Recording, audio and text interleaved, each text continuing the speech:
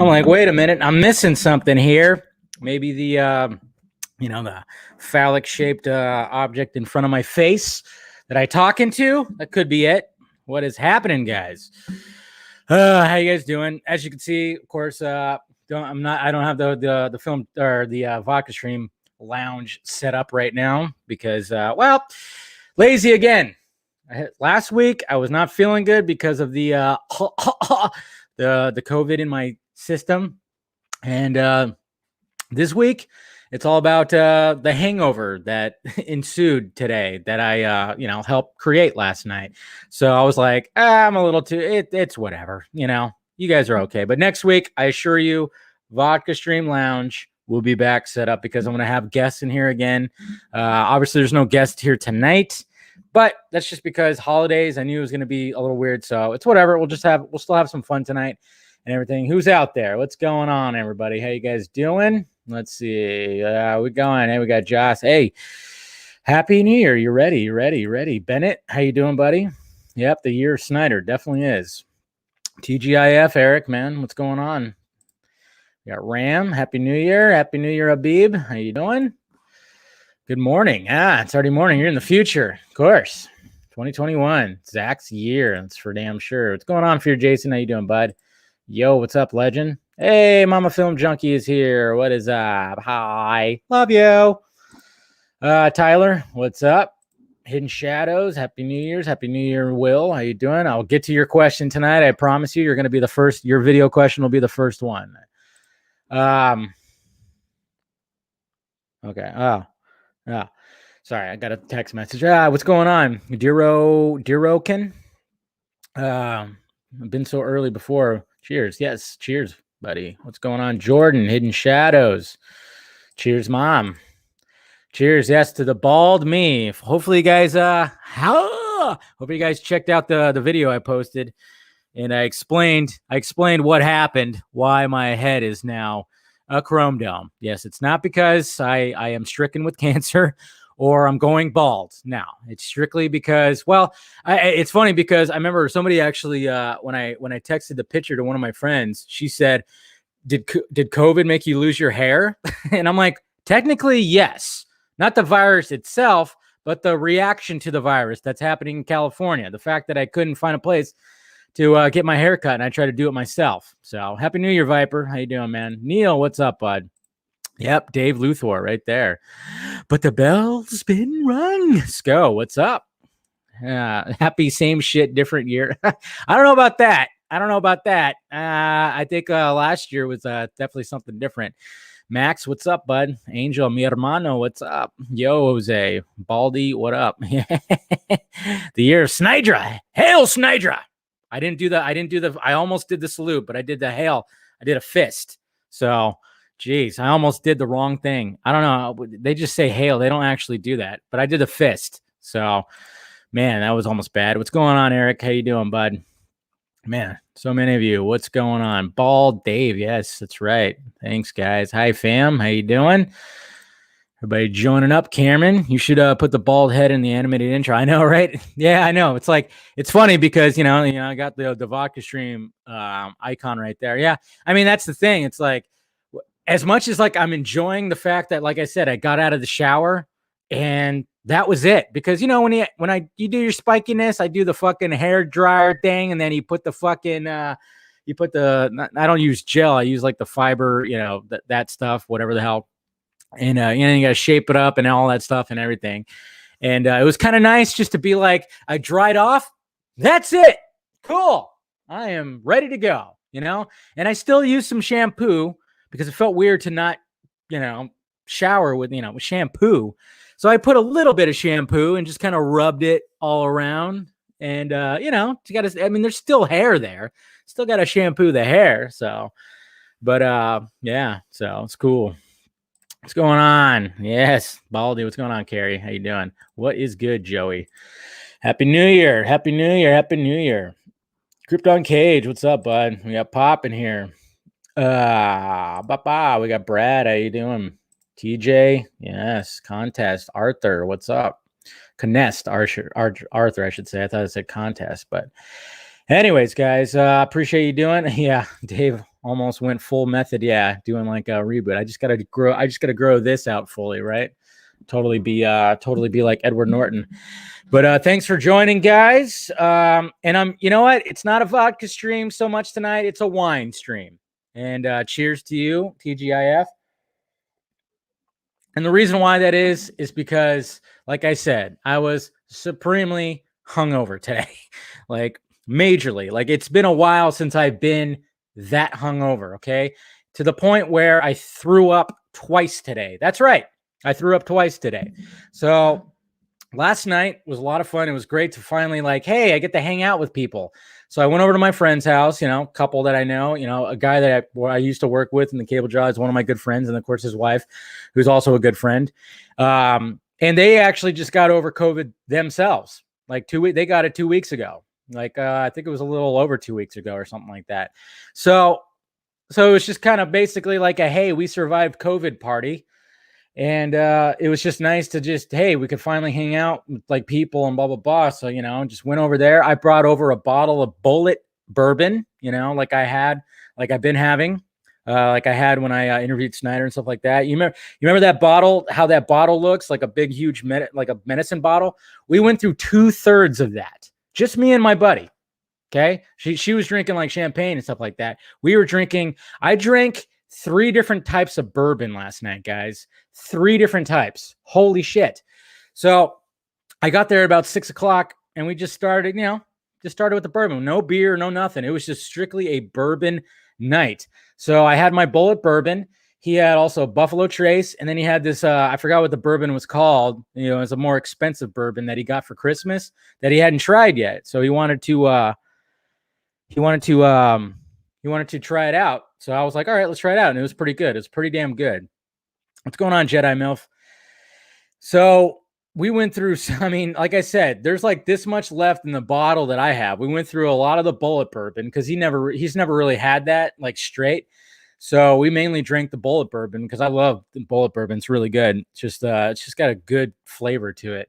And I still want to try Snyder's bourbon though. My God, one of these days I'm gonna have to try to get a bottle from that guy. But so not only that, he also makes he decides to make a whiskey sour. So he makes a whiskey sour. So we drink a whiskey sour, and then Jesus Christ, all right, I get it.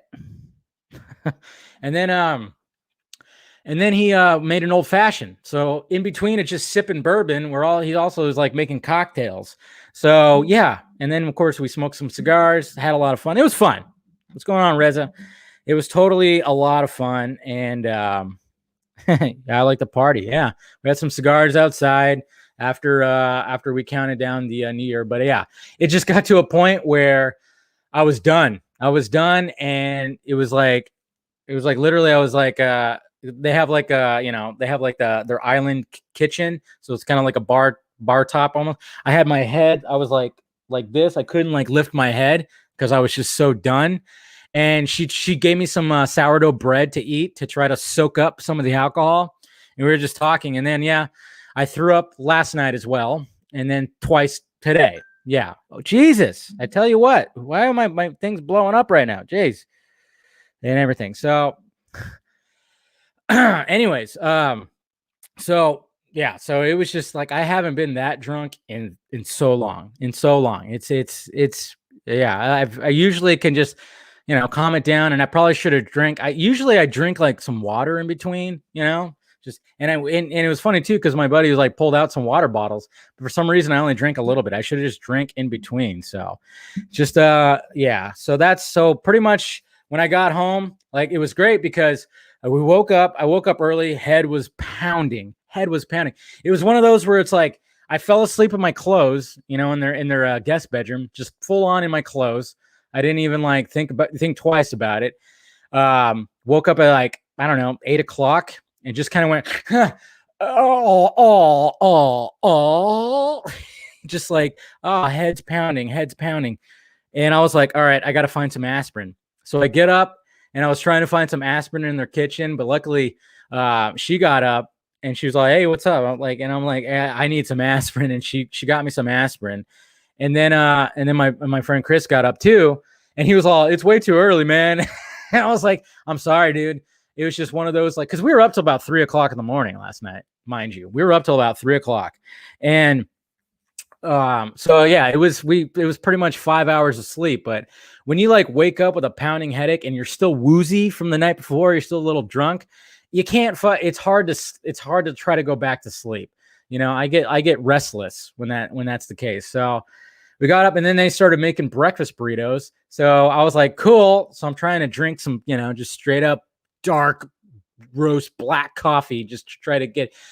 And then I go, oh shit, go to the bathroom, throw up, feel better, you know, start feeling better. And then all of a sudden, like, as like they're getting ready, like to like, you know, all the stuff for the breakfast burritos were starting to come out. I'm like, oh man, that smells so good.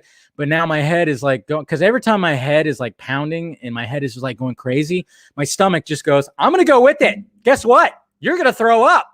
So like I thought I was good. And then all of a sudden my head just started going back to that. And then it got to the point where I was like, all right, it's got time to puke one more time. Did that. And then finally my head just like kind of cleared up a little bit. And I was like, okay, I think I'm good. And then I got another cup of coffee and prepared my breakfast burrito and just scarfed it down. It was so delicious and it was great.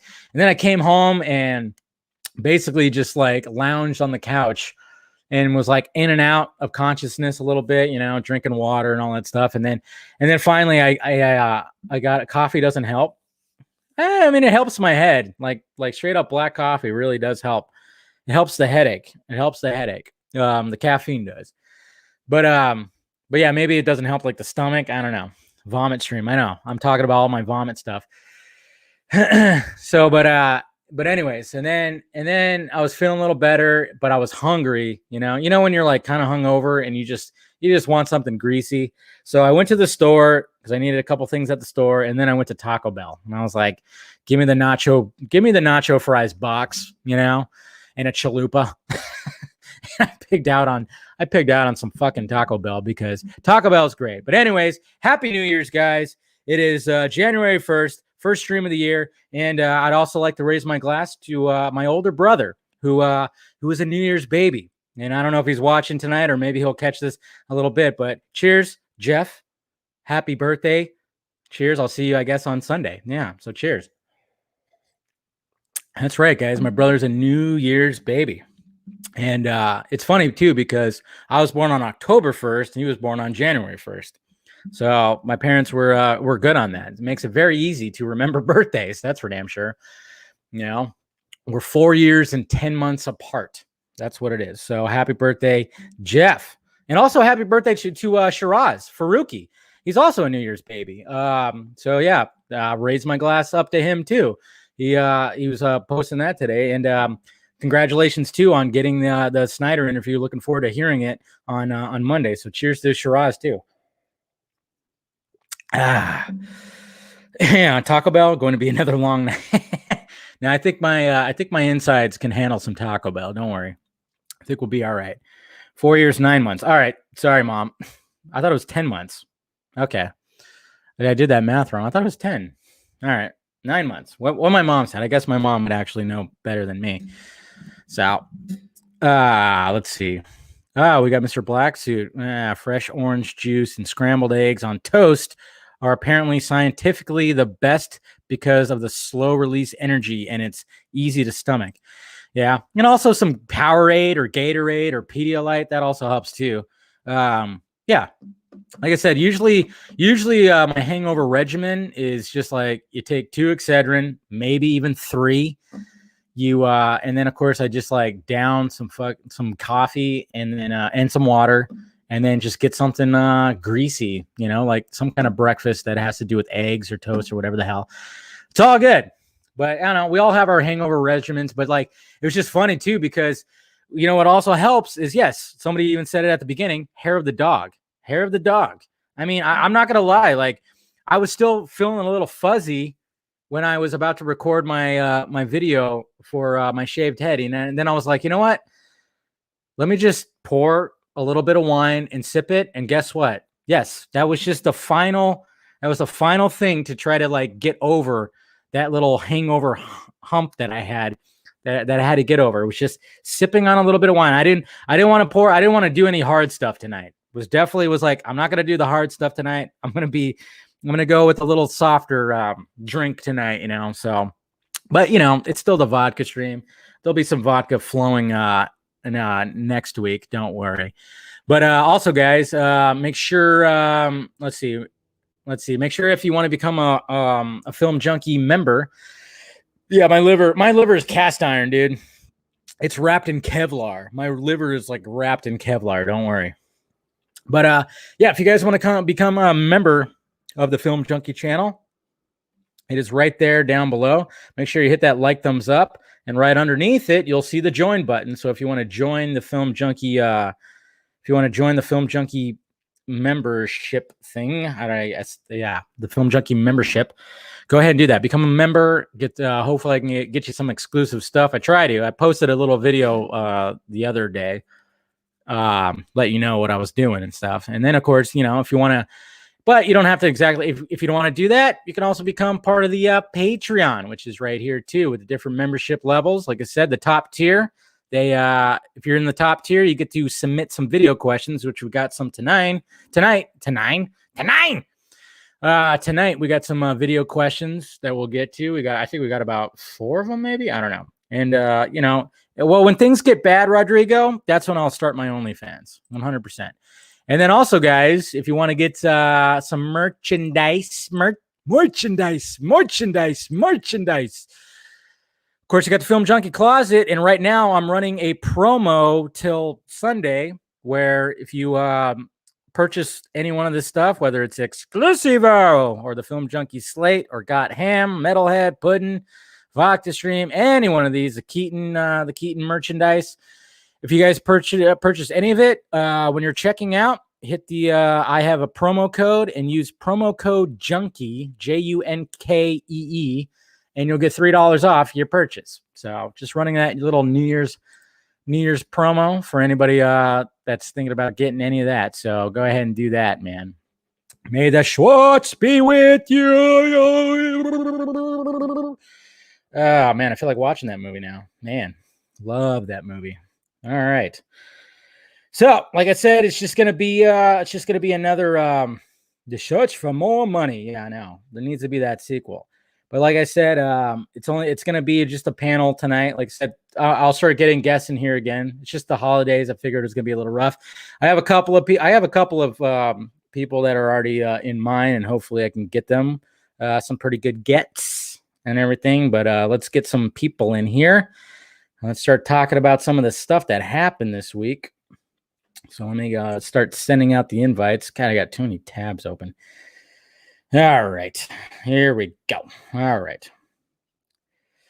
So here we go. Sending out the invites now. Boop. All right.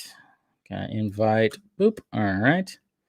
And invite. Boop. All right. I said it's just invite central. See who shows up. And how it is. It's always a fun time on the vodka stream. Even though, like I said, it's a wine stream, but it's just weird. Can you explain the Got Ham shirt?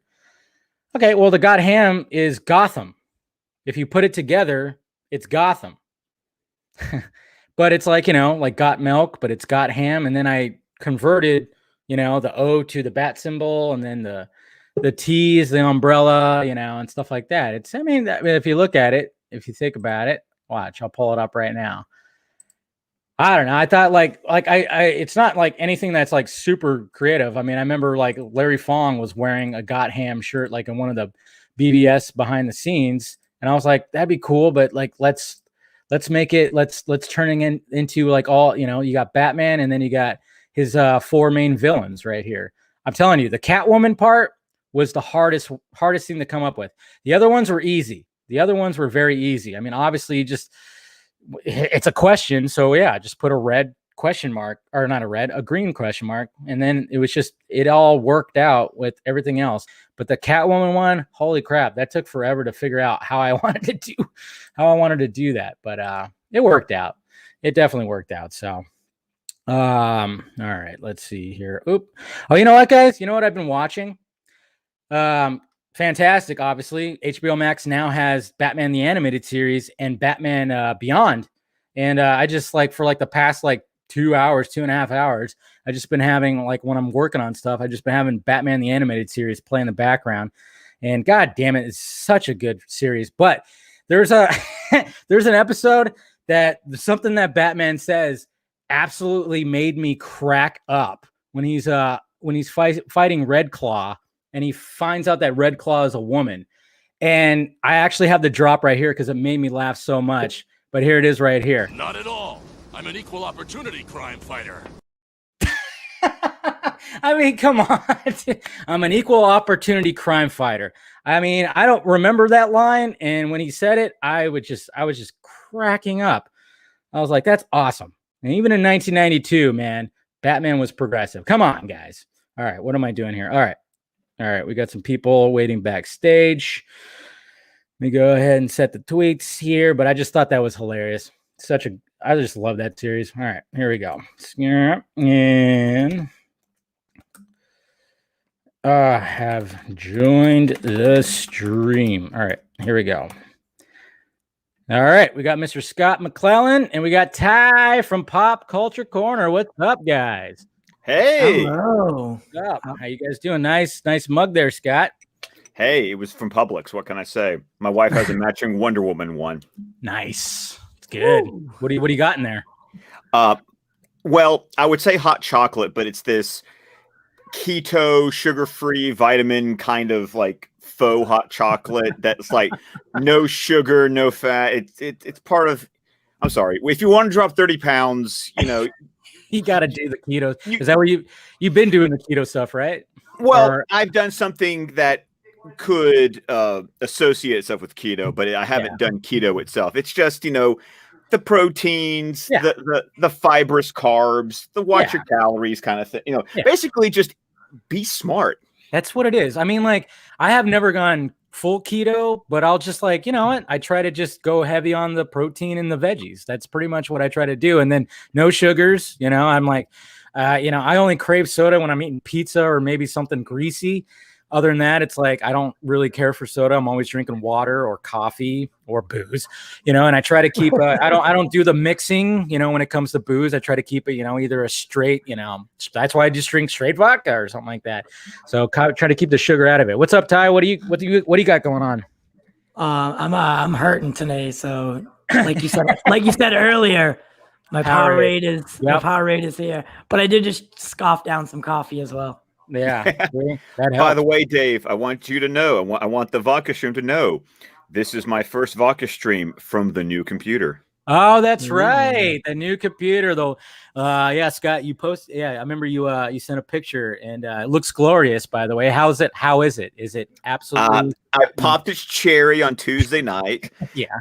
We for the Patreon over at Squawcast Media, we did our review of Teenage Mutant Ninja Turtles 3. Oh, so I think I saw Tim post something, and he was like, "My God, the horror," something like that. Hey, hot take. Hot take. Better than the second one. You think so? I think what happened. What happened was, as a child, I was so enamored with the second one that when you watch as an adult, you go, "Damn, this is not as good as I remember." Yeah. And then when you go and watch the third one, you're like, "Damn, this isn't as bad as I remember." Really? Okay. So I'm gonna have to Yes. revisit, because I always thought Turtles in Time was like, what? I mean, I think what disappointed me was like April showed up and so did Casey Jones at the beginning, and then that was it, because they end up going back in time. Oh, no. The whole Casey Jones thing and the honor guard Japanese who got swat. Oh, no, that's still crap. That is still crap.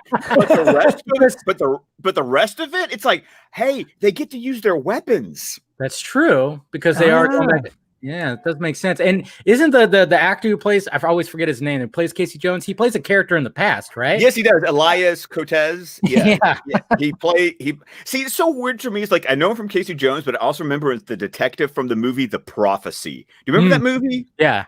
Christopher Walken. Yeah. Yes. Yeah. Good fucking movie. I haven't seen that. Yeah, it was a very good movie with Viggo Mortensen as Lucifer. Oh, wow. Didn't even put that together. You know what movies I watched today, because I was being lazy and whatever. I watched the first two Hellraiser movies today. Oh, wow. Oh, yeah. Oh, man. I can't. What a You know throwback. what? Especially being like hungover and kind of being like, just like feeling a little weird. Man, that movie will just make your skin crawl literally because people's skin is being ripped off in that movie. Yeah. There's people without skin. And it was just like a couple of times I was like, oh man, why did I put this on? But I just want to, I want to continue watching. What the hell? Totally just like, yeah. But it's been a long time since I've seen the Hellraiser movies. Yeah. And I just decided to watch the first two because they were on TV and I was like, fuck it. But man, those are some dark and just, Clive Barker, man. If you want to talk about just like, what do they call it? Like gore porn, whatever the hell you want to call it. I just forgot how gory that goddamn movie is. Those movies are, man. Jeez. I had this to watch today, so you were happy. Did they win? Alabama. Oh yeah, 31-14 Notre Dame. Slaughter. So Ty, you were hungover too today, huh? I just wasn't feeling good. just a rough night. Yeah. I think I was so ready for 2020 to end that it was just a like, lot of us were. You know what I mean? Just let's go. And then you wake up and you regret almost everything. Oh yeah. That's one thing about having a fun. Like I said, last night was like it was a fun because I hadn't hung out with these friends since Halloween, and they just got over COVID as well. So we're all just kind of like, it was just going to be a small thing, just the three of us, and it was like, let's just fucking sip some bourbon, smoke some cigars, and just have a good time. But you just got to be careful with that because, man, oh yeah, it snuck up on me, man. It snuck up, and the fact that I had 3 different kinds of bourbon. And, that's like, there are different kinds of, alcohol content in those. And it's just like, I should have just really, drank some water, like big time in between all that, because I have not been that slammed in a long time, where literally like I couldn't even lift up my head. Like my head felt like it weighed like 150 pounds. It was just like, oh. Yeah, because it's like this kind of head too, by the way. It's a little bit lighter. Yes. It's not enough. I'm with you on this. You know what? We've had our like DMs about it, but man, I'm not gonna lie. As much as like I miss my hair, it's kind of nice to not have hair. I'm just saying, like it makes the mornings so much faster. Dude, like when I got in the shower, I was like, do I shampoo? I'm like, I guess I have a little bit of hair, so I'll put a little bit of shampoo in there. But then when I got out of the shower, it was like, wow, that's it. That's all I gotta do. It's like one little squirt of the pump, and then that's it. Just a little bit just to cover like what's there. And and it was just like, it was just kind of nice. It was like, wow. But what really like what I forgot though was like when I went to the store, I'm walking out and, it's a little chilly here in California. Probably not where we're like where you guys are, but the fucking cold breeze hit and I was like, oh, that's new. Yeah. Oh no. The worst part is going to be when the sun comes out and you forget and you get that sunburn on the top of your head. It hurts like a bitch. I'm just going to go ahead and tell you right now. Yeah. Well, I'll probably have to be careful with something like that, especially in California. But like I said, it's not going to be something I'm going to keep, but I think it might be something I just randomly do time to time. But, the main reason why was just because it's so crazy here in California when it comes to lockdowns and everything. So is that what happened? You just tried to give yourself a haircut and it just didn't work out? And I was almost there. I was almost there because I shaved the sides and I was doing a good job. I was like, okay, and I'm going to try to blend it with like because they have the different kind of steps on the thing. So I was I'll blend it and I got the sides good. Like it looked good, but the back is just, it's almost impossible. You need somebody. I was like, I had like the second mirror and I was trying to like do it. And I was like, and then I was like, all right, I need to go a little higher. I went, whoop, and I went, too high. That was way too high. And then I was like, the end of that. There it is. Now I'm shaking my head. That's what happened. So, I tried and I almost succeeded. So, but you know what? Like I said, it's no big deal. I refuse to cut my own hair because of that. Like you can pull it off. Like you have like a structure about you that that the bald head doesn't look like weird, but I would look like a cancer patient who's like, you know what I mean? It would just look not correct. Not I so would look good. like a little baby. Yeah, I know. It was a little weird when I first did it. I was like, "Oh my god, look at all the bumps and everything." Well, of course, I'm looking at it super close. It's not like anybody's gonna get that close to my head. I mean, obviously, when we all try to do stuff, we could look like super close at it and be like, "Oh my god, look at that!" It's like, yeah, but nobody's ever gonna get that close to your head. It's gonna be fun. I remember the first time I did something like this was after a year of.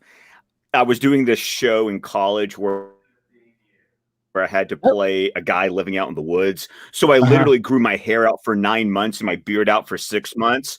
And by that last night, I had the clippers waiting in the dressing room. I just wanted it to be gone. I was so tired. That's what I felt like when because my hair, like I said in my video, it's like when it gets to a point, it just starts flaring out. It get these bat wings, dude. I mean, right the ears, like right here.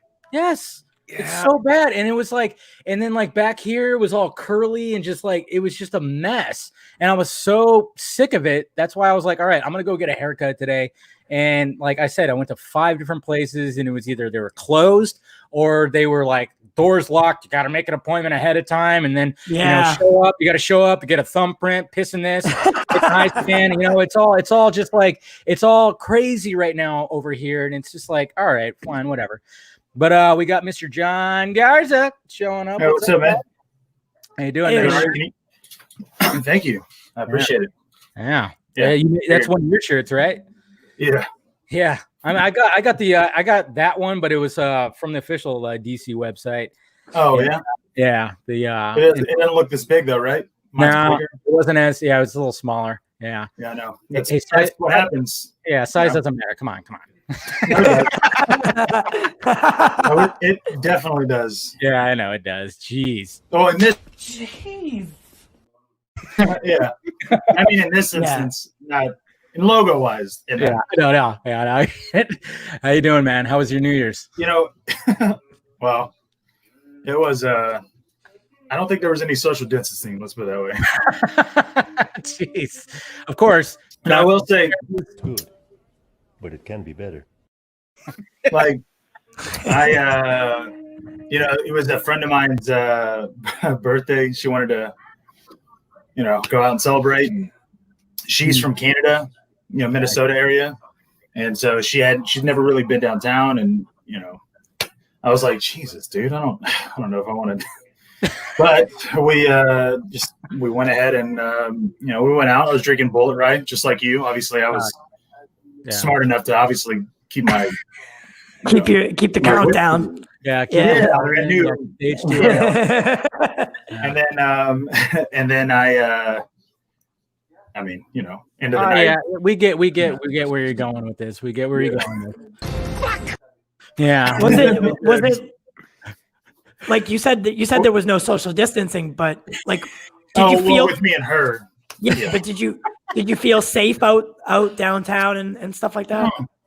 No. Everybody, we were social distancing there. I was making a joke, but it was because our mayor had actually said that businesses like bars and all that, they had to close down at a certain time, and then our governor, fuck governor was like, he was like, you're not. No, I'm fucking vetoing that. No, they need to whatever. So, but they were like pretty strict. Like, obviously we were wearing our masks and everything. And like I was sitting there like at the table and I didn't get a drink yet, but I had just gotten there. So I was talking. And so I just pulled my mask down and the bartender came up and was like, hey, I don't want to be a bother, but if you're standing up, if you could just wear your mask just because we don't want to, have anybody come in, fire marshal, I was like, yeah, that's totally cool. So, I mean, at least places that I was at, they were definitely like fucking regulating as much as they could. So, but whatever. Well, at least you get that opportunity, and that's not happening over here. That's for damn sure. But that's cool. Yeah. I think we all. I mean, Scott, I didn't ask you about your New Year's. How was yours? Like fully, just chilled at home or what? Oh yeah, just chilled at home. We ordered some wings and we poured little sparkling red grape juice, and the boys got to have little glasses, and we played little kid countdown videos on YouTube. Yeah, and it was, and then after everyone went to bed, I watched Godfather Part 2. Why not? You know, why not? Was it just me, or was like the silent ball drop kind of like eerie?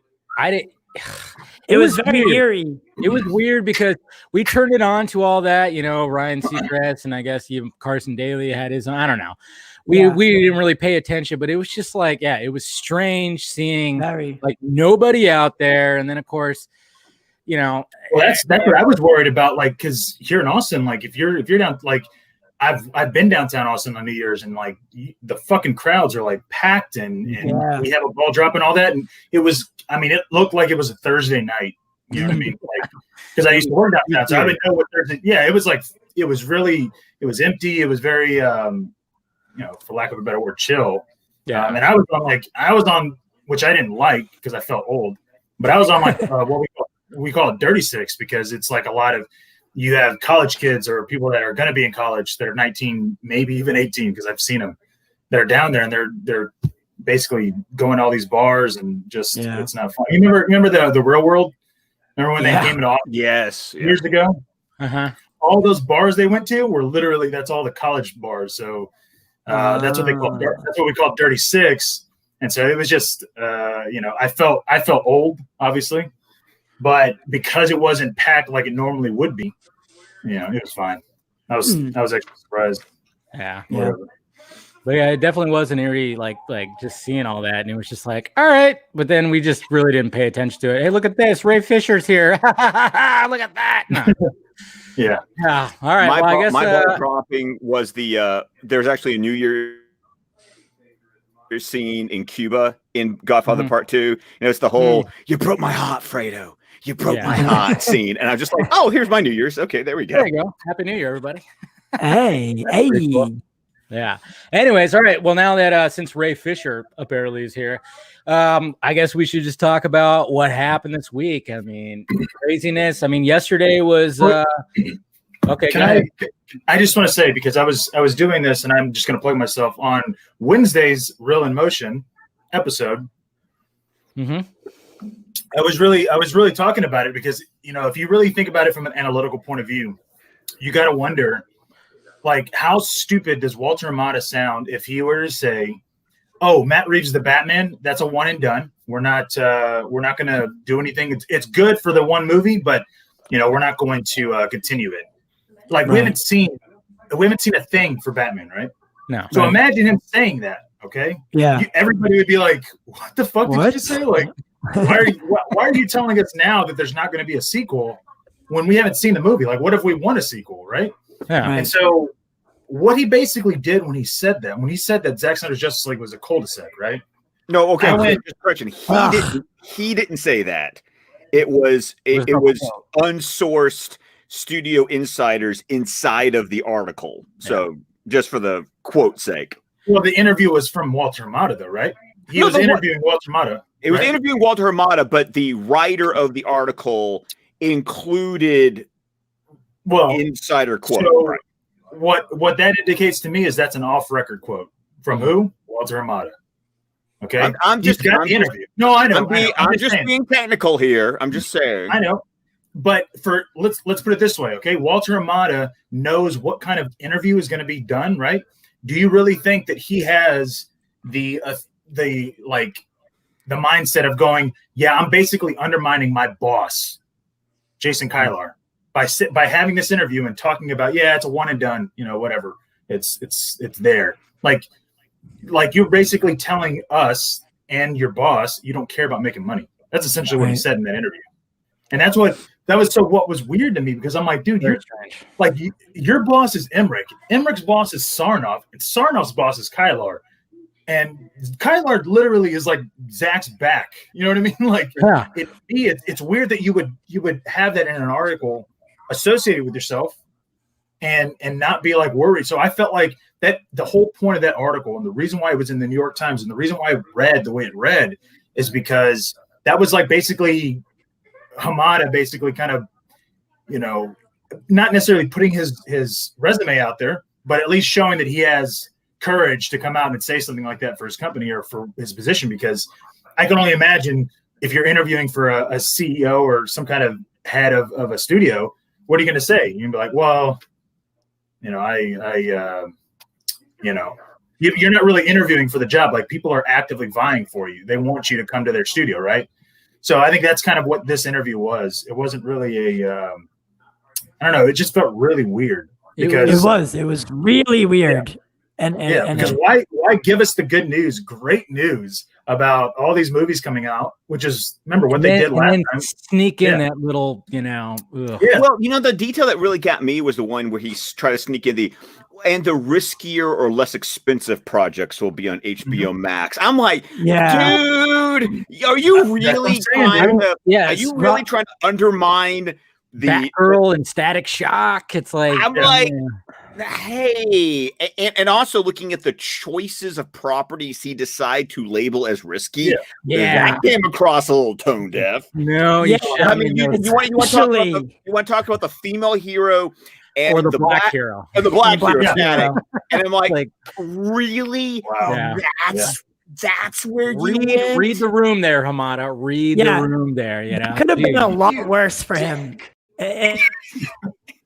Well, taking that portion and ran with it, but they didn't. They took the Batman like replacement thing and ran with that instead, which was annoying because clearly that's not the case.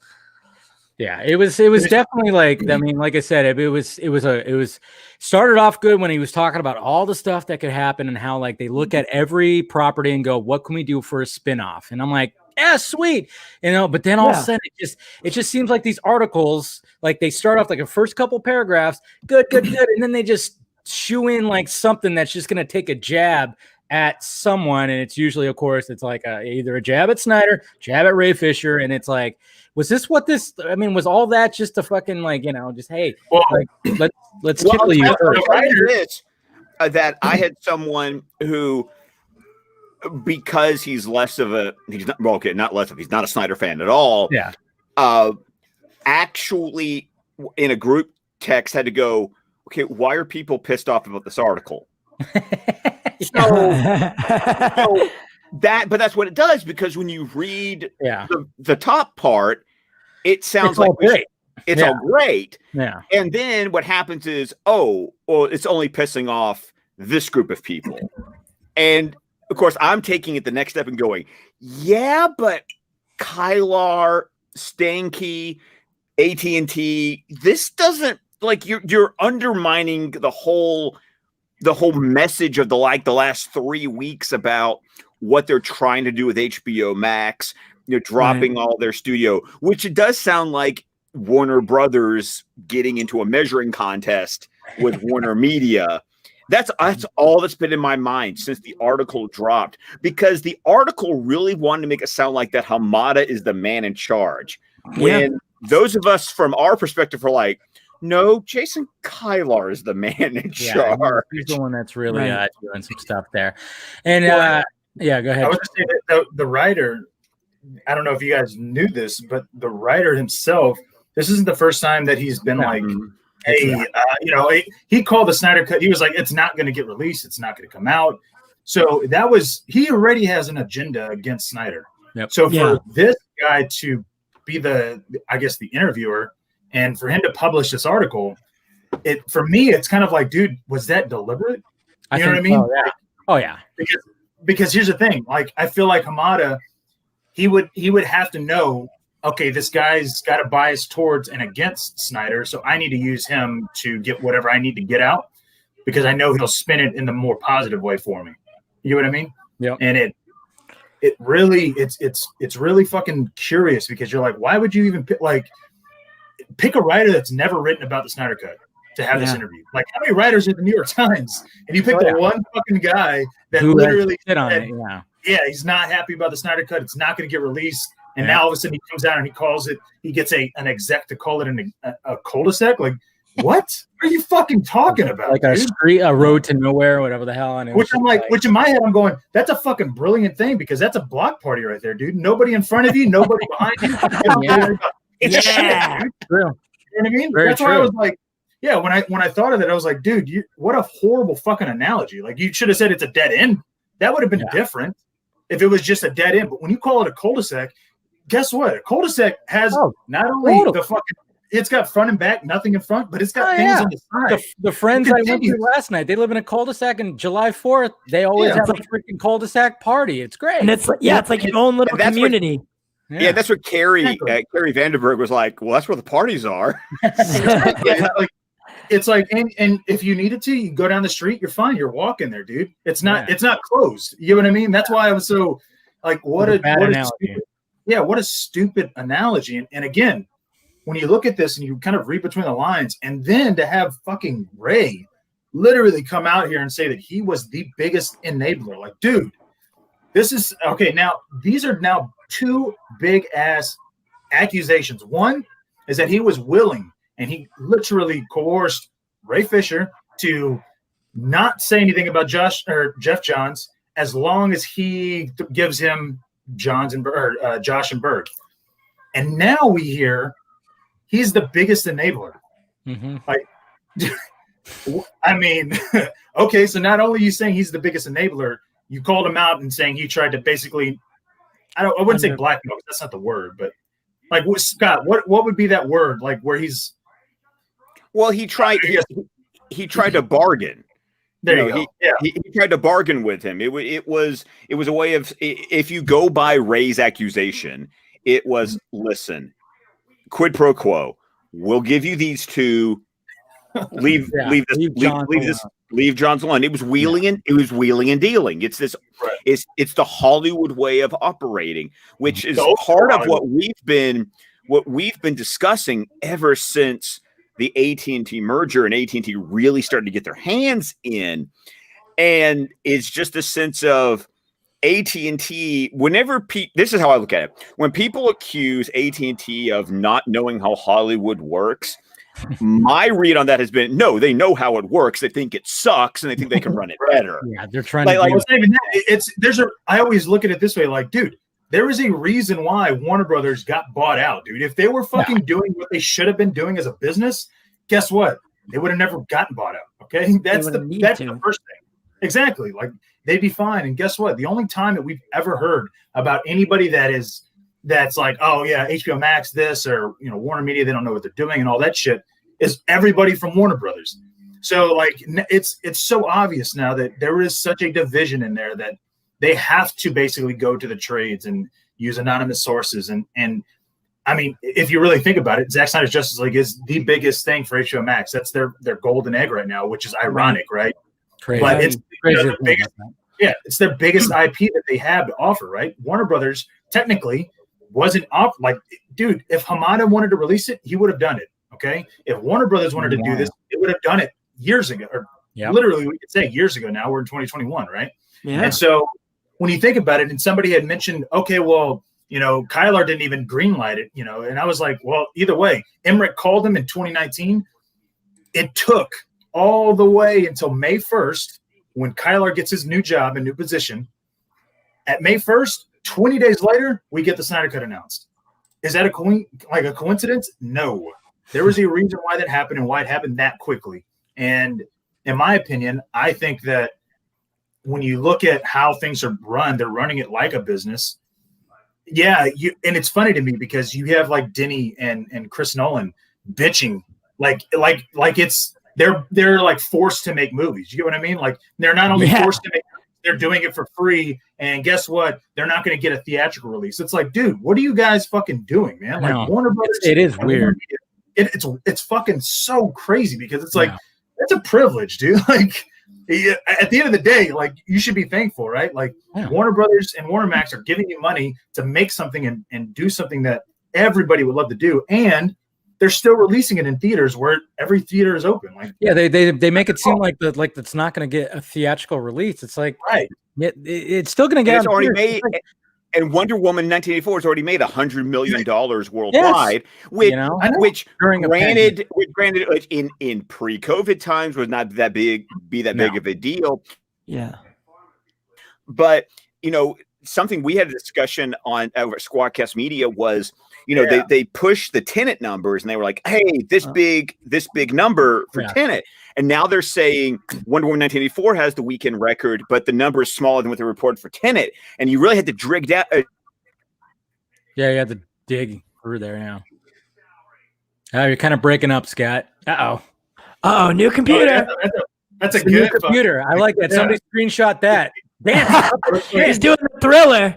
Yes. Yeah, I was gonna say he looks like fucking Michael Jackson, man. but I think I know what he was gonna say. Where when you kind of look at it, it's like it's funny because and again, I liked Wonder Woman 84. Don't get me wrong, but really, no. But seriously, no, I did.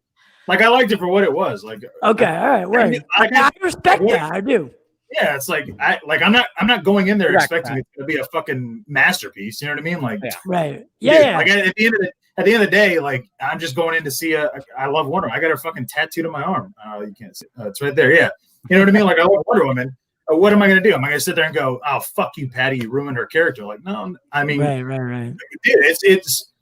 It's not the best of movies, but am I making it? No. So what do I have to say about it? You know what I mean? Yeah, I could say things didn't work, but I mean, at the end of the day, that was a way fucking better movie than Justice League. So it's like, true. Okay, well, yeah, which is a low bar already. Yeah, it's a low bar. Don't get me wrong, but go ahead and finish, Scott. What were we gonna say before you? What were you saying?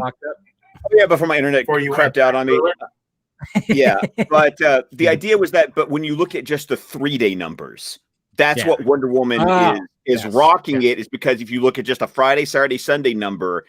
It has done the best. Tenet needed the Labor Day and the Thursday night preview to get its number. So it's like, right. And the Monday before. So it's like Wonder Woman's doing numbers where it can. And once again, if we believe these numbers we're getting from Warner Brothers, because once again, streaming services, they can report whatever they want to report. There's no way to police those numbers. It gets a little weird for me when it comes to like the analytics for the streaming. It's like, all right, is that good? I mean, like, okay, it was streamed like crazy first 24 hours, cool, and then all of a sudden it came out that it beat out like all the movies in 2020 for streaming, and I was like, all right, cool, but it's like, what are we looking at? I mean, that's crazy that it beat out all these movies that were streamed in 2020, like within like a week. But then I'm like, all right, but is it good because of subscribers? And the number that I'm still waiting to hear on is the number of subscribers that are dropping HBO Max after Wonder Woman came out, because I think I mentioned on a live stream or whatever, like my aunt and uncle called me a couple days after Christmas because they just wanted to check up on me, which is thank you, Aunt Laura and Uncle Ted, for like checking in and being like, hey, how you feeling, and blah blah blah. Then all of a sudden they go like, okay, so we watched Wonder Woman 84. They weren't fans of it. They were not fans. They loved the first one. Did not really like the second one. My uncle was like, the only thing that got me through it is how beautiful, Gal Gadot and Kristen Wiig are. And I was like, cheers. Yes, that is true. But then he was like, yeah, but I think I'm just going to drop HBO Max unless I see something else on there that I like, but I don't know if I'm going to, keep it. And I'm like, it kind of made me think like, yeah. Does he like Game of Thrones and HBO shows? Like I told him, I was like, look through the library. Maybe you'll find something. I told him about The Flight Attendant. That's a great series, and there's stuff on there. Yeah. I don't know what he's into. That's the thing about HBO Max, though, is, you know what I mean? They've got so much quality content that they do have some would be surprised, or I would like to know as well, how many people just did like a free trial and then didn't renew it, but they won't. They stopped it before that, They stopped that, so you can't have that when Wonder Woman's there. So oh, you can't. Yeah, they stopped. They killed that. Yeah. Oh, so the Disney thing, right? Because Disney was doing that. They don't offer Disney free trial. killed it before Hamilton. And okay. Yeah. I didn't know that. If this got more views than Hamilton, I mean, how many subscribers was that? Like, that's the interesting thing, right? I mean, because if it's only in America, and keep in mind the price point is the difference, right? And I've kind of shown this, like the price point for HBO Max compared to Disney. I mean, at the end of the day, they could literally have 1/3 of the subscribers and still make as much as Disney does, which is still a lot of money. Like it's not, which it's odd to me because I don't know how much of that money goes directly to like AT&T and Warner Media, because it's like, well, I mean, you're not, are you paying? Obviously, y'all have y'all's own satellite, so you're not really, you know what I mean? It's a weird concept to really think of. But if they were releasing the theaters, 25% of it goes to ticket sales and all that, to the theaters, and then of course to have this, I guess, surge in movie theater prices, and there was like, I think I saw it was like 10,000 private screenings in theaters. I was like, dude, imagine.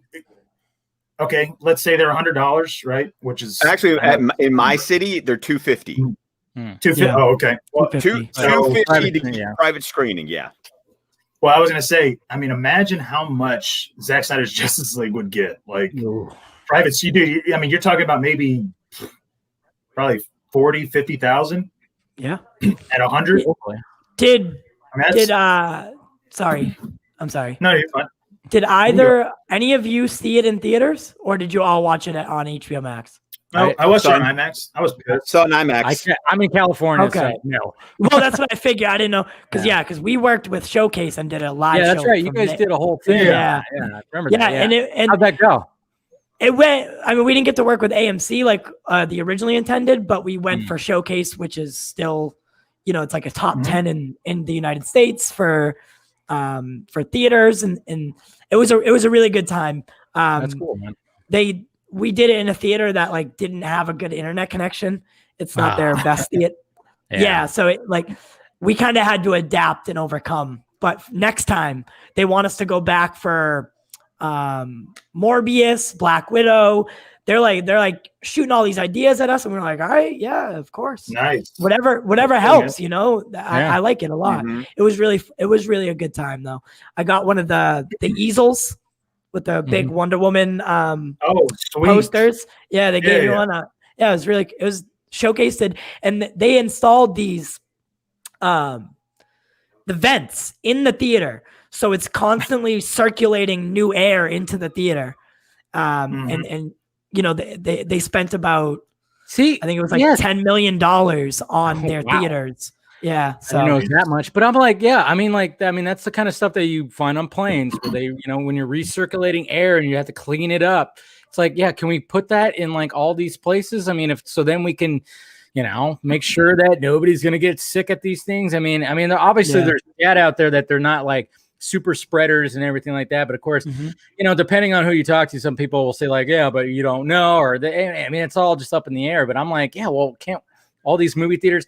I don't know. To me, it's like, especially when you have like somebody like Nolan or Denny, it's like, hey, help these theaters, get something, up to date where it could be perfectly safe to have people in them. I mean, and try to get them as much in capacity as possible. I mean, obviously right now it's like it's not full capacity, but if we can get something like those placed in all these movie theaters where you could try to prevent less spreading.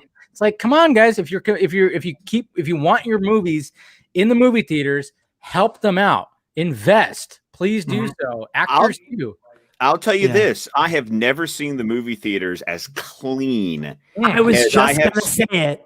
Well, when I saw Tenet, whoa. Yeah. I mean, because one, you only have 40% capacity anyway. There's not that many people going. There's not as many screenings. And that's even with there not being that many employees. Because like when my wife and I went to go see Wonder Woman 1984, I swear there was one poor young lady who was the only person running the play. I mean, she was doing the concessions. She was your ticket, and then she got your concession. She was cleaning the bathroom too. Yeah. Before you got that sense, because she was literally the only employee you saw. Because like when we got there for that 12:30 screening, they opened the doors at like 12:10. Like people were still lined up outside. Like they hadn't even opened the theater yet. By the time we parked the car, and they were unlocking the door as we were walking up.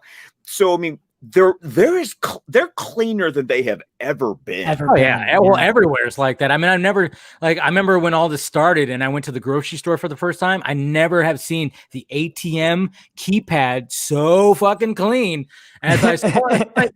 Like it is now. They wipe that thing down all the time. You see the little streaks on the screen and everything. It's like wow. Like it took a pandemic for you guys to fucking clean this damn thing. Like yeah. Well, so I went to the IMAX, and I was actually surprised at how many people were in there. Like for it being obviously at whatever capacity, because I think it holds 260, people. There was a lot of people in there for it being IMAX. I was like, damn, dude. That's good. Yeah, we saw a Next Plus, which is Showcase's version. They don't have an IMAX contract, so they built their own version of IMAX. Yeah, it was it's not the same. They don't have the capabilities, but it wouldn't have been worth it either way, because I got pissed off at Patty because she told me to see it on the biggest screen. She was like, watch it on the biggest screen you can.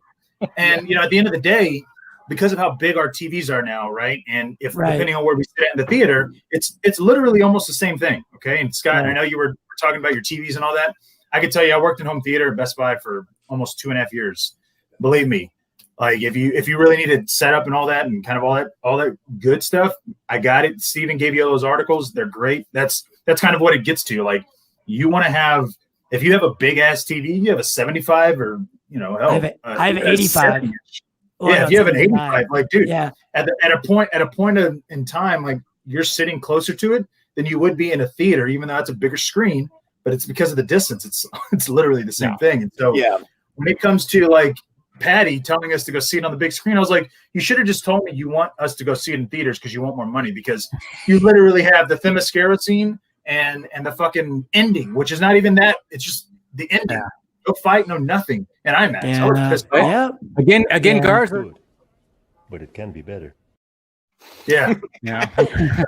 Well, speaking of which, I was upset. Now I've had to update my home theater system because my experience of watching, because what happened with me, the only reason that all this is going on, Garza, is because my TV of like 6 years died when the lockdown started, because heaven forbid that when you have 2 children at home, that TV's on a little bit more than it's used to being on. Yeah. So I just decided after watching Wonder Woman 1984 Christmas night going, this is kind of disappointing. Like not the movie, but the fact that I don't have a home theater. You're right. So thank you, stimulus check that arrived today. I now have ordered a TV. I got mine. I ordered a 4K Blu-ray player. I know. I went shopping today. I went shopping today, and I have a TV that will be here in a couple of weeks, and I'll finally have a nice home theater set up. Oh yeah, I saw so many people, and even like Walmart was like capitalize on it. They're like, "Hey, you want a brand new like 85-inch? We got one for $585." Listen, keep that 15 though. Well, listen though, I worked. It was a long time ago. So it was 2006 to 2008, and so. I remember I bought a 52-inch Sony, and it was selling. So just an LCD, right? Just an LCD TV. The 52-inch. It was on sale for $3,000, but because I worked at Best Buy, I got it for $2,000. And now, like seeing like these big ass 70-inch TVs for $600, it blows my mind. Like, which I know, like OLED. Like if you keep seeing OLED, like at the end of the day, will you be able to know? Like, sure, but in the next 2 years. It's going to be literally almost the same price. So I have an 85-inch OLED, and then I spent $1,500 on my my surround sound, so my Yamaha. Okay. And okay, good. That's what I have. Yamaha. I've always loved Yamaha, and you know what I mean. That they've always been my home theater company, and like I came home after watching it in the theater and watched it at home. And I honestly, my home theater puts up a good fight. It puts up a good fight, man. That's what I said. I'm like, I don't even have Dolby Atmos either. So when I was watching, it was just regular 5.1 surround. But I was like, dude, this is fucking fine. Like, and that's the thing. Like, I get for people that have like a 22-inch or 27-inch at home, and that's all they're using to watch something at home. Like, I get that if you're like, no, I want to go see it in theater because that's your only experience. Like if you're watching it on a 20-something inch TV or you're watching it on a computer, when you go and see it in the theater, you're like, holy shit, this is an experience. But you know, depending on what you have at home, if you have a 65 plus inch TV, surround sound, a big subwoofer and a good subwoofer, and you're able to listen to it because I watch movies like I'm in the theater, so like a good decimal rating, me too. Like I'm at like negative 30. You know what I mean? Like that's just loud. Yeah, you're pushing an unhealthy decibel level. I know, but it's whatever. Just because I have the way I have it set up. You gotta make that chair rumble, man. But and so it's different. But like if you were to get, like, my advice would be, you could get a nice TV, 65 inch LCD or LCD, LED TV, whatever. I would highly recommend getting a 5.1 or 7.1 Dolby Atmos. Yes. Because the surround sound is going to make or break what you look like whenever you're watching it on TV. Like, it is amazing what they could do. And I promise, like, once you've experienced your own home theater, once you've actually, like, you're a week, 2 weeks into it, and then you stop using it for like a day, you'll be like, no, you'll never want to go back. Never ever want to go back. Like, you probably will get so good, you'll get so used to it, you're like, fuck, man, do I gotta, if you have a TV in your room, like your bedroom, you're gonna be like, fuck. I mean, maybe I'll just get a sound bar. I hate sound bars, but you'll honestly be thinking that because you're like, I can't fucking listen to these TV speakers anymore. But I will say that if whatever TV you get, it does not matter. Fucking calibrate it, please. Oh yeah, you gotta calibrate. Oh yeah, dude, I was a cable guy. I was a cable guy for 7 years, and that was like at the start when like shit like was when HD and all these flat screens were really like kicking in gear. I got that job in 2005, and then I quit in 2012, or 13, But it was like, oh man, there were so many times where it was like, and I got to the point where we weren't supposed to do it, but I would calibrate people's fucking like TVs because I'm like, you're not getting the full experience here, I know, it's so weird. Like, you don't put it on the right settings. It's just and even and so like if you have like an Xbox, like I have an Xbox One, obviously, and you can calibrate it off those settings. I'm pretty sure the PS5 or PS4 has the kind of the same thing, but I would highly recommend getting a receiver that has Dolby Atmos capability because then you spend about $500, $600 on this receiver. I bought this receiver, I want to say in 2012, 2013, and I'm still getting my HD audio. Like, you still get HD audio quality out of it.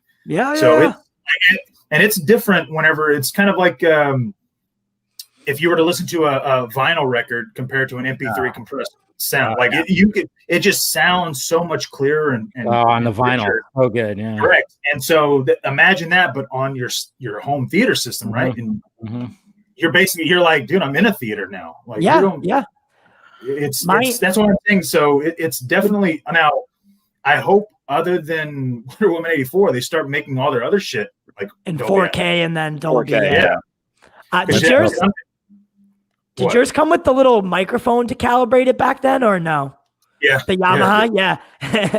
I didn't use it because I knew how to set it up. Like, obviously, I know how to set up all the stuff. But, Scott, I'm telling you, man, like, once you get used to it and once you have your surround sound system, now, granted, it is going to be a little different because you have a little baby at home. So, I don't know how loud you're able to listen to it.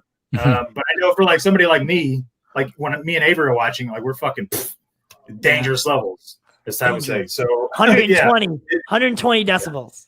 All right, it's fucking loud. Like, and the movie that I always test it with, because I'll tell you what works for me is Watchmen.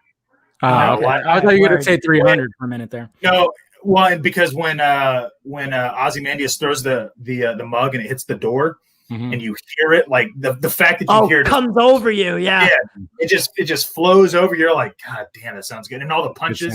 Because it's such an interesting and action-packed opening, like 5 minutes, you don't have to worry about fast-forwarding or to get through anything. You know what I mean? It's just a nice way to set it up. I always go to the Wakanda battle in Infinity War. But now I'm gonna change it. I'm going to Watchmen because you're right. There you go. Watchmen. The first 5 minutes is intense. Yes. Yeah, exactly. It's like perfect. Just careful on those DVs though, because I know. I live in an apartment complex, so it's like as soon as I get like, if I can get like a house, I'm like, that's when I'm gonna like go deep in like all that shit. It depends on what apartments, because I've lived in apartments a lot too. Yeah. So like I don't give a shit. I've been on the second floor. I've been on the third floor. I'm on the second floor. I've never gotten a complaint. And I watch movies sometimes at 1 o'clock in the morning. So yeah, I know. Yeah, but it's been walled here. I need to move. But anyways, like we could probably talk TVs and all that stuff for like the rest. Yeah. But what was cool about after that article came out is everybody kind of just started going, Zack Snyder's Justice League is canon. That's what was kind of funny about it. And when I saw that, and when I'm just saying, restore the Snyderverse, the fact that it all that. Oh yeah, and then of course a couple days later with that, I mean, think about it from an executive point of view, right? You come out with that article of Walter Hamada. He's basically coming out and saying, Snyder's work, it's whatever, it doesn't matter. We have the other worlds, we have other things, and in that same article, Snyder Cut gets called a cul-de-sac, and literally like 3 days later, it's fucking trending on Twitter. It trended that day too with Zack Snyder. It trended because it was canon. It trends because people are like, "No, dude, this is right." Like that's essentially the fans dictating what Walter Hamada is really trying to put out there. Yeah, and that's fucking power, dude. Like power, and I'm sure Hamada's reaction was something similar too.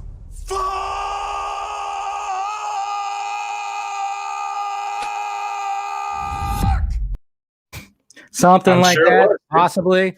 Yeah, but I mean, but I love what Ray said.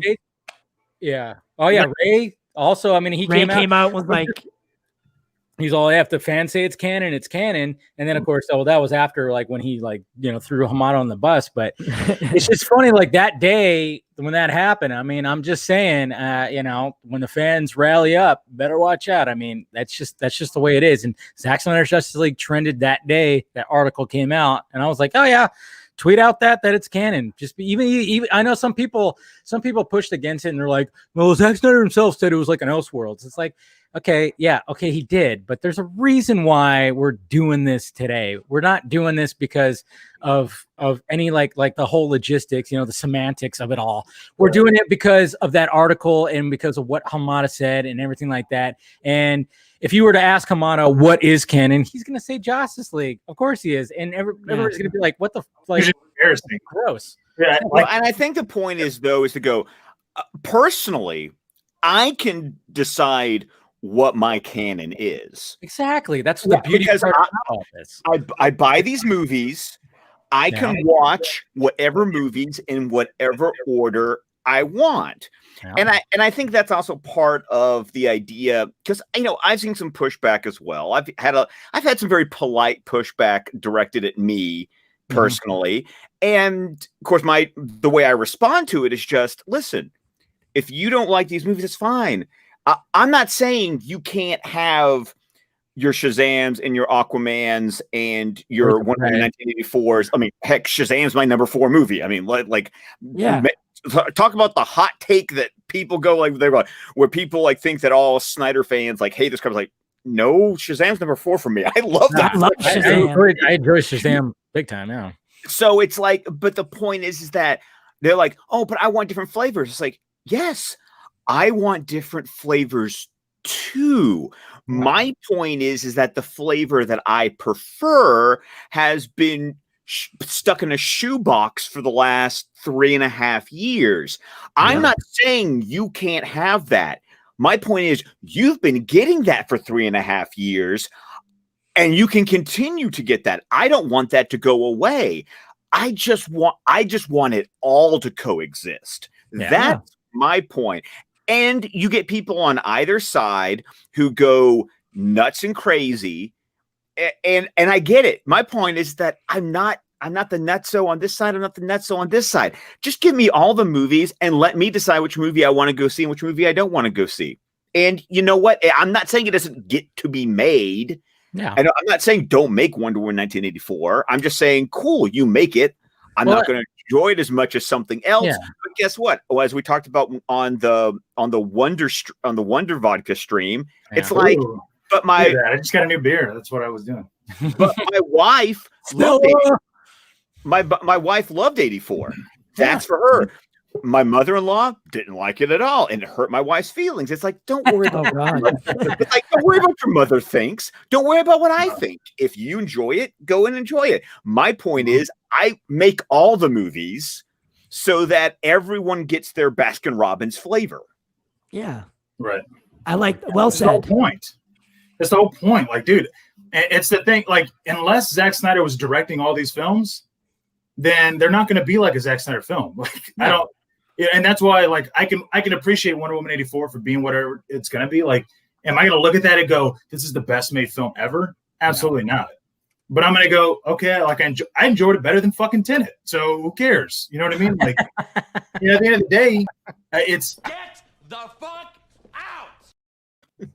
and also I have Birds of Prey really high up there too. So it's like, I'm the kind of person that I'll look at a film and fuck anybody else that even wants to say, oh, you can't rank that, or why would you like Birds of Prey? It's like, I don't fucking, why wouldn't you? I don't know. Who cares? How am I supposed to fucking respond to that? Like, dude, it's whatever I like. Do you want to?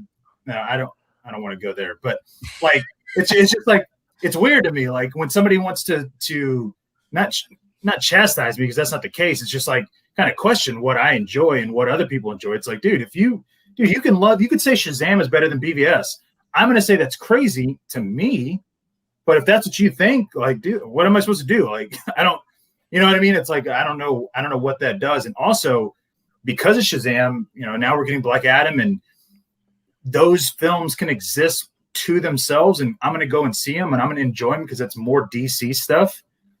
But I know that I don't have to worry about knowing about those films to enjoy Zack Snyder's Justice League. You know what I mean? Yeah. Hell yeah. And I also don't have to know about either of those two films in order to enjoy Batman, like the Batman from Matt Reeves. Like, that's the beauty thing. If this is MCU, guess what? You basically would have to watch Ant-Man and the Wasp and fucking, Captain Marvel. You do. I mean, I remember going through getting ready for Infinity War. You had to watch Ant-Man. You had to, like, my wife was like, okay, which movies do I need to watch? And I started listing them off. She was like,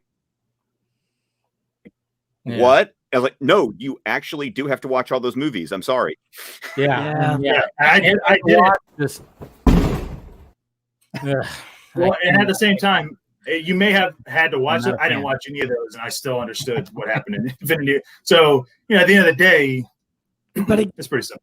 Again, though, like, that's back to what Scott says with the Marvel thing, and I get why people criticize it from the DC side, but again, like, have your flavor and love it.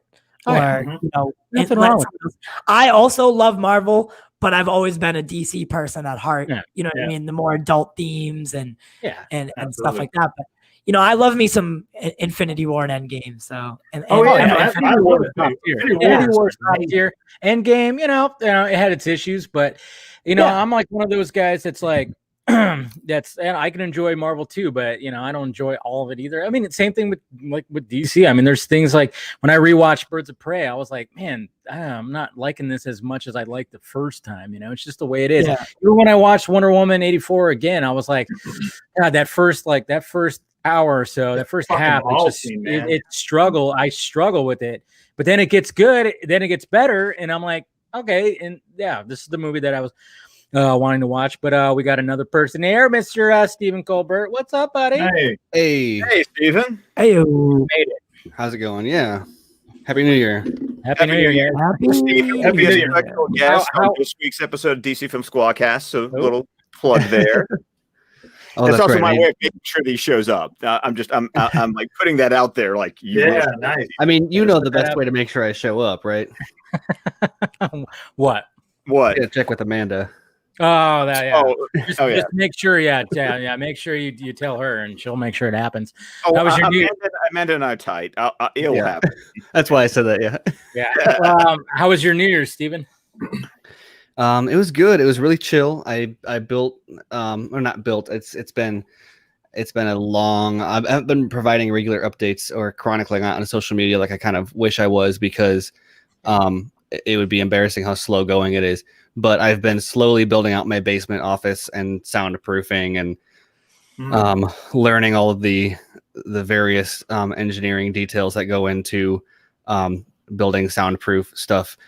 Particularly considering my office happens to be like by pipes and under like all sorts of like inconvenient. Someone flushes the toilet, you're gonna hear it, right? Yeah, exactly. So, which is frustrating, but also poses some cool I like problems to solve. Challenges.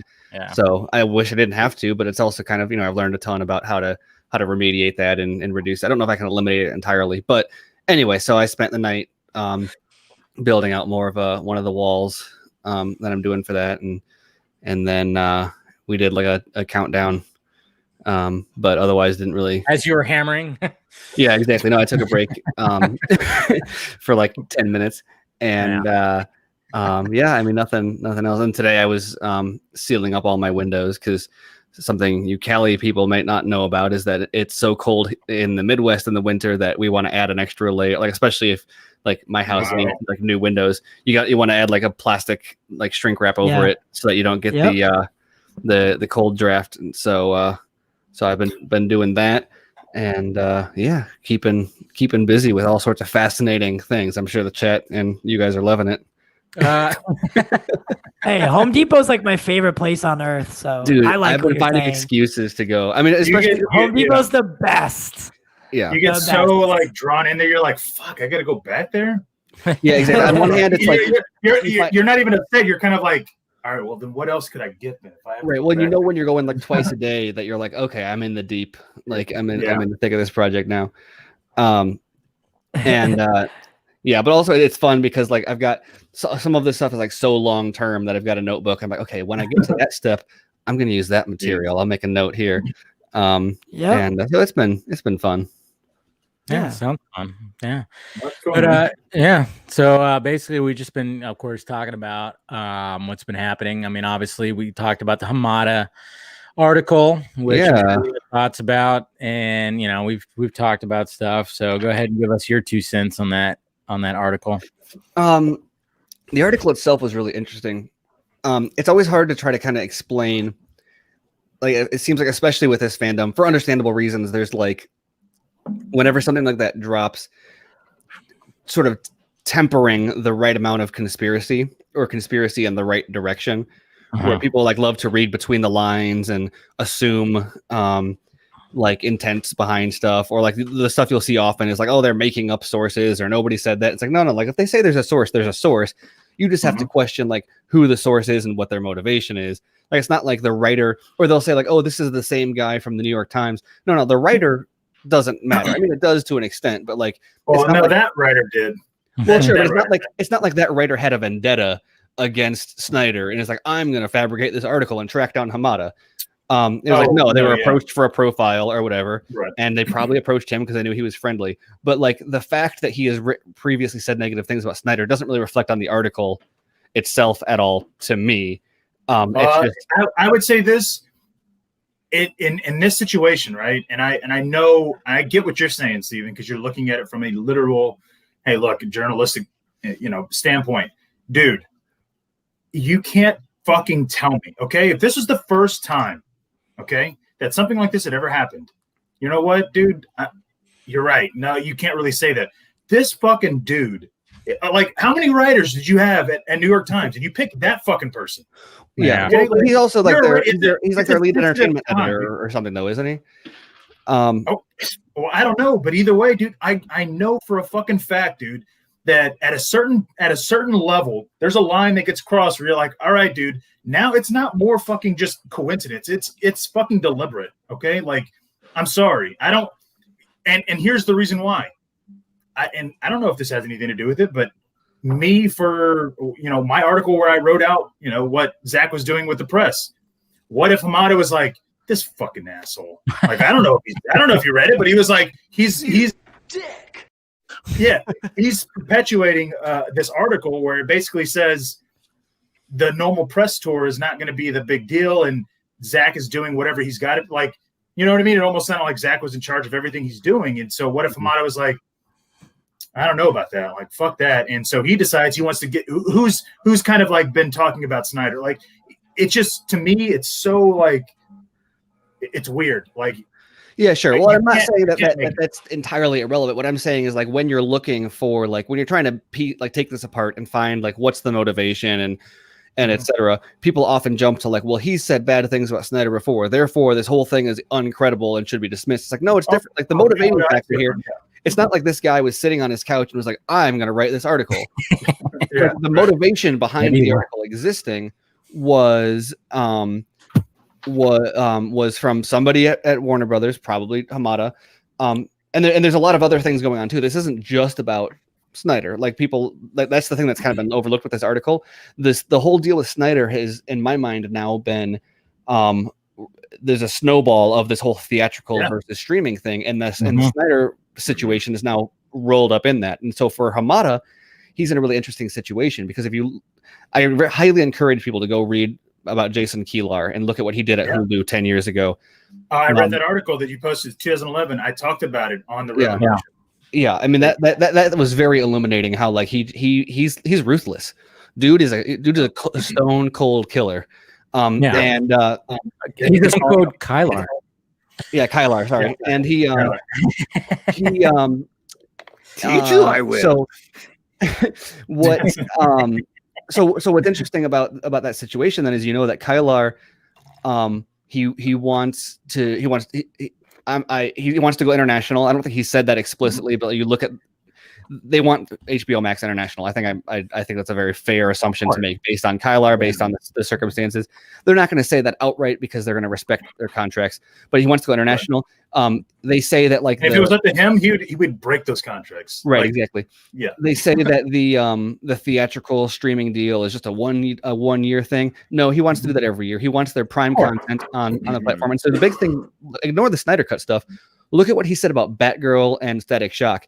Imagine being Jason Kilar and being like, hey, this is the premium streaming service. This is the streaming service where you get theatrical experience day one, along Batman, Superman, like, at home. Right. Yeah. Godzilla versus Kong. Yeah. Mortal Kombat. Suicide Squad. Dune. Right, exactly. So, like, per John's going to love that I'm admitting this to him. Compare this to what Marvel is doing. Yeah. You know, we're not talking about, like, oh, the Armor Wars. Moon Knight. Yeah. Yeah, but, like, we're not talking about that. We're talking about the prime IP characters. So Jason Kilar he's saying, look, we own Batman, we own Superman, we own King Kong, we own Matrix, whatever. That stuff belongs on the streaming service. And then you look at this article and he's like, oh, the riskier stuff is going to go to HBO Max. Yeah. The spinoffs, for every single project, we're looking for spinoffs that can go to HBO Max. No, so that is part of when people talk about, like, HBO, or they talk about, like, Warner Brothers versus Warner Media. That's what they're talking about. That's Walter Hamada, who was in charge of the DC portfolio, trying to preserve his relevance, because if they go to HBO Max, probably somebody else is going to assume his job. Yep. Right? Or either that, or he's going to, I don't know, he's going to go in a direction. So you better believe that, like, the Nolan, the Denis Villeneuve stuff, that I don't know that I'm not going to say that Hamada is like involved with them directly, but he's on the side of these filmmakers speaking out against Warner Brothers, right? Mm-hmm. And so, because to him, HBO Max is a secondary service, it's a complementary service, and to Kilar, it is the service. Yeah. It is going to be a primary revenue driver over theaters. Therefore, the valuable properties should be there. Why? If HBO Max is making more money than theaters, why the hell are you reserving Batman properties for theaters? Like, why are you preserving your most valuable IP for your secondary revenue driver? Yeah. Right. And, well, the other thing you got to remember that, like, when it comes to Hamada and all this, so, like, TNT and HBO Max, they had individual, heads or whatever, green lighting or whatever. Now Casey Blows is in charge of both of them, but he doesn't really have a kind of a title. He is their go-to person, right? Mm-hmm. So I think that's what's going to happen with DC. Like, they're not going to have a head anymore. Like, what's the point of having a head? Like, at this point in time, it hasn't worked. You literally did it, and you created that position with Jeff Johns. And guess what? Oh, well, Jeff Johns and John Berg. It failed then. You have Walter Hamada, who is now being called the biggest enabler of certain bullshit. It didn't work with that guy. Why do you need a DC head of film, right? And if anything, you could literally just go, well, you know what? We'll have somebody, a consultant or maybe a producer that can run things, but it's not necessarily that important to have a full-on head of DC films.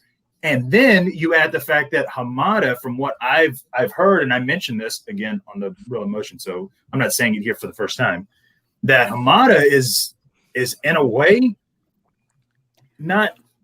He's kind of being okay with the whole, all these directors coming out and talking shit about HBO Max. Oh, right. He's basically going, yeah, keep it up. Yeah, like I said, I don't know that if he's coordinating or enabling, but he agrees with them, because the more that they do theatrically, the better off he is.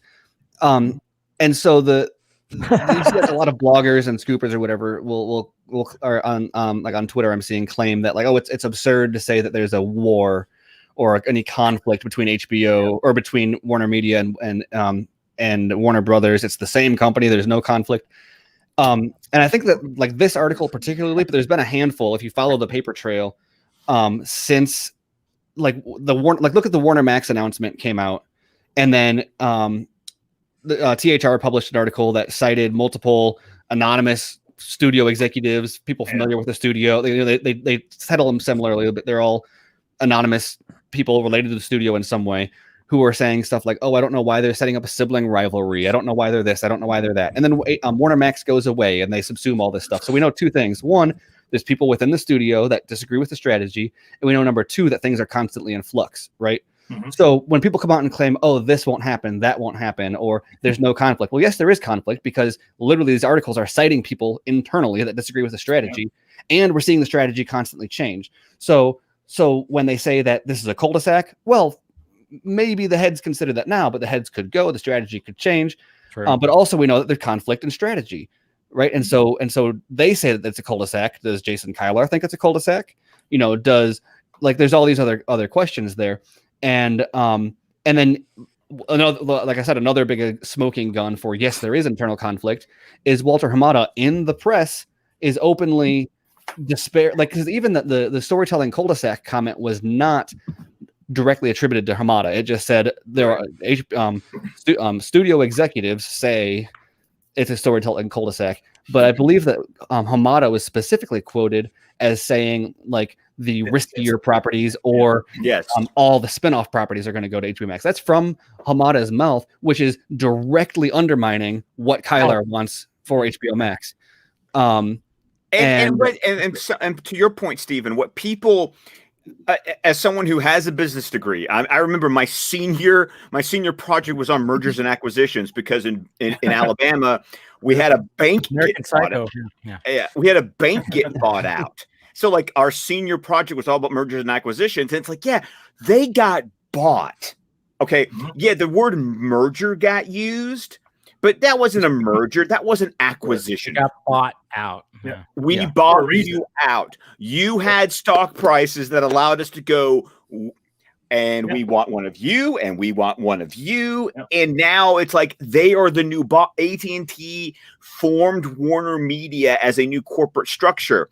And we go back to the weeks and weeks of how many times we heard about people getting fired, people moving on, people finding other positions. It's because AT&T is restructuring, probably speculation, looking at the Warner Brothers structure going, well, that doesn't make a lick of sense. We should do it this way, and this way.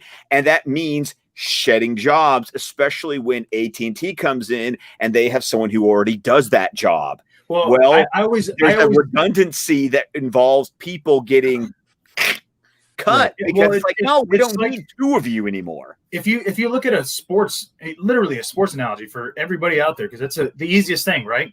If you have all these players and all these coaches, right? Let's think of football, okay? And a new head coach comes in. This new head coach that literally is coming in has all of these coaches that he didn't hire, that he has no idea how they work, how they run offense, how they run defense, how they run their special teams, how they run their offense. And they've been on the team since before him. So there's an element of, well, this is the way we do things. Correct. And you trust them all to. If you're the head coach and you come in here and you say, well, I see how you guys are doing that. That's not going to work for me. obviously your coach got fired for a reason, which is why I'm here to replace him. I have a different idea and ideals of how we're going to run this team. How well do you think the coaches underneath them are going to be like, yeah, we support you, Raw, let's go. You know what I mean? Like, no, they're going to be like a little bit, which is why you always have that head coach comes in. Guess what? He's bringing in his head defensive coordinator. He's bringing in the guy that he usually brings in for his offensive coordinator, because they, at least those two, are the highest positioned for underneath the coach. They can get everybody else in line, and if they don't want to get in line, guess what? They get fired. And then you've got a few years of transition where you get new personnel that match the new playbook, and it's a rocky. And then all of a sudden you're picking up through a few coordinators. You know, you're not going to have your A team isn't going to be the first draft class that you have. You need, and then you're getting new players, and you're drafting new players, which i.e. would be new directors that are under you. That you're like, they're accepting the way that you're running the team. Like, dude. If you're running a shotgun offense, which for those that don't know, it means a quarterback is usually running a lot, and you have a guy that's literally ready to be underneath the center. Well, all of a sudden you're going to be like, yeah, I know, I was fucking completely forgot. You're going to be like, that quarterback's obviously not the best person to have for a shotgun offense, so we might need to find another person to actually do that. So. I.e., Chris Nolan, Denny, they want to be under the center. Well, Zack Snyder's running the shotgun offense, and he's been perfecting it. I mean, you're going, oh, okay, cool. And that's the other element I was going to talk about is you look at this situation and you have, like, I guess maybe contrasting these two is going to, like, I'll say up front, I am not claiming that Zack is in contention for Hamada's job. That is not. Yeah. But you look at, like, in the red corner, you have Hamada, and he's saying the riskier projects will go to HBO Max. Every movie is going to get a spinoff that's going to go to HBO Max. You know, he's treating it as this secondary option to an ancillary experience of the less valuable stuff. The most is what's going to go there. That's meanwhile, you've got Snyder. Can you continue it though? But you remember, they also HBO Max said that they didn't want to be the dumpster of other projects. Like they've come out and said that. So. Yeah, and that is the known strategy. Kylar wants the number one properties on HBO Max. That doesn't mean they can't be on theatrical too, but he's saying we own Batman. Why don't we have a Batman show? We own Superman. Why don't we have a Superman show? Not Lois and Superman on CW. I mean, like a Superman show. And so you've got that situation for Kylar, and you've got the situation for Hamada, and then you look back at to the THR article when Zack came on. What was his pitch when he's got this idea for, I don't know if he made it to Hamada or to Kylar or whoever, but the point is Zack comes in and what does he say? He's like, look, I've got all this footage. I can turn it into a 4-part miniseries. By the way, here's all these spinoffs we can do. You want Joker in a Mad Max situation going to get a mother box from Darkseid? Done. You want Suicide Squad and the Nightmare? Done. You want Deathstroke, Assassin Mission miniseries? Done. And so you've got Kylar, and he's like, well, the riskier projects can go there. And you got Zack, where he's like, Jared Leto's Joker, Mad Max miniseries. Let's do, like, who's that doesn't mean that Zack's going to take over for Hamada. It doesn't even necessarily mean they're going to do that. But which strategy on the table is the strategy that Kylar wants? We know hard fact. It's not even a matter of like debate. I'm not saying it's not an issue of like, well, which way are they going to go? We know for a fact, based on what Kylar has said, based on what HBO Max is doing, that's the strategy that they want. Now the question is whatever. To build up what you said, Stephen, look at The Flight Attendant. The Flight Attendant is one novel. It was originally planned and billed as a limited series because they were just going to adapt the book. What happened? And Berlanti and his crew were like, hey, we're getting a lot of buzz about this. This is really good. This is a hit. Yeah. This is a hit. What happened? Season 2. Yeah. Right. There is no season 2. I know. That's what I was wondering. I'm like, I thought it was just one story. How are they going to? Right. But what they're doing is they're creating more content. They've planted seeds to where it's like, maybe we finished with the plot of the novel, but we're going to extend it because, hey, we want to keep printing money. Right. Yeah. And exactly. And you look at that article, I posted it a couple days ago on Twitter. I'll probably retweet it just because it's so awesome. But Garza said he talked about it on Real in Motion also. Thanks. It's from 2011, but I so highly recommend it if you want to understand what Jason Kylar is about. In 2000, 11, I guess, is right around when this happened. He was at Hulu. He was one of the founding members, but he was a part of this executive board, was like dragging their heels on adapting to modern TV. I mean, you look at what he was trying to do at Hulu. He wanted to go international then. Exactly. He wanted to go international, but also you look at like what he was talking about at the time, and basically what he's talking about is like what Netflix is now. And it sounds like basically he was prevented from making Hulu Netflix. Which is it's crazy because Hulu could have been up there with Netflix. Like we wouldn't even be. But Hulu, and Hulu was in a very, very similar situation to AT&T and HBO Max, in that the reason they didn't do that is because they are partnered with Fox. They are partnered with Disney, and they have independent contracts in all these different regions, and so they couldn't expand Hulu without competing with Fox's TV deals in Europe and whatever. And that's the same reason HBO Max isn't expanding. But Kylar says his number one regret is not just steamrolling that at Hulu. So if that's the number one regret at Hulu. And then guess what he's thinking now. HBO Max, he's gonna steamroll those eventually. But the point is that in that article, it talks about how it happened. It called him like Hulu's bad boy executive or something like that. And it said that he had a Jerry Maguire. The headline of the artitle, actually. Yeah, exactly. It called it his Jerry Maguire moment, because what happened was, and Scott's gonna remember this because he's got a better mind for details. There was they got access to a new show on Hulu, and there was an announcement blog post. Do you remember what it was? It was like a new show. Well, I know that the top of my head. But the point is that it was some like mundane blog post he was going to make about like, oh, now streaming on Hulu, watch George Clooney in The Flight Attendant. I don't know. Watch the Dev. Yeah, exactly. And Devs was great. But that's all he was. That's what it was supposed to be. Was just this like, oh, we've got this new show streaming now. Go check it out. And 1,500 words later, he was like, I want to turn this into a premier TV service. And these other executives aren't on board with it, but I'm going to do whatever I can to get it there. This is like a public blog post. He like went out, an open letter. Aired their dirty, like he went. And I don't know if I kind of want him to do that. Like, oh my God, it was the Daily Show and the Colbert Report.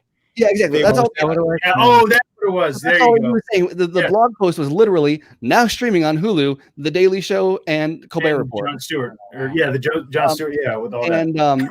And instead of saying that, well, he said that, and then he went on to be like, but in addition to this, we're going to do all this stuff in the future, even though the current. Okay, here's Steven. Here's the quote. I got it for you. The quote is: a number of you that are reading this might be thinking that we'd have to be crazy to think that our small team can actually reinvent television up against distribution giants like cable companies, satellite companies, and huge online companies. We are crazy. All entrepreneurs need to be. Damn, that's a quote. That's why the difference. That's why these Hollywood types hate him, because he's not the what is happening. But it can be better. That's what's happening at WB right now, and the whole conflict is over. You have these old Hollywood types who are fixed in their ways, who have maybe under the table deals they don't want to lose. No, they always have under table all sorts of stuff that like it's a bureaucracy that's created to maintain their reason for existence, which I guess is a redundant statement. But and then you got Kylar, who is an entrepreneur. Who, what does he do? He comes in and he makes business decisions. He comes from the tech sector, from Hulu, and by the way, he's like an avid like super fan of Walt Disney, and like I think exemplifies what Walt Disney was as a person and as a creative more than Disney today does. Yes. And so anyway, but so he wrote that blog post, and then and that was a big deal, and all this other stuff at Hulu. But that's kind of the way he works. And so you look at the fact that like after they made, I don't know if it's after the announcement, but he's made a few posts where he's like, I know you said it was a Variety article from him, but he wrote a Medium post recently also, and that's the one where he said, we've got this little thing coming called Zack Snyder's Justice League. No, he's writing that directly from Warner Brothers, Warner Media. But he posted it to Medium. I'm pretty sure. Several things to Medium, because he posted the Wonder Woman 1984 getting dual released. How this is for the it's like he's writing. The point is he's going around memos. He's going outside of he's going outside of, like, normally this would be either a PR statement or it would be a press release to one of the trades or whatever. No, he's like writing this stuff on an open platform, directly publishing it himself, which I don't know if that means he's circumventing. I feel like it is. Imagine that reminds me 100% of what he did at Hulu. And so I would love, I don't know how aggressive he's going to get with Hamada, but this whole situation to me is like, oh wow, they're going to war against Kylar, who my other favorite quote from that article was, somebody who he had fired gave a quote to the article. And literally they said that when he fired them, the quote he gave them was, "I'm sorry, I just don't see what value you provide here." Yeah. Okay, Ty, I'm curious for you because, like, Garza, Steven, and I, we can dance like this all night long. I mean, what? I like listening, man. It's nice. No, but I'm really curious. Like, what is your perspective? Because I mean, even for Dave's audience, like, oh damn, they know what the three of us think. We're here freaking every Friday night. But I'm really curious, like, what's your perspective on all of this? All this like madness. On these politics. Yeah. I think I've always been a fan of Kylar, especially like Steven was saying back in his Hulu and Amazon days. He's very like he knows he's got the mindset of like he's always focused on the future and like and being a contender and being part of like the next big thing. And I've always liked his mindset. However, I don't know. I don't like where DC was headed with especially under Jeff Johns and like having Joss there and now apparently Walter Hamada. I'm not sure because again I wasn't there, right? I don't know if Walter Hamada is an enabler or a dangerous enabler. I hear it from Ray Fisher, and I trust Ray Fisher because he doesn't seem like the type to lie or slander anyone without having a 100% way to back it up. But now I'm wondering, do you think, and this is going to turn it back into a question, I guess, because I like where DC's headed now. I think they've finally kind of hit their stride. I think the management is kind of a mess. Like when you guys were saying it, like AT&T came in and they're like, all right, this doesn't make any fucking sense. We got two of these people, three of these ones. Like, let's start cutting it down and then get some chefs out of the kitchen. And that's the thing. And I think, so when you really look at it, right? I mean, at the end of the day, Kyler could easily say that to Hamada. What value are you bringing to this company? You literally, if we had bought you negative value, he's undermining I know. Kyler's strategy. Not only is he undermining me, if I was Kyler, not only is he undermining me, but guess what? You were directly in charge of the Joker situation where you decided that guess what? You were going to sell it to a third party to where it's split up 3 times. This movie hits $1 billion, and you're running the company that pays me, and you're getting it split 3 ways because of your incompetence to understand what it was. Plus, I know that you and Emmerich were undermining the budget. Okay, that's when I first got you guys, and that was when you first started your job. What have you done for us now? It's like, where's my content? Where's my content, bro? I got a streaming service. I need content on it. It's your job. Where is it? Where can I is ask you a question? You're talking about what? So do you, with what, and I'm sorry, I kind of off topic again, but not off topic, but with what Ray Fisher said that he will not work under any production associated with Walter Hamada. So but when Justice League does well, and if a sequel is greenlit, so do you think he'll be back, or do you think now he's gonna take that? Not only would he be back, because I'd gotten that asked too on our show, and I'm gonna open my other beer up in a little bit, but on the Real Emotion, and it's the same thing that this Zack Snyder's Justice League is. Walter Hamada a producer on this? Did Walter Hamada greenlight it? Absolutely not. Okay, right. Guess who greenlit it, and guess who's doing it? Jason Kylar. Okay, and that's the difference because guess what? If we're gonna get a sequel, we're not getting it from Hamada. Okay, Hamada. If we were going to get a Snyder cut, that would have happened with Hamada. Okay, and everybody thought it was going to happen too. That's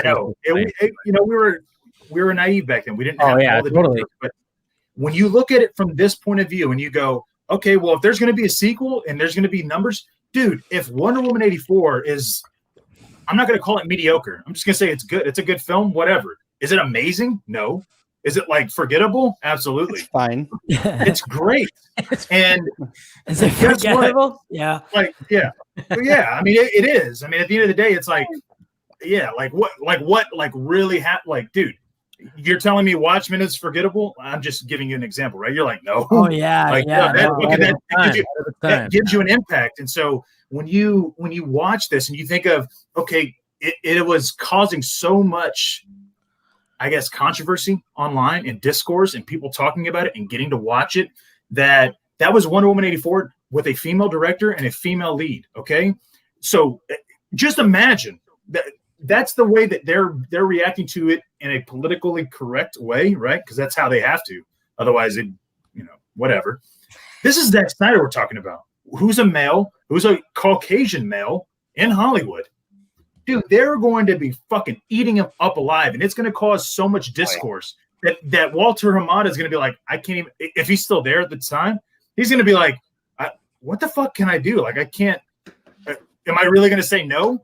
Is he going to tell Kylar, hey, look, we have all this content on your streaming service that is driving so much viewership, but I don't feel comfortable making another. I don't want to make another one. Like, Kylar's going to be like, what the fuck do I need you for? Like, I could see that. Yeah. Well, and I think I got this question a lot too, and it's one of those ones that's like, so Ray says he's not going to do another movie associated with Hamada, and Hamada is currently the head of DC Films. So the question is like, I think there's a lot of different angles you can take, but I think ultimately the question is, does Kylar need to go in order for Ray to agree to come back? And I don't. You mean Hamada? Not You mean Hamada? Yeah, sorry. In order for does Hamada need to go in order for Ray to come back? And there's a lot of logistics we can dance around, a lot of hypothetical situations, and can they do a project outside of Hamada's jurisdiction? There's all sorts of questions like that. But I think ultimately the answer is they're going to do whatever they want to do. And if that's the only way for him to come back, they're not going to get rid of Ray, and they're not going to not make Justice League because of that. I can't say that they're necessarily going to fire Hamada for it, but we know, like, this is the studio. Like, we're talking about Kylar. Easily. Yeah. Well, we're talking about Kylar, who we've talked about what he's done in the past with making stuff happen. We're talking about the studio who decided, because of various factors, include particularly the pandemic, they just decided to like break all contracts and release window rules to release everything on streaming at the same time. Like, it's going to happen. I can't tell you exactly how it's going to happen. Right. I can't tell you, like, will Hamada still be there? Will Hamada go? I don't see why he's going to be around very long. I don't know what he's bringing to the if there were, if HBO Max launched and there was already a dozen shows from DC on there, then sure, but there's not. Like, he's literally not doing his job. Well, if Hamada was a proponent for HBO Max, maybe he might have some. Like, exactly. If he was playing ball, but you look at like what DC projects have been greenlit or happened under him, and you've got like Shazam and Birds of Prey, which fine. Technically, but Shazam was already started by the time he took over. True, exactly. But I mean, even if you give that to him, you're saying like I'm not going to get into the logistics of did they make a profit or not, because there's a million different ways to slice the studio accounting on that. But the fact of the matter is, at that volume of output, everything should make $1 billion. Yeah. Right. And when everything is making $1 billion, they should also expect to see the profit from that. The only thing under him that saw $1 billion, they didn't see the profit from. And so financially speaking, because of his decision, right? Because of action steps taken by him, because he fought for it to happen that way. Exactly. And so it's a total bust theatrically, as far as he's concerned. Sure, you can like Shazam. Sure, you can like Birds of Prey. I think everyone basically likes Joker. That's all well and good. We don't need to argue about that. But the fact of the matter is, regardless of if it made profit or not, the way Kyler is going to look at it is, why were there only 3? and where's my streaming content? 3 movies, yeah. Because I'll tell you this, when I was posting my DCEU rankings, somebody commented, and they weren't being totally sarcastic. They were like, "Wow, I thought there would have been." I felt like there were more movies. Like, when you look at the DCEU that's been going on technically since 2013, and we only have this much 9 movies. Yeah. Aquaman was like 2018. It was like the only. And they haven't even made a Justice League movie yet. No, I was going to say that's 9 films, including Justice League. That's what's shocking. You know what I mean? Like, dude, and Suicide Squad. Yeah. So, like in my head, I'm going, because I know what you're talking about. When I had to rank it out, and even then I was kind of like, dude, I still like, there has not been a film that's been on the BVS, Man of Steel level. Like phases. Well, we Marvel, talked about Marvel had three about Avengers movies and two phases of their universe since then.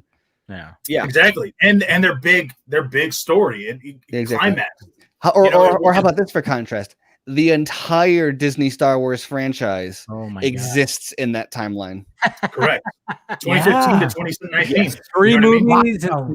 and a show. Oh man, 2 seasons. And it's, Wow. and when Imagine you think if of they that, were you're pumping going, out content that fast, and that's not even that fast. That's slower than Marvel.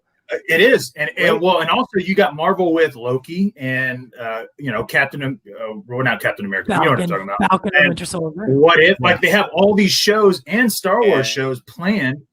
And that's What does DC have? Like we have plans, but They're Yeah. moving too slow, and they're not dropping bombs. They're like, Correct. like I said, they're like, okay, here's our 3 movies. One of them is going to make $1 billion. We're going to make no profit off of them, and the other 2 are going to make less than 500 million globally. Yeah. Like that's we not literally our one film that we made $1 billion on, we made about as much as Birds of Prey made us, which is shocking because it's like, well, then why you didn't even move the needle? Then what the fuck is the point? exactly. You know what I mean? right. It's the movie that you made $1 billion. You won a couple of Oscars, and as well. And everybody was talking about. And all I've got are these negative reviews.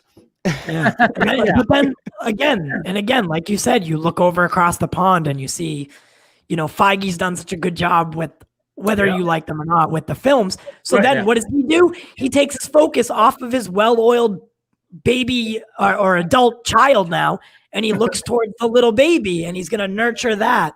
And like, say what you want about Marvel, but they are a things- machine. Oh, yeah. They are so fine-tuned. It'd be one thing if like he's got that batting average theatrically, and like in 2021 we were going to see Green Lantern and Justice League Dark, and like those are the only 2, right? And then let's say Peacemaker was going to be done on time, the Gotham show is going to be done on time. Like those are the 4 DC ones, maybe there's 5.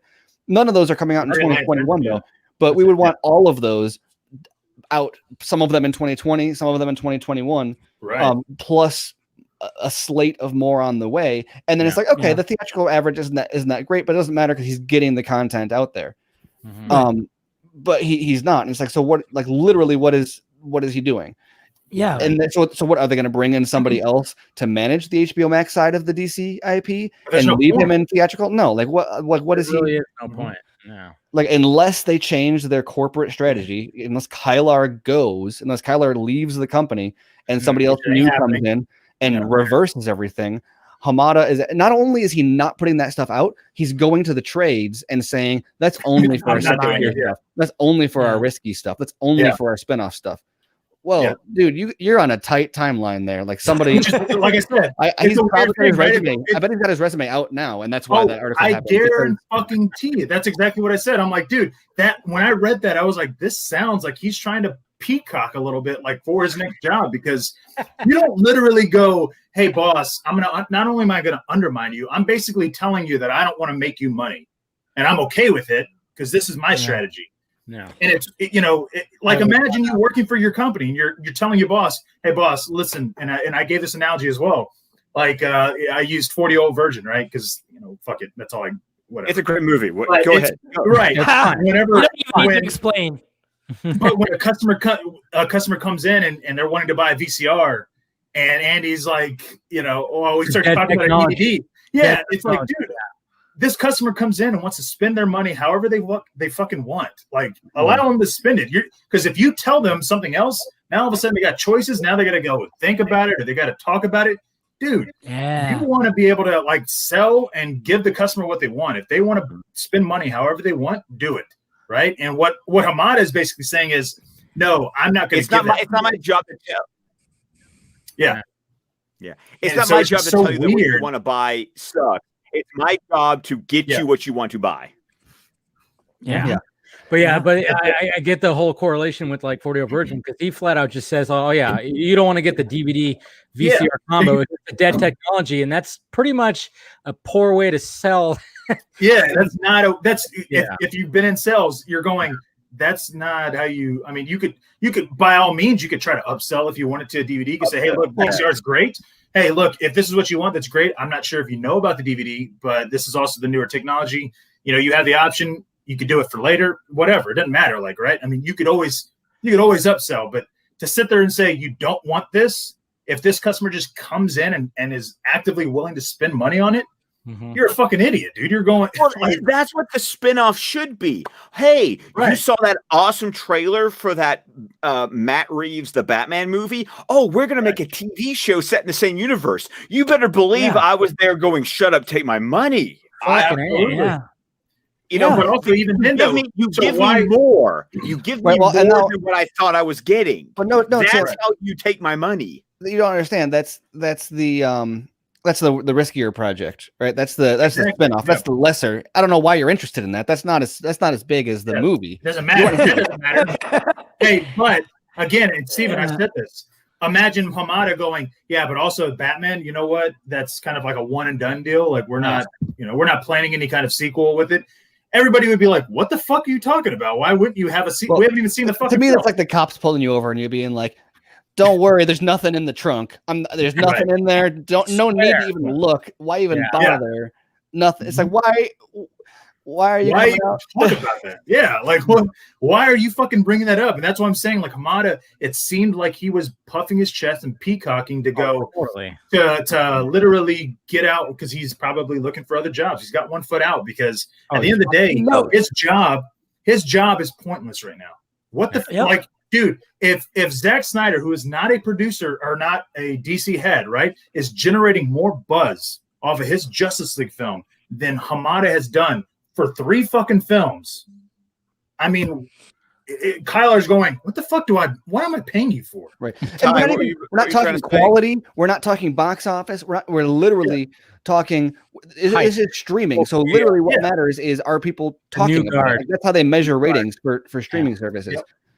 Exactly. And so like people get in arguments over like, you know, what Zach has done at the box office or Rotten Tomatoes. Like that is not why they're making, like, look at Wonder Woman. Exactly, that's what I'm saying. And they greenlit part 3. They say it's theatrical, but you know it's going to be on streaming too. So anyway, it's, I think we're kind of going in circles, but no, Ty, what were we gonna say though? Yeah, Ty, you said he had something. Shit, honestly I forget. Sorry. Garza and I start yelling again. It happens. It happens a lot. I really do forget what it was, but would you mind seeing Snyder like maybe after Justice League? Wait, and behind the scenes? Did I get cut off by something? It chopped up a little bit. There's a drop. Sorry, I put the drop. Sorry. Yeah, it's all right. It's all right. After Snyder, gets done with Justice League or maybe a sequel, would you mind seeing him step behind and work on like the overall vision, or do you like him directing? I want him to go away from DC entirely. I mean, that's what happened to George Lucas. Is his entire career ended up servicing Star Wars, which only existed in the first place for him to build his own studio so he could make whatever he wanted. We want him and then he spent the rest of his career making stuff that no one wanted. So, well, this is what I would say to me the other day, and I was like, "Oh, it's an interesting take, I guess." This is my take.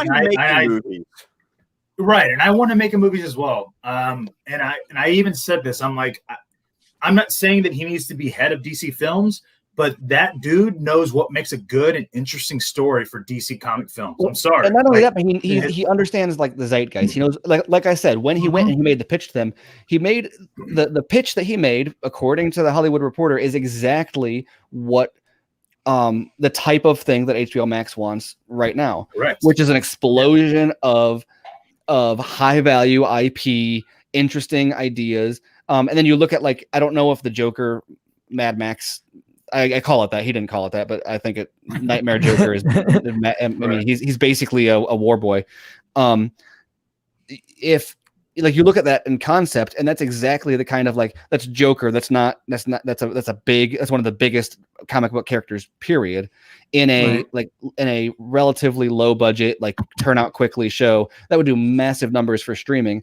And so, when he brings it'll never be compared to Joker. Like you could, Oh, you yeah. could be like, oh yeah, Exactly. well, how does this Joker compare to Joaquin Phoenix? You'd be like, So you see if he That's not comes the in to do the fucking thing. pitch and he's like, look, first of all, we can cut this up into episodes, which there is not the route they're going anymore. But at the time he was like, look, it brings value to you because we can cut it up into episodes. Also, here's all the potential spinoffs you could do into shows and miniseries and all other movies and stuff. Yep. And like that's exciting, especially if you're starting a streaming service and all you have on the roadmap is like Justice League Dark and Green Lantern Corps. And then Zack Snyder comes in and he said, and so when I say that's not he's going to be better at this than Hamada, or he should do this and Hamada doesn't, or even that they should do his plan. It's just that he's the only person I've heard of that like has a pitch that is in line with their corporate strategy. well, it's not even that. Let's just imagine, okay? Let's just assume that everything went to perfect way, right? Yeah. This dude decided to go, okay, well, this is my 5-film arc. This is what I planned on doing. But guess what? I'm going to allow David Ayer to do Suicide Squad and use Ben Affleck's Batman. I'm going to allow Rick Famuyiwa, I think that's his name, to create a Flash film. Yeah. I'm gonna create. He's gonna create a Flash film. I'm going to get Wonder Woman and Patty Jenkins to do their 1918 film or whatever, and then I'm gonna get James Wan and I'm gonna get him to do an Aquaman film. Oh, and guess what? The man doing the Batman, it's gonna be Ben Affleck. Oscar winner, writer and director or whatever. He'll do the Batman film. How about that? So even though I had these planned, like this was my plan, my 5-film plan, I can go ahead and go, you know what? If I had to embark on a different journey of just these 5 films and go out and spread out, I can give you basically another 5 films, basically spread that out over 10 years. You're going to have bankable fucking box office over 10 years because you guys are forcing me to add other shit to my plan. Yeah. I don't know about you guys. To me, that sounds like he could be literally in charge of DC films and not even be involved. Like, dude, he could just be like, "No, this is what I think you guys." Well, and that's the crazy thing that people always say, like DC films didn't have a plan. It was funny because initially they said, "Oh, their problem is they have too strict of a plan and they're not modifying as they go." And then it turned into like they didn't have a plan. And then they're like, now that Snyder's gone, they can have a plan. And there is no like, what's the no? Like, if Zack Snyder is like leading the charge, I don't want to say in charge of the universe because he doesn't need to be a Kevin Feige. He doesn't need to be a Walter Hamada. I'm just saying, like, as the lead creative figure, I know what this universe is. I know where it's going. I know what it's setting up. There is a plan of movies that connect, but also it's not just going to continue in perpetuity forever. And like I know what that is. And then since he's been gone, like they teased in Justice League in the theatrical cut of Justice League, but that didn't go anywhere. They talked about like, well, maybe we're going to do this like the Black Adam was going to introduce Justice League or Justice Society. Society of America. JSA. JSA. And so it's like, okay, so maybe there's going to be this like fracture spin-off universe, and then eventually they settle on multiverse. It's like multiverse is a great plan, and I'm very in support of the multiverse. But don't forget, like they arrived at multiverse because they couldn't replace the plan that they ruined. Exactly. Yeah.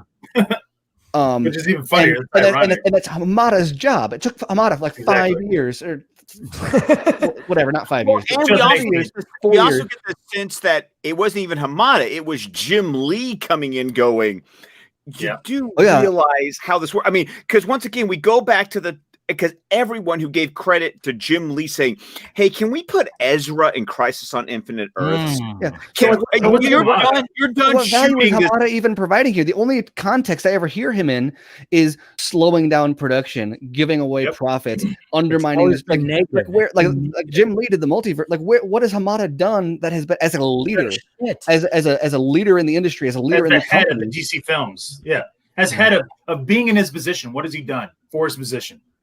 Yeah, and in a big way. Even if you're going to say theatrical, okay, so he prefers theatrical. Theatrical is his, he prefers it over streaming. Great.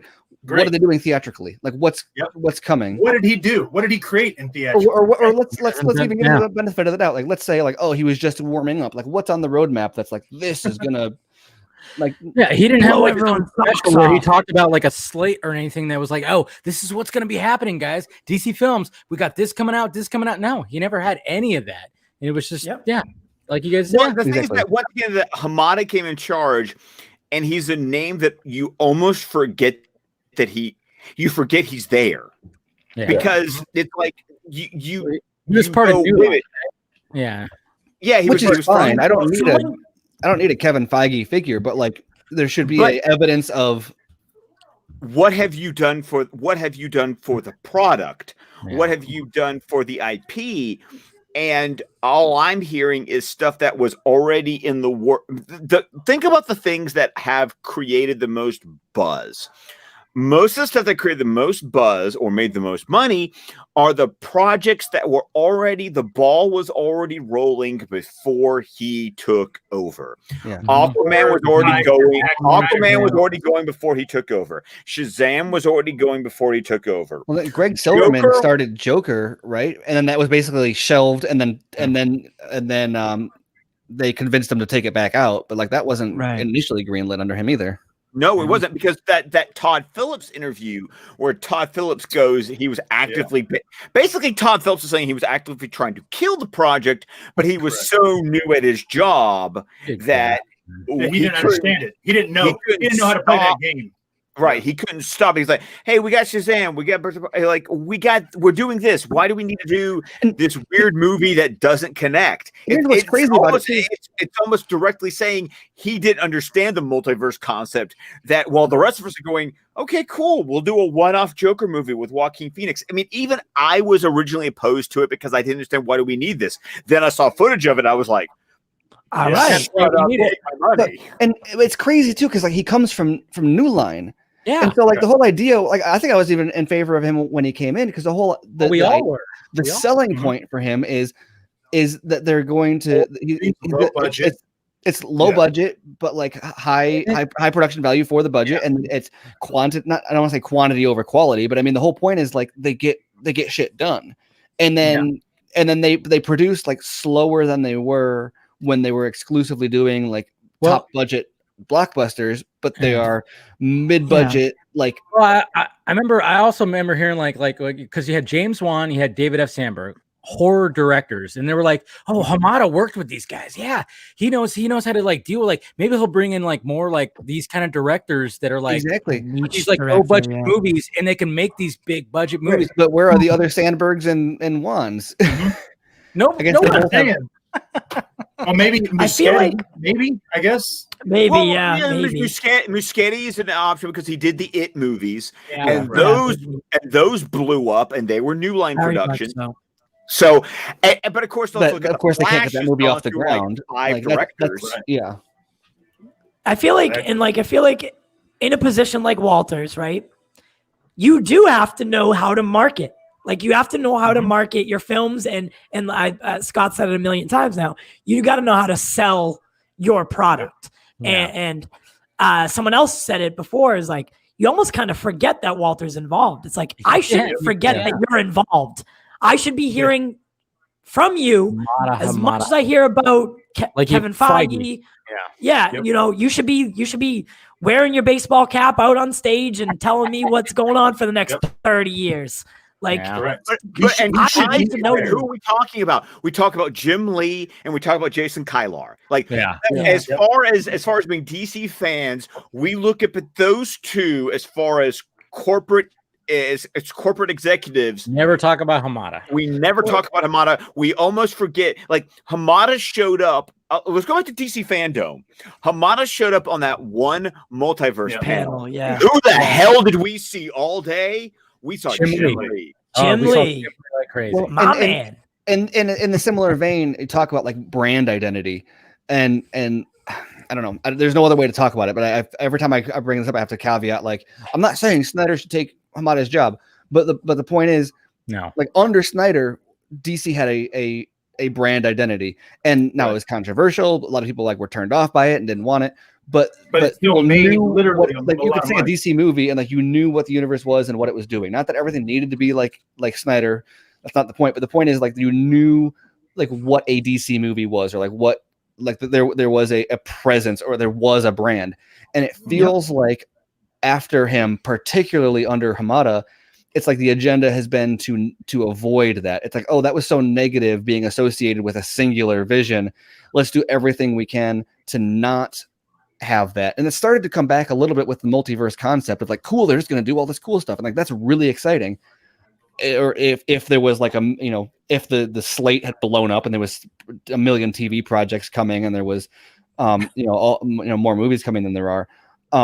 But it's like the anti, like they're trying as hard as they can to not just avoid the Zack Snyder brand, but like to avoid having like any brand of any kind. And as a result, sorry. I was just saying, and as a result, like you've got these movies like Shazam and Birds of Prey, where like people love them, but they're not, they're just kind of there and then gone, and they're not like these. They're not memorable. Yeah. Exactly. Well, only referenced when people care to be like, well, that's what they should have done. It's like, well, why should they do that? That doesn't. Like you can say like they should do everything like Shazam if like Shazam had been a runaway success, but like why are you going to chase like I don't know. Yeah. But also if you look at it, right, who wants to like I love Zach Levi and he's great. I love him, but he doesn't have that star quality to make any kind of like brass decision and go, this is what I think it should be, right? Birds of Prey, guess who had that power? Margot Robbie, yeah. Margot Robbie. Yeah. So there was the reason. So here's the thing. I guarantee you that Hamada was not okay with having it R-rated and it being the way it was. And that's kind of why I'm like Birds of Prey got screwed with. I'm sorry, the diamond plot got changed. So that tells you that there's still the hands that are going. But here's the thing though, with Hamada, that's probably why he wasn't okay with Joker, because he was like, this is too dark, and we just got away from being dark with Zack's stuff. I'm here. When I got hired, we were going away from that. We're getting rid of that. So why are we going to go back? So if you really look at it, he only has Shazam. I mean, like as far as that is purely you, dude. You go for it. Even though that was still in production, that's purely you, dude. Like that's it. And again, it wasn't so bad. It wasn't so great either. But no, I don't get that. I just mean that it was like, okay, well, is anybody still talking about Shazam? Or are they talking about Black Adam? No. I'm talking about Black Adam. And also, you're talking about a Christmas movie that was scheduled in April. Oh, that Jesus was Christ. It was moved. The scheduling killed it. I mean, that's in the middle of Infinity War and Captain Marvel. Not hair out. Yeah. Well, and that's the type of thing that should like of all these things that are supposed to be Hamada's job, like that's one of them is not dropping Shazam like right between what was it, Deadpool and Endgame or whatever. Like, no. It was Endgame and Captain Marvel.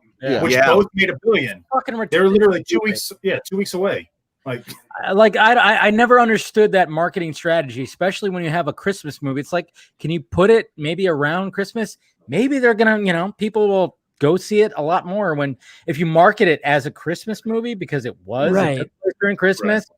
It's like put it in November somewhere. Find a spot for it. Yeah. We'll put it in between Captain Marvel, which was $1 billion movie, and Endgame, the fucking final chapter of like what the fuck, man? It was ridiculous. And look at every comic book movie released because you had Hellboy, Shazam, and Dark Phoenix all died a quick death, horrible death in between those two movies.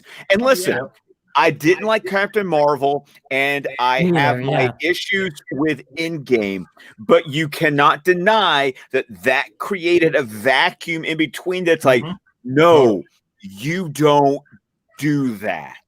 Right. Yeah. Like, we don't, we're not even running the company, and we're like, that was a stupid fucking decision. And that's the difference. And I said this, not here, but again, on Real Emotion, I have said this, like, I feel like Kylar he's basically like if I was running Warner Media. Like, I feel like that's what he is doing. He not only does he understand the logistics of what the future is with streaming, he understands how viable the product is that he owns and that he can get away with. He understands how important Zack Snyder's whatever it was, his name brings money. It doesn't matter that he's controversial. Everybody's talking about him. And if everybody's going to be talking about him, and they're only and if they're only going to be talking about him because guess what? Something that he's doing is getting released on the product that you are selling that you need to get out there. Guess what? That is fucking perfect marketing. And guess what? The fans are backing it up and they're basically making it trend every fucking chance they get. That is free publicity. Oh, it's so good. And Garza, you're making a good point. We don't even have to have one of these trending, like you don't even have to have a meme. You don't even have to have a schedule. You don't have to have a trending event.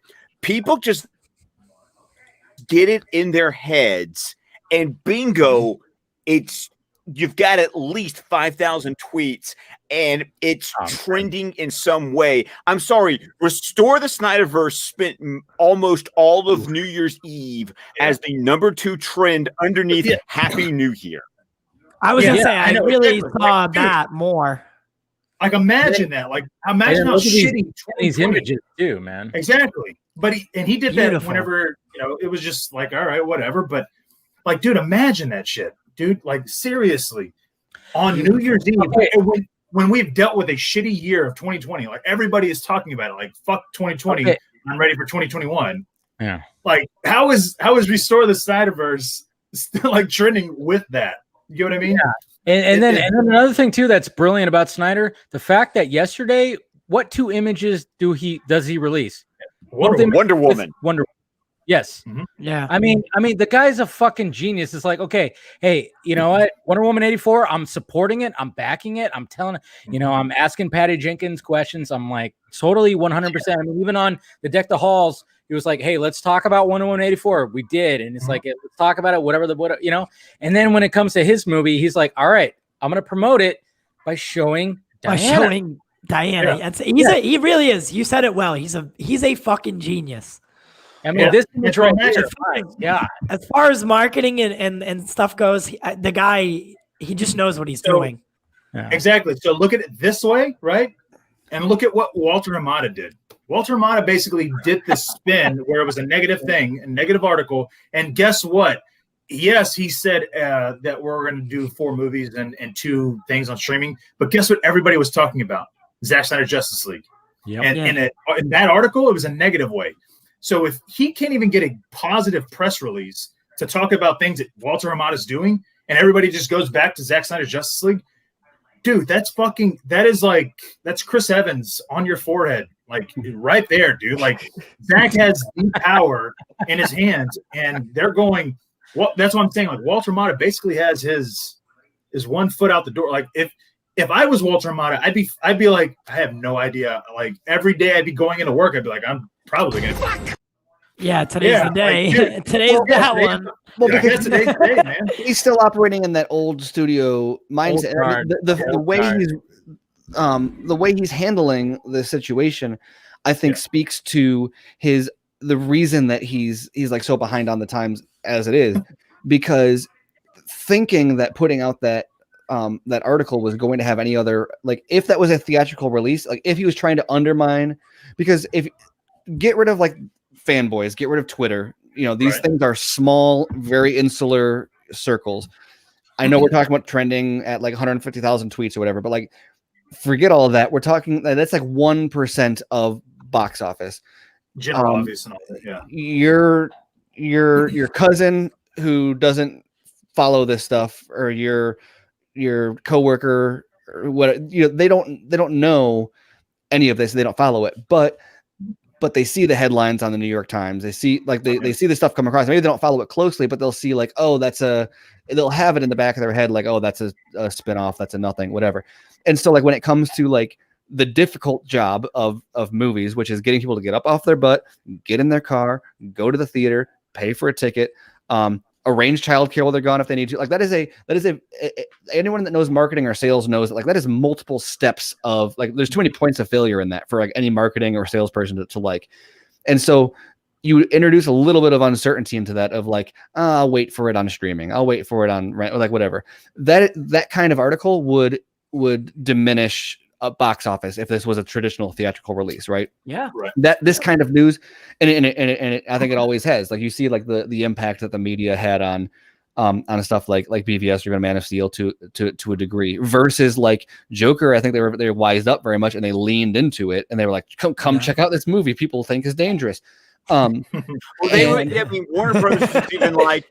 They were even like, "Hey, we're not even going to allow press questions just we're for gonna talking." ban them. Yeah, they're not coming in. Yeah, Like, no, fuck that. Exactly. And that's exactly and guess what? That's exactly what Zach's doing. Like I said, I wrote the article, right? He's going, fuck the traditional press release. Like he's literally pulling a Todd Phillips Joker by going, you know what? Hey, Grace, let me come on your thing. Hey, Dave, let me come and talk to you. Hey, Chris. Yeah. You know what I mean? Like, well, and even when And even when I decided to be completely shameless and ask him on my show, he basically said, well, here's the, because I love the quote. I love the video clip that everyone's sharing about him talking about the activations. And I sit here going, yeah, you do realize why he started saying that. It's because I asked you. Yeah, because I prodded that. And I want to point out that wasn't a no. That was just let me tell you when it's going to happen. Yeah. Correct. And I think that so what's crazy about that then is when you introduce, like, while that might work for theatrical and that might have a negative impact on like a theatrical release, because you add just a little bit of uncertainty into, are you spending your evening and your dollars in the right way? You look at something like Wonder Woman, and part of the reason it's so successful is because it was like wall to wall Twitter coverage all day from people like they were live tweeting it and whatever. And you know what? It's on HBO Max. Sign up if you're not on it already. They have it all over the front page. Literally, the marketing is brilliant. Like how they have it positioned when you open up HBO Max, that is so fucking genius. It's all about product placement. Exactly. And so like, and so you have people who like, it's hard to explain like how are casual people going to know that this isn't the original one? Well, first of all, the marketing for the original one was different color grades and everything from what this one is. So like, it's not even going to look like the same aesthetic. But regardless, the people that we're talking about, like the general audience that is going to make up the majority of the audience on this, don't know enough to even know if this is a remake or what. They'll think it's a sequel. They'll think it's a like whatever. Like I remember, I can't remember what it was. It was something that came out a while back. Or you'll see like with Avengers 2 or whatever. You'll ask like my dad or whatever, like, oh, the Avengers movie just came out, and he'll be like, didn't they just make one of those? Anyway, right? This is what I was always curious about. Is like, because when I talked to my aunt and uncle, I'm like, I almost wanted to bring up like, hey, keep HBO Max. There's a new Justice League movie coming out, but I didn't want to like spend the time to explain exactly what was happening. I'm like, so I'm curious. And I know, Steven, we've talked about like, how are they going to like, engage that audience? And I'm sure there's going to be a whole marketing, whatever. I mean, Snyder, like I said, we know that he's a marketing genius. Well, and the marketing for the first one was not his. And so like the smart ass Longbox who loves to waste his Friday nights watching us. Apparently. It's like, it's not about color grade. I'm not talking about like color grades. Like they're going to be like, ooh, it's a different color grade. I'm talking about like the general audience who you seem to have a rapport with here. So you should know has no concept for any of this. So it's going to look different. It's going to sound different. It's going to have the same characters. And so they're going to say, did they just make one of those? Or they're going to say like, oh, is this the sequel? Like they don't care. They're going to load up HBO Max and it's going to say, check out Jason Momoa and Gal Gadot. And they're going to say, cool, let's do it.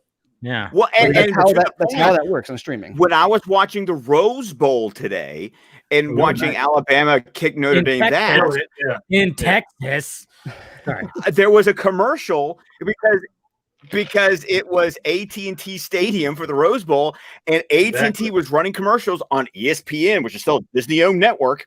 But yet, I saw a commercial for AT&T with Gal Gadot promoting HBO Max and Wonder Woman 1984, and I was sitting there going, I look at that that my thumbnail has with our five little like we got Gal Gadot right between. Right there. I couldn't have planned that like perfectly. I don't know how that happened, but seamless.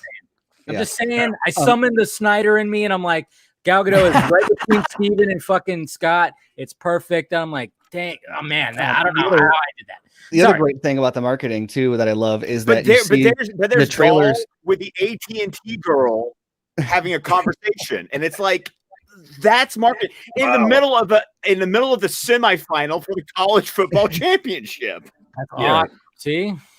And you've got on at least the TV spots I'm seeing on Twitter are great because they say like they're making sure to give like lip service to the theatrical, but it's I think it's hilarious because they say like see it in theaters or on HBO Max. And I'm like, that's great because they can be like, look, we're giving you top billing, but like let's be real, what most people see there is this is theater quality content on a streaming service. On a streaming service, to most people, that's going to be a selling point for them seeing it on streaming, not a get off your butt and go see it in the theater, even though it's the top pandemic box office. Well, and again, keep in mind, I love Wonder Woman, for what it was. That's cool, dude. But at the end of the day, I could have easily have watched it in my home theater and I'd have been happy. I'd have been like, oh, dude, that's whatever, that's fine. You know what I mean? And so when you think about that, that's me being a DC fan and being a Wonder Woman fan. Okay. And we lost. Well, yeah. And well, okay. If that's how I feel, think about the general audience. You think the general audience is going, I need to go see that Wonder Woman 84 film because everybody keeps talking about it. No, they're going, oh, I'm seeing this commercial. Oh, that looks cool. What's HBO Max? Oh, okay, yeah, this is that. Right. Oh shit, okay, yeah, I'll get it. And this is I'm not already paying for it. And this is not us like hypothesizing and like trying to invent some way that's going to happen. This is literally how this works on other streaming services. I mean, they've got this figured out now. The way that it's marketing, the way you manipulate an audience into taking action. They know how it works. Netflix, like you look at like the stuff that takes off on Netflix, for example, they drop new stuff all the time people never hear about because it doesn't go on the front Queen's page. Gambit. Perfect example. The stuff they want people to watch, they put it on the front page and people watch it. And it's always at the top of their list. And so like when go ahead. No, finish up quick. I was just going to say. Well, I mean, I don't know how much I can say without. Like, you got a minute. Hurry the fuck up, man. No tie. Take no, your I mean, the point is that like the people, the most frustrating part about 2021 is going to be breaking people out of this box office Rotten Tomatoes. What does it take to get people to go see a movie? How do you measure the success of a movie paradigm that they've been in? Because now the prime content is no longer exclusively in the box office. And so we don't have that even playing field, apples to apples comparisons for everything. And because people are used to and refuse, and you see, like, even saw it for Wonder Woman in 1984, they were saying this many people saw it. And if you factor that into an average ticket price of the national average is $9.38 or whatever, that accounts to this much, but it doesn't work that way. People that are watching it on streaming are not necessarily the same people that would go see it in theaters. People are seeing it in theaters anyway. Like, you can't just say this is the audience size, therefore this is the box office. We're talking about a totally different beast about what it takes for someone to decide to watch something. And even when someone goes to watch it, did they watch 5 minutes? Did they watch an hour? We don't know. HBO Max knows. They're not going to tell us because it's the only information they're going to tell us is marketing. Every single person, whether they watched 5 minutes or whether they watched the entire thing and literally repeat watch, they still paid $14.99 or whatever they paid for the month. That's all they care about. That's exactly. Even that's it. Yeah, exactly. Obviously, they want content for them to be able to watch and enjoy, but they still got paid. Be signed up. Yeah, exactly. And it's so fundamentally different from the way, not just the way that like traditional movies worked, but also the way we talk about what makes a traditional movie successful. And it's going to be kind of fascinating. I don't know if people's eyes are going to open or not this year, but it is going to be kind of a fascinating process to kind of watch the way this kind of thing is covered from box office reports to but Ty, what were you going to say? Well, so that was my point that I wanted to bring up is, first off, it's like a two-parter question. Do you think they'll market the Snyder Cut the way they are Wonder Woman on HBO Max, where it's front and center? I mean, you go to the search bar, it's the first one that's there. You go to the homepage, it's bigger than all the rest. And how are we going to know? Total genius, yeah. Yeah, and how are we going to know if it's successful enough? Well, it doesn't matter. I think that's the point. It is not the audience's job. Like, what does success have to, like, success matters in that, like, we're here talking about whether or not it's going to get a part 2 or not. But like, 99.9% of people, who's going to log on to Netflix and be like, I don't think enough people have watched that for it to be worth me watching too. Like, no, because people are talking about it. You watch it. I'll tell you this, so that you can be part of the conversation. It's Queen's Gambit, right? Like, I haven't logged into Netflix in a while, right? And so I keep seeing all these. Everybody's talking about Queen's Gambit. I'm like, dude, what the fuck is it? Like, I don't know shit about it. And I'm like, I keep seeing it. Everybody's talking about it. So I'm Anya Taylor-Joy. That's all you gotta. That's all you gotta know. Now, granted, I'm paying for Netflix, so they're getting my money. I haven't watched the fucking thing. Okay, well, I'm talking about before I watched it. I hadn't watched it, right? But I'm paying for it.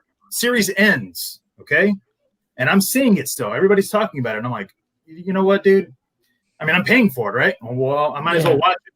Well, me watching it didn't do. It's not like it made the Queen's Gambit talk more. It's just it made me want to watch it, and that's all I care about. And you watching it didn't put more money into Netflix pocket, or it didn't. Like, it made no difference to anything other than they like me knowing about it. A metric in their back end like ticked up. Other than me, one. yeah, exactly. So- It was like, oh, right, he's so- watching it. Okay, cool. So analytics are going to be changing from now, like Correct. from now, and you know how things Oh, are measured, and I guess that's Well, a little bit active worrisome users- for Justice Yeah. League. Is like, Well, how no, are they going to that's the beautiful measure? thing. Because here's the thing, just like for me, right? I mean, if Justice League is pulled up like Wonder Woman, which it will be, it's on the front screen. You see it. That's totally. Justice League. Yeah. I mean, if you're a casual fan, obviously you're going to be like, oh, that's interesting. Oh, okay, cool. Well, if you don't know anything about it, they don't have Justice League up there. You have to go to the DC section, which is all the way down. Okay, or Right. you have to search for it. That's cool, but if they have it full on display, that's going to draw some eyes. They're gonna be like, Justice League, dude, Batman, Yeah. Superman. They might check it out. Whether they do or don't, they're still paying for the content. It doesn't matter. You get what I mean? Like, Yeah. so Right. Yeah, whether, yeah. whether it's, And the way they measure anyone that's curious, look into like Netflix, because Netflix has gone into like Mhm. so much debt financing absolutely. content. There's been a lot of Yeah. really interesting coverage of how you evaluate, because per traditional business metrics, people are like if you look at the way people evaluate their stock price, they've been like, oh, are they a good company or not, because of they just keep on going into more and more and more debt. But if you, as a result, there's been some really interesting coverage about like how they monetize and how they make decisions that maybe is kind of insight you don't see everywhere else. But since they're a little bit of a pioneer, or not a little, they are like the pioneer of at least of this scale. I know there were other streaming services, but of being so big and doing original content. There's a bunch of different metrics that they have that we are never going to know, because none of our business, and they're only going to tell us the metrics that make them look good or are good for their marketing.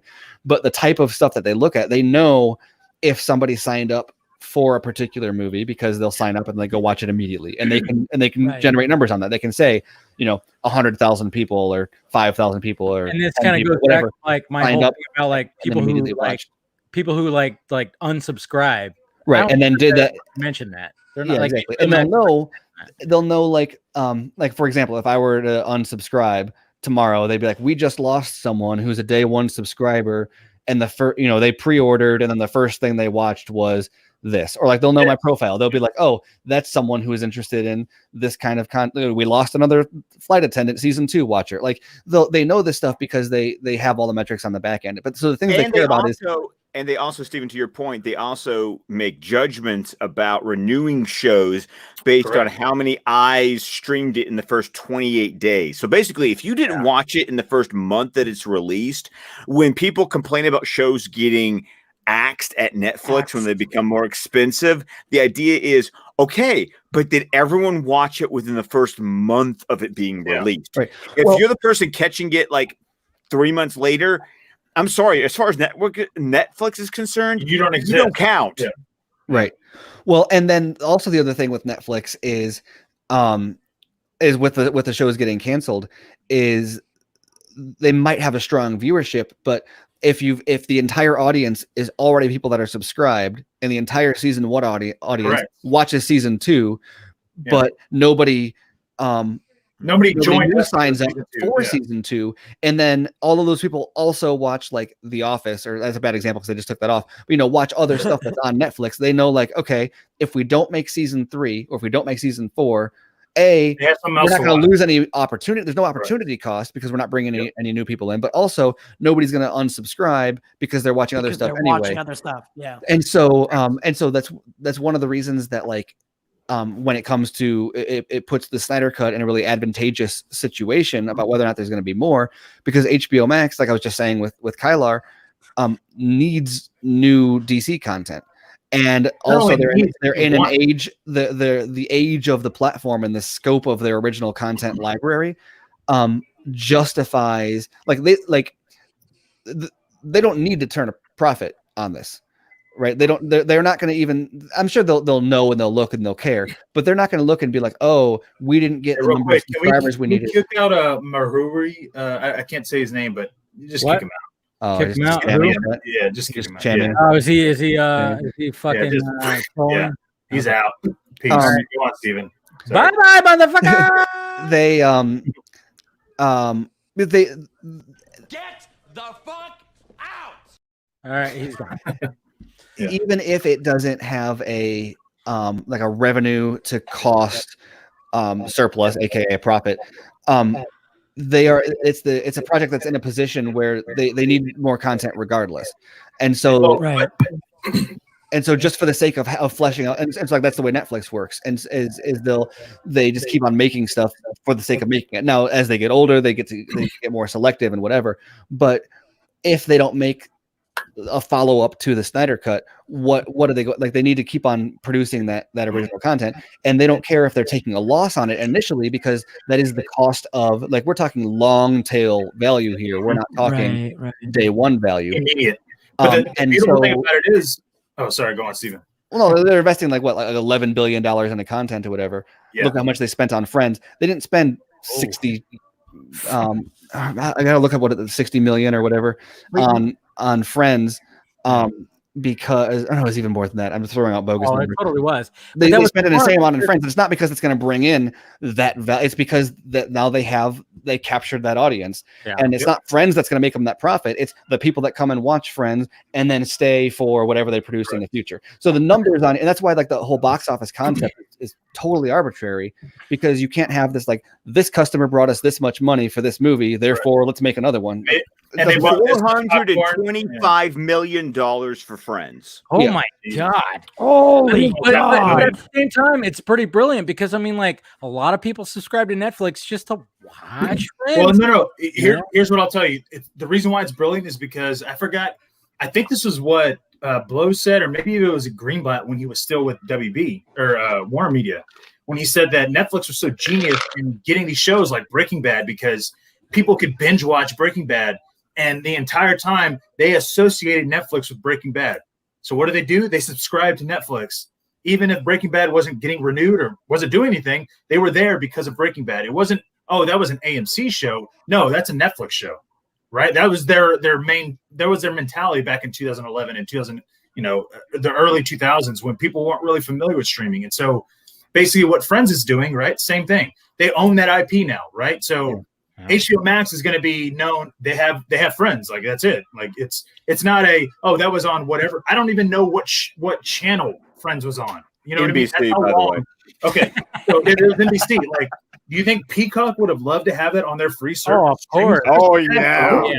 Big but time. nobody's going to sit there and go, Friends is on HBO Max, but it's an NBC product. Like, no one gives a shit. They're going, no, it's on HBO Max, and that's all that fucking matters. And so when you think about it, like for me with the Queen's Gambit, I mean, dude, think about it. It's literally it's a timepiece about a female playing chess. Is it a woman playing chess? Like, sounds boring, but it's so great. And it's based on a book from 1983. Yeah. There's no superhero. There's no like big third act battle. It's just literally she's playing chess, and it's like, okay, cool. Series where a beautiful woman is just like killing it acting wise. Right. Oh, absolutely. And so if you think about that, right? What did that do? All right, I love Anya Taylor-Joy. Yeah, it wasn't my money that they were making their money off of. It was everybody that was hearing about it, going, "Wait, what? That maybe is not a Netflix subscriber." They were like, "What are they talking about?" Oh, well, let me try it out. Let me get this, and all of a sudden they're gaining new subscriptions because of the Queen's Gambit, which has nothing to do with any superhero. It is tied to Netflix and only Netflix. Yeah. Like, that is huge. Yeah. You get what I mean? Same thing with Stranger Things. And they're able to also measure their impact, because they talk about, I think Netflix even promoted the fact that the book that is from 1980, so it's a 37-year-old book, suddenly becomes a bestseller again. People are buying chess for dummies. Search engine, the SEO on how you play chess skyrocketed. What Netflix is doing is looking at one of their shows that's not going to have a second season because it's a limited series. It's just sitting back and going, we just owned culture. Like, that's what I'm saying. And so if that's the kind of content you can create, like Kyler wants, that's what he wants. But guess what? Instead of doing something about chess, he could literally go, I have fucking Batman and Superman. Like, dude, Guess what? insane. I literally have the biggest fucking IP. But I mean, also it's HBO, right? Yeah. And Right. like HBO, like look at the Yes. HBO library and HBO's history of making high quality shows. You know, The Wire, is Sopranos HBO, or is that show? Yes, Yeah, that's I don't know why. I don't know why Sopranos, Game of Wire, Thrones, Game of Thrones. Westworld, all of that. Yeah. Game of Thrones. Game of Thrones. Yeah. Obviously. Yeah, Game of Thrones. Like yeah. you. So, yeah. Well, and you also Well, look at, like what I was going to say though. Oh yeah, go ahead. No, I was going to say. So, I had no idea about Queen's Gambit. It's an amazing show. I fucking absolutely loved it. And guess what? Had it not been for these social media talking about it, I would have never known about it. Nobody ever sent me a DM or a text going, "Hey, have you checked out Queen's Gambit?" No, you're just. You know what I mean? And guess what? Buzz, it's the sustained buzz. People have been talking about it for a while. And because I saw it, I check it out. And, you know, I call my brother up, who's a big chess player. You know, he teaches his little girls chess. And I'm like, "Hey, dude, have you heard about the show?" And he's like, "Yeah, no, we loved it. We just started watching. We heard about it." And it's like, tell me the first trailer you saw of Queen's Gambit. I had no idea. I don't even think there is a trailer. Yeah, exactly. Probably not. It was just all buzz. It was all buzz. Imagine being able to create a fucking literal cultural icon or getting into the zeitgeist without any marketing like that. Except Steven, to your point, I've even got to the point that I think of HBO shows that if I had cable, I could watch just an HBO in my brain. They're an HBO Max show because that's how I'm watching them. So like I just started watching The Undoing tonight. I watched the first episode. In my head, that's an HBO Max show, but it was on HBO. Perry Mason, that was an HBO show. But in my mind, but I'm watching it through HBO Max. So in my mind, I'm associating everything as an HBO Max property, even though if I had a traditional cable subscription, I could watch them on HBO. And that's what that's what they want. They want me to associate them with HBO Max because that's how I am personally going back to Kylar. That was one of the first things when he came on. They were like, "Okay, look, you had HBO, then you had HBO Go, then you had HBO Now," and I think that wasn't there another one too. And they were like, that was it. Those were the three. Okay. And they're like, and now you've got this, and it's HBO Max, and people are understandably confused, and you're obviously having trouble with a value proposition because people don't know the difference between these properties. And he was like, "Yeah, you know what? I'm not going to argue with you that it's complicated, but it was necessary." And he's like, we had to unify behind a single brand. And Max was the what we wanted to go for. We didn't think that Go or Now feel like a HBO Lite, you know, or whatever. Yeah. And he's like, and HBO Max is the brand. And I'm sure it might cause some initial confusion, but long term, like that's what we have to do. And that's what makes him so much greater than like anything we've seen at Warner Brothers before. And maybe why people are so confused is because we're so used to Warner Brothers like chasing, like they're always like the followers of the Marvel Ghost kind of thing. Yeah. Like how many times have we heard about, oh, well, what is Disney going to do now? Yeah. Like literally within the last year and a half. I feel like after the Infinity Saga, it's like after Kylar took over, it's now been, well, what is Disney going to do, right? Yeah, I mean, well, and like I said, that's what's so crazy about him being like seriously, you look into him, and like how much he idolizes Walt Disney. Like what he is doing is all because of he thought Walt Disney was like the greatest creative and like business mind ever, and does things that he thinks Walt Disney would. And not that Disney is entirely different from that, but like I think they are. Walt Disney was way more of a trendsetter and a mold breaker and a risk taker than like modern day Disney is. You know, do what it takes to get it done. They play it way safer than Walt Disney ever did. And so that's what's so crazy about now. You've got like a guy who like tries to model himself, like not just his business decisions, but like his life even like around Walt Disney. And it's crazy because like, he was inspired to be that way because of like going to like Disney theme parks and be like, how do they run this place? Like this place, how is this place exist? I've been to these other theme parks. This is not the same. Why is this so different? And learning that like Walt Disney would stop and pick up trash, and employees seeing him doing that would be like, oh, if he's doing that, maybe I should do that.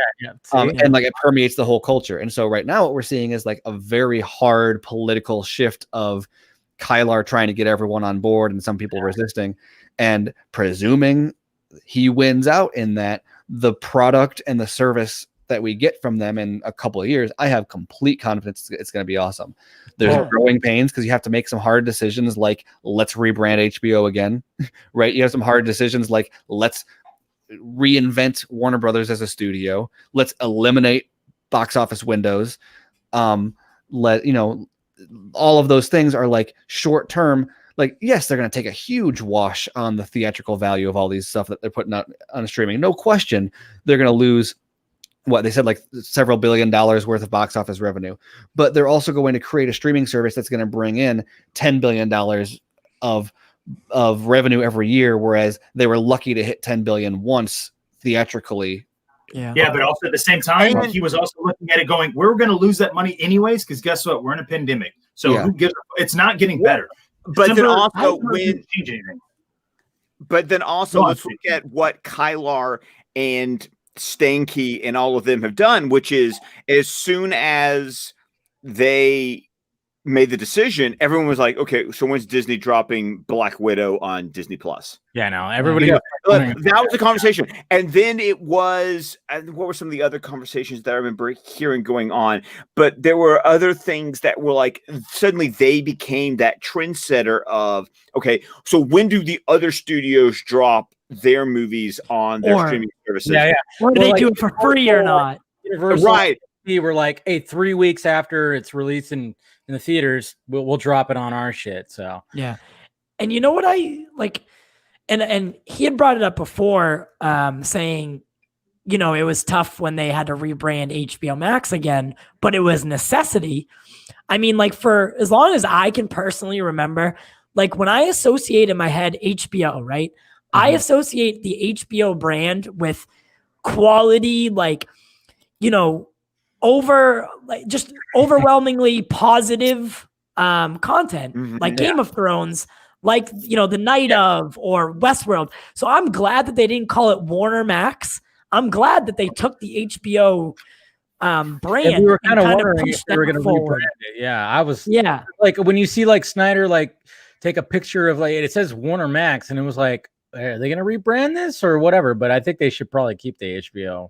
Yeah, because I associate it with good, like HBO good. Yes. You know, but also and Ty, something else that I was also trying to think of is that also what is one of the number one complaints that I see on social media, which is all of our international friends going, when do we get it? I mean, you have an audience out there that is begging for it. They're like, when do we don't want it through Sky. Give you the money. We don't want it through Crave. We don't want it through however we want HBO Max. I mean, you have an international audience that is out there saying, take my money. Take my money. Clamoring. Yeah, they're clamoring for it, and it'll eventually get there. It'll eventually get there. And what I was just saying, it's not necessarily so bad if it's HBO Max, because what does HBO stand for? It's literally home box office is what it stands for. It's like, yeah, exactly. Like, how is it so bad? It's not bad. Exactly. I don't think so. All right, let's get to the questions. Shut up! Shut up! Shut up! Sorry, I was like, I want to get it. I was like, we're not doing a 4-hour one. Okay. I know, yeah. No. I just want to get to the questions. We have like 4 of them. I think we could spend another hour doing that. But the biggest one was Will Morris, who submitted a question 2 weeks ago. It kind of lengthy, but you know, it's like I thought it was a good question, and I was like, eventually we got to get to it, and I'm gonna go ahead and play it right now. It's a pretty good question. It's something that he's working on, and I'm curious to see everybody's. Yeah, there we go.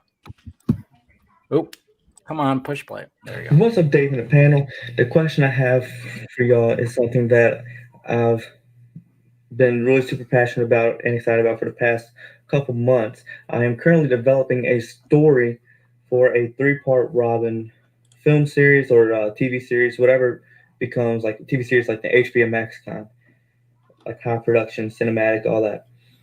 And it follows the Dick Grayson story where he's an adult Robin, and him and Batman, they have a fractured relationship because of Robin no longer believes in the morals that Batman set out for him. He wants to make his own morals. He believes there's new links that can be taken to ensure the safety of Gotham and everyone he loves. And Batman does not agree with a lot of the things Robin says. To go more in depth, I'll be in the chat below. So if you ask any questions, I'll respond in the chat. But I just want to know, in this story where he does not become Nightwing, he does evolutionize as Robin, but he does not become Nightwing in the end of the 3-part series, nor is it any part of the future in this Robin story.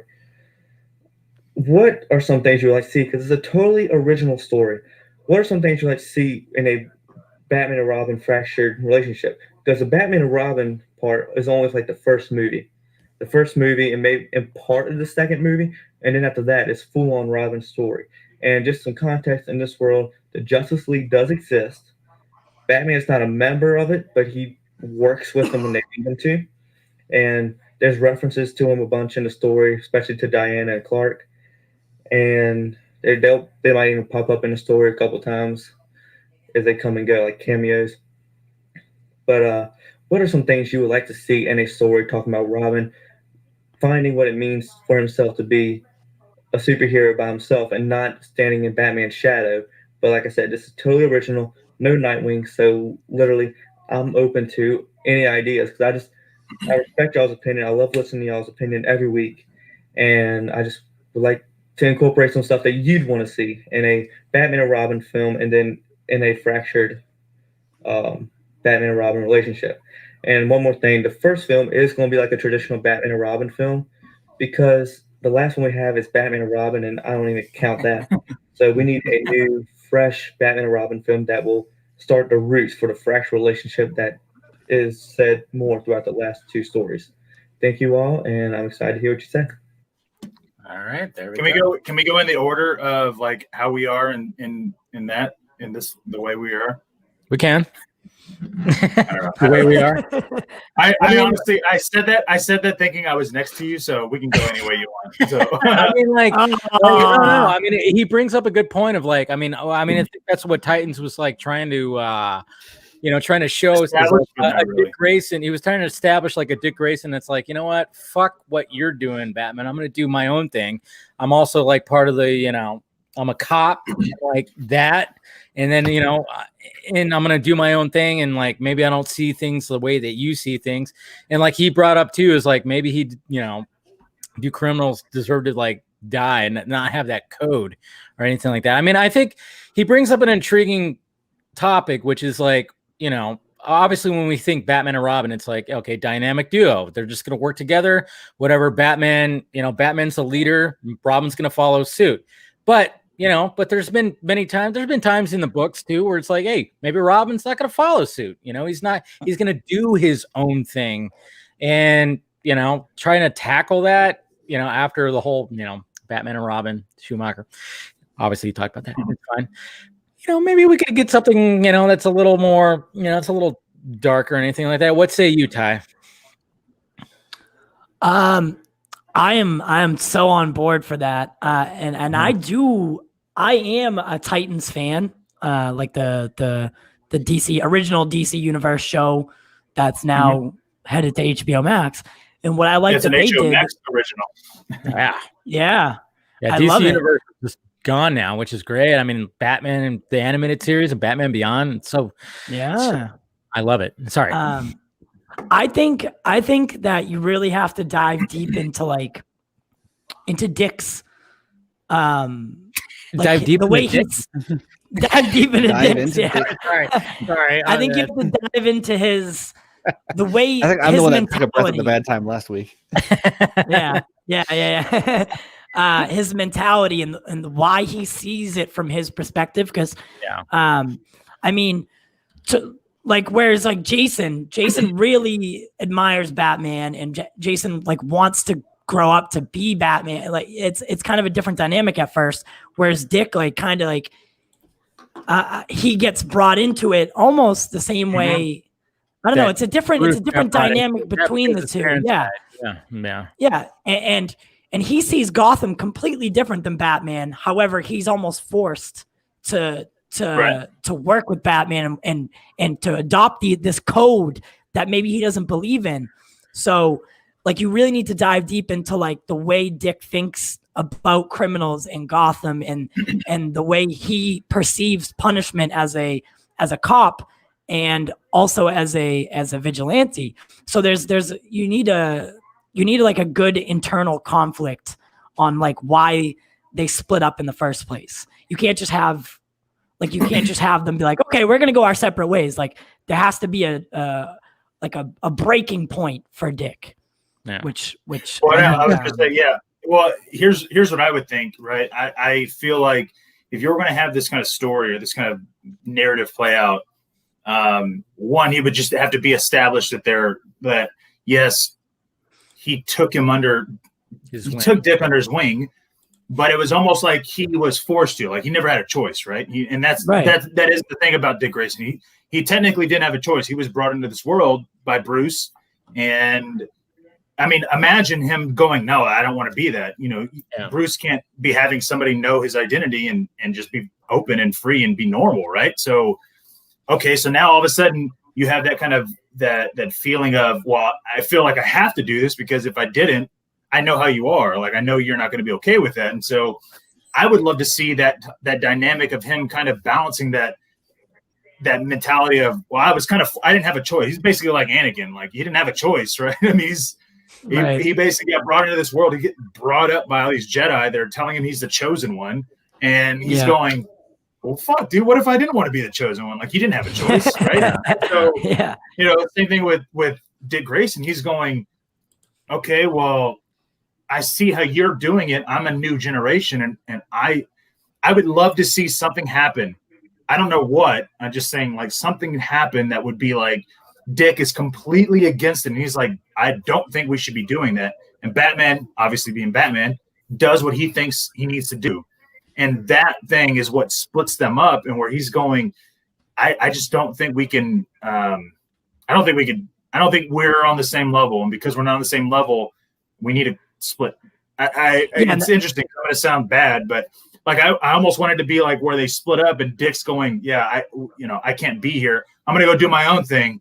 And Batman can't take it. Batman's like, what? You're not fucking leaving me. If anybody's going to leave, I'm leaving. You dick. Yeah. Yeah. You know what I mean? It's like, he's going, you're not going to leave me. Like, I created you. Like, what? You know what I mean? Almost like a psychotic ex. Like, I fucking made you and you're going to do your own thing. Like, no, you need me. And to kind of see how Batman would deal with that. Right. Because we've never seen Batman be in that kind of vulnerable ever. I don't think we've ever seen him be vulnerable about that. Not that he would be, but it would be an interesting take to kind of see, instead of in any way, like in Zach's world, right? How would that make that Batman, right? Like, you're not losing this Robin to death. You're losing him because you made a decision and it splintered y'all's relationship. And now you've lost a Robin, but he's still alive and he's still active and he's still doing his thing. But you don't agree with how he's basically doing it. How do you treat that? Because that's not a villain, right? I mean, you're not. No. It was your responsibility. You took in this person, and now he's doing things the way you're not doing them, I guess. And now, how do you deal with that? You know, do you reprimand him? Like, how do you, like, what the fuck do you do? You get what I mean? Right. Yeah, that's what I kind of meant by the breaking point. Like, where they completely see something the opposite way, and they're like, nope. You know, Dick's like, I'm not being a part of this no more. Sorry, homeboy. And I wouldn't want it to be like Red Hood, you know, like where Dick's like using guns and shit. I'd be like, no, I want it to be like where he has even stricter morals. And so it's like, well, how does Batman react to that? Because that's essentially, this is a Batman story. Like, you can't have Robin without Batman, right? So you have to focus on Batman. But, you know, we all know, like, Batman doesn't, you know, and I saw it in the comments, like, Batman doesn't break, dude. Like, Batman's not going to sit there and allow you to get the better of him. But if you are leaving on your own prerogative, I mean, that's basically it. Like, how does Batman react to that? He's losing a Robin. Yeah. Is he going to put the suit up in a glass container? No. You know what I mean? Like, it was a different kind of loss. And how does this Batman deal with that? That'd be interesting. Yeah. Scott? Okay. I think one of the big As part of the dissertation that I'm about to deliver. They just typed up. They just typed up. You know. Yeah. Okay, you need to address the question. I think a good Robin story needs to address the why of Robin. Yeah. Why the hell does Batman need a sidekick? Correct. I think that's a question. I would say if you have not read certain stories, I would recommend these three, especially with the very controversial take that Will's talking about going with Dick Grayson. He needs to read All-Star Batman and Robin by Frank Miller and Jim Lee. All-Star Batman, yeah. All-Star Batman and Robin.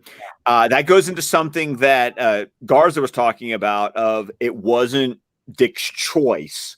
Yeah. That is all over All-Star Batman and Robin. A great story that explores the idea that Batman needs a Robin, of course, would be Lonely Place of Dying. Now, that's a Tim Drake story, but I still think it explores. But you can take aspects, yeah. Right, you can take aspects because Nightwing's in that story too, but still it explores the idea that Batman needs a Robin. You know, and so, and it's a great story, and I think you need to explore, at least look at the themes that story addresses, whether you want to mirror them or go and contradict them. I think it's still a story that if you've not read it, you need to be familiar with to address what that story talks about. Third, there's a single issue. I don't remember the number because I had it. My mom wrote my name on it, and it's like, damn it, now I just lost all the value because you wrote my name on it. Yeah. But it was adapted into the animated series, into the episode Old Wounds. It's the story where in the book, Jason gets ganged up on by some muggers. Nightwing comes in, saves his ass, and then basically tells Jason the story about how him and Batman broke up. And I feel like those are three required readings that if you want to tell this story, you're going to tell something that is completely your own and original. But like anything that's good, that's your own and original, it needs to be informed by the canon that came before it. And so I would say find the issue that basically Old Wounds was adapted from, read All-Star Batman and Robin, read A Lonely Place of Dying, and address the question of why of Robin. Why does Robin exist as a character, as a sidekick? And that would greatly thematically inform your story about Robin going off and doing his own thing. Okay, Steven, go ahead and follow that up. Shit. I was going to say and I think on the next question we should start with Steven and go the other way. You know what I mean? I know. I probably should. I know. No. We'll do it. We'll do it that way. We'll do it the opposite way. So I'll be in Steven's position next. It's fine. Yeah. I think Scott took the initial part that I was going to say about the why, which I think is the biggest thing of this story, or with any story, is like sort of the why. But I think the big why for this one is something Scott sort of touched on with some of the comics that he brought up. But I think given the nature of the story you're telling, I think there's a question of why Dick Grayson. And that's not me saying you should do Jason Todd instead, but these are attributes, the type of Robin you're talking about, like in like Under the Red Hood, for example. This is the speech that Jason Todd gives, but I'm doing the job that you couldn't do. You know, you couldn't go far enough. I'm making sure I'm actually making a difference. Yeah. And so that's not to say that Jason Todd is the only one that can do that. But to me, I think if you're going to start talking about the why of the Robins, I think that Dick Grayson is the better Bruce Wayne. Right. And I think that's something Zach has said before that I very much agree with, that Bruce's intent was to create a better Batman with Robin. Mm-hmm. And I think that's what Dick became with Nightwing. I mean, he actually became Batman for a while, but he's the one that I think, while he butted heads with Batman quite a bit, he grew up and rejected him in a lot of ways, but very much kind of held to his code. Maybe I guess maybe Tim held to it quite definitely more than Jason.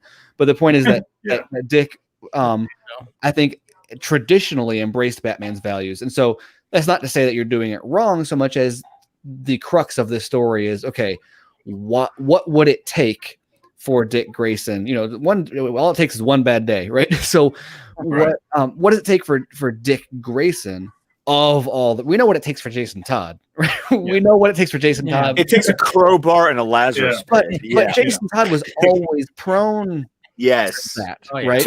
To rebel. And that's what makes the story interesting is you took to take the Joker from the Dark Knight. You took the best of us and corrupted him, right? So what does it take for Dick to not just reject Batman and grow beyond him and to become Nightwing, and as a rejection of him to leave Gotham and go to Bloodhaven as Nightwing and do his own thing there, yet still being like the vigilante that doesn't kill, that works with the police, etc. And instead to go the Jason Todd route. And I don't think that him dying and coming back like Jason Todd did is like, you can't replicate that story and say Dick would turn out the same way. You replace Jason Todd with Dick Grayson, and Dick Grayson does not come back as Red Hood. Maybe changes would be made, but I think that he believes in Batman's morals so much that if he came back, I don't think he would. Like, Jason Todd was always on the verge of killing, waking off anyway, right? So him dying and coming back, he's like, well, how else am I going to come back? Yeah. And so I think that's the most fascinating part of this angle that I would really dig into is what does it take for Dick Grayson to not just break his own morals, but or it's not just reject Bruce, but reject Bruce's entire paradigm. Yeah, like his moral. And by doing that, is he ascending? Like, does he think he's being better by rejecting it, or is he becoming a criminal? Like, right? That's what I'm saying. Yeah, like how would you gauge how does he view it? Is he rejecting it outright and saying, "Fuck this"? If I can't be, you or whatever, I'm going to be your worst enemy, or is he saying you are flawed and I am fixing you? Yeah. And so I think those are kind of all the questions that I would. How does he convince Batman that he is in the right, not Batman? Which basically is Batman. You're doing wrong. So and especially like with like maybe Dick is like, well, I mean, like, how many times is Joker gonna fucking break out of prison and kill people? It's like, come on, man, kill that motherfucker, and right. But so why? Todd, right? So why Dick instead of Tim or Jason? Yeah. And not just because they're not in the story, but like why is the story choosing them? And like for example, Zach said his dead Robin was Dick because Dick was the one that was the better one. The better he was the one that was better than Batman. And he said that Dick dying is convinced Batman. It's the beautiful lie, right? The beautiful lie is reinforced by Dick dying because the lie was, if I am this perfect hero, I can save the world. And not only was that not true, but then you also have Dick dying, and Dick is like, okay, well, Dick overcame my cynicism and my violence and my, he was me, but better, and it got him killed. So so Batman basically did what you're having Dick do in this story. So that's what I'm saying. Like, imagine him leaving on his own accord. Like, I mean, how would Batman react to that? I can't imagine Batman going, "Okay, fine, but yeah, we're at odds." That's sure. Because you look at kind of like why they split in Titans, and it's kind of the reverse there, where Batman becomes a killer. Batman gets too violent, and he leaves him there. So, in what world would Dick say your refusal to flex on these rules is a problem? Well, and that goes back to it into Barbara dying and him saying, "This is your fault." Because he could take the death and the resurrection and not turn like Jason did, but losing Barbara, they had a thing sometimes. And that goes back to the actual reason why Dick, and like, if you go to the canon stuff, the issue that Old Wounds inspired is that Dick gets injured by the Joker, and Batman goes, No, I can't have, like, I can't lose you. Yeah. So we gotta cut this off. And Dick is like, fuck that. Which is kind of interesting, because in Batman and Robin Schumacher's, they touch a little bit on that. I'm not gonna. I mean, let's give a little credit, a little touching of that. Where like Batman is not fully trusting in what because he's a little, when he's like, oh, I'll get him. I mean, even though it's a stupid scene where it's like, why is Robin like diving at Mr. Freeze? As opposed to like being like, hey, smart and like throw something or throw a gadget or whatever, and he literally just dives and Mr. Freeze freezes him up, and then there's I'll give credit where credit's due when it comes to Batman and Robin. The tension between and Bruce, I kind of enjoyed that a little bit. It's like, yeah, touch on that, but then of course it just gets way too campy and everything like that. So, but what can you do? Yeah. All right. So next question we got from Darren. He's gonna. All right. So I'll go ahead and bring this home. Mr. Laugh Now, Cry Later. So here we go. Hey, what's up, everybody? Hope you're having a happy new year. Okay, my question tonight is about the Joker. If you had to be locked in a room with one of the live action Jokers, who would you prefer it be? And also, if the Joker's in Matt Reeves, going to be introduced in Matt Reeves' trilogy, do you think they'll go the route of Joaquin Phoenix and Heath Ledger, or Jack Nicholson and Jared Leto? Ooh. Steven? Yeah, Steven, you can go first on this. Oh, wait, but real quick. I just got something. I got something in the chat. They were like, "Yeah, apparently Zack Snyder's Justice League got some new writer, co-writer. It's Will Bill." I'm like, "What? Who the fuck is that?" Well, he co-wrote like Aquaman or something, or maybe the Wonder Woman, the first Wonder Woman. And I'm like, "What? No, that's not." Is that an IMDb? That's very weird. Yeah, I'm like, no. I asked him where he heard it from. Yeah, I just wanted to say it so in case you guys hear about it. But anyways, Steven, Joker. By the way, good. Nice shirt, Darren. I like the John Carpenter's Halloween shirt. Anyways, sorry, Steven. I mean, what? So I have to be stuck in a room with Joker. I know my pick. And listen, I know my answer. So believe by all means. How do I would want to pick the. Oh, I know my answer. Absolutely. Yeah. Man, I don't know. Nicholson. Probably. I mean, I feel like that I would be most capable of like getting out of that situation because, like, well, he was like a crazy criminal. He was not like the unpredictable, chaotic crazy. I feel like I could talk my way out of that or have a chance at. Whereas like Ledger or Phoenix or Leto would like kill me for funsies. And what was the other question? Oh, if he's in Matt Reeves' trilogy. Matt Reeves. Or what kind of Joker? What kind of Joker would you want to see? I've always wanted, and I feel like it would fit with Matt Reeves. I've always wanted like a Willem Dafoe Joker. And I feel like you could really lean into like the Arkham kind of style Joker with that. And he's got that like gravelly voice. And I think Willem Dafoe is probably too old, but like, I don't know if this is a weird comparison, but like, I think you could do, I think Matthew McConaughey maybe could like kind of reproduce that same kind of type of character, like the older, like really like I don't know. I feel like it's almost like a Mark Hamill Joker. I feel like, but not quite so cartoony. And I feel like that is a unique enough take versus any of the cinematic ones that we've got before. All right, Scott. Oh, I know exactly who I want to be locked in the room with. Cesar Romero, because I'm going to live through that. I'm going to get a pie in the face or a joy buzzer. I'm going to live if I'm locked in the room with Cesar Romero. Yeah. I'm just saying. So that's true. I should have. Steven, it was right there. You could. You know what? That's fine. That's fair. You know what? But what about seeing? I don't consider him a cinematic Joker. But he didn't my life live action, and I went smart. Yeah. There was a Batman movie that did come out. Yeah. Oh, I saw that a million times. Shark. Wow, Matt Reeves. Matt Reeves. I actually would be interested in more of a. If you take thinking about like the three Jokers, the Jeff Johns book that just came out. We have like the criminal, the clown, and the comedian. Something more like The Killing Joke, where it's the normal everyday guy who, the idea of the one bad day, because that's actually because the Nicholson was more of the criminal, the the Ledger is I have no idea who the fuck this guy is, but he's Cocoa Puffs. He's cuckoo for Cocoa Puffs. The idea of something in a Reeves universe where it is the guy who just has the one bad day and he becomes the Joker. I feel like cinematically that's actually something that hasn't been explored, and I think that would be interesting. Cool.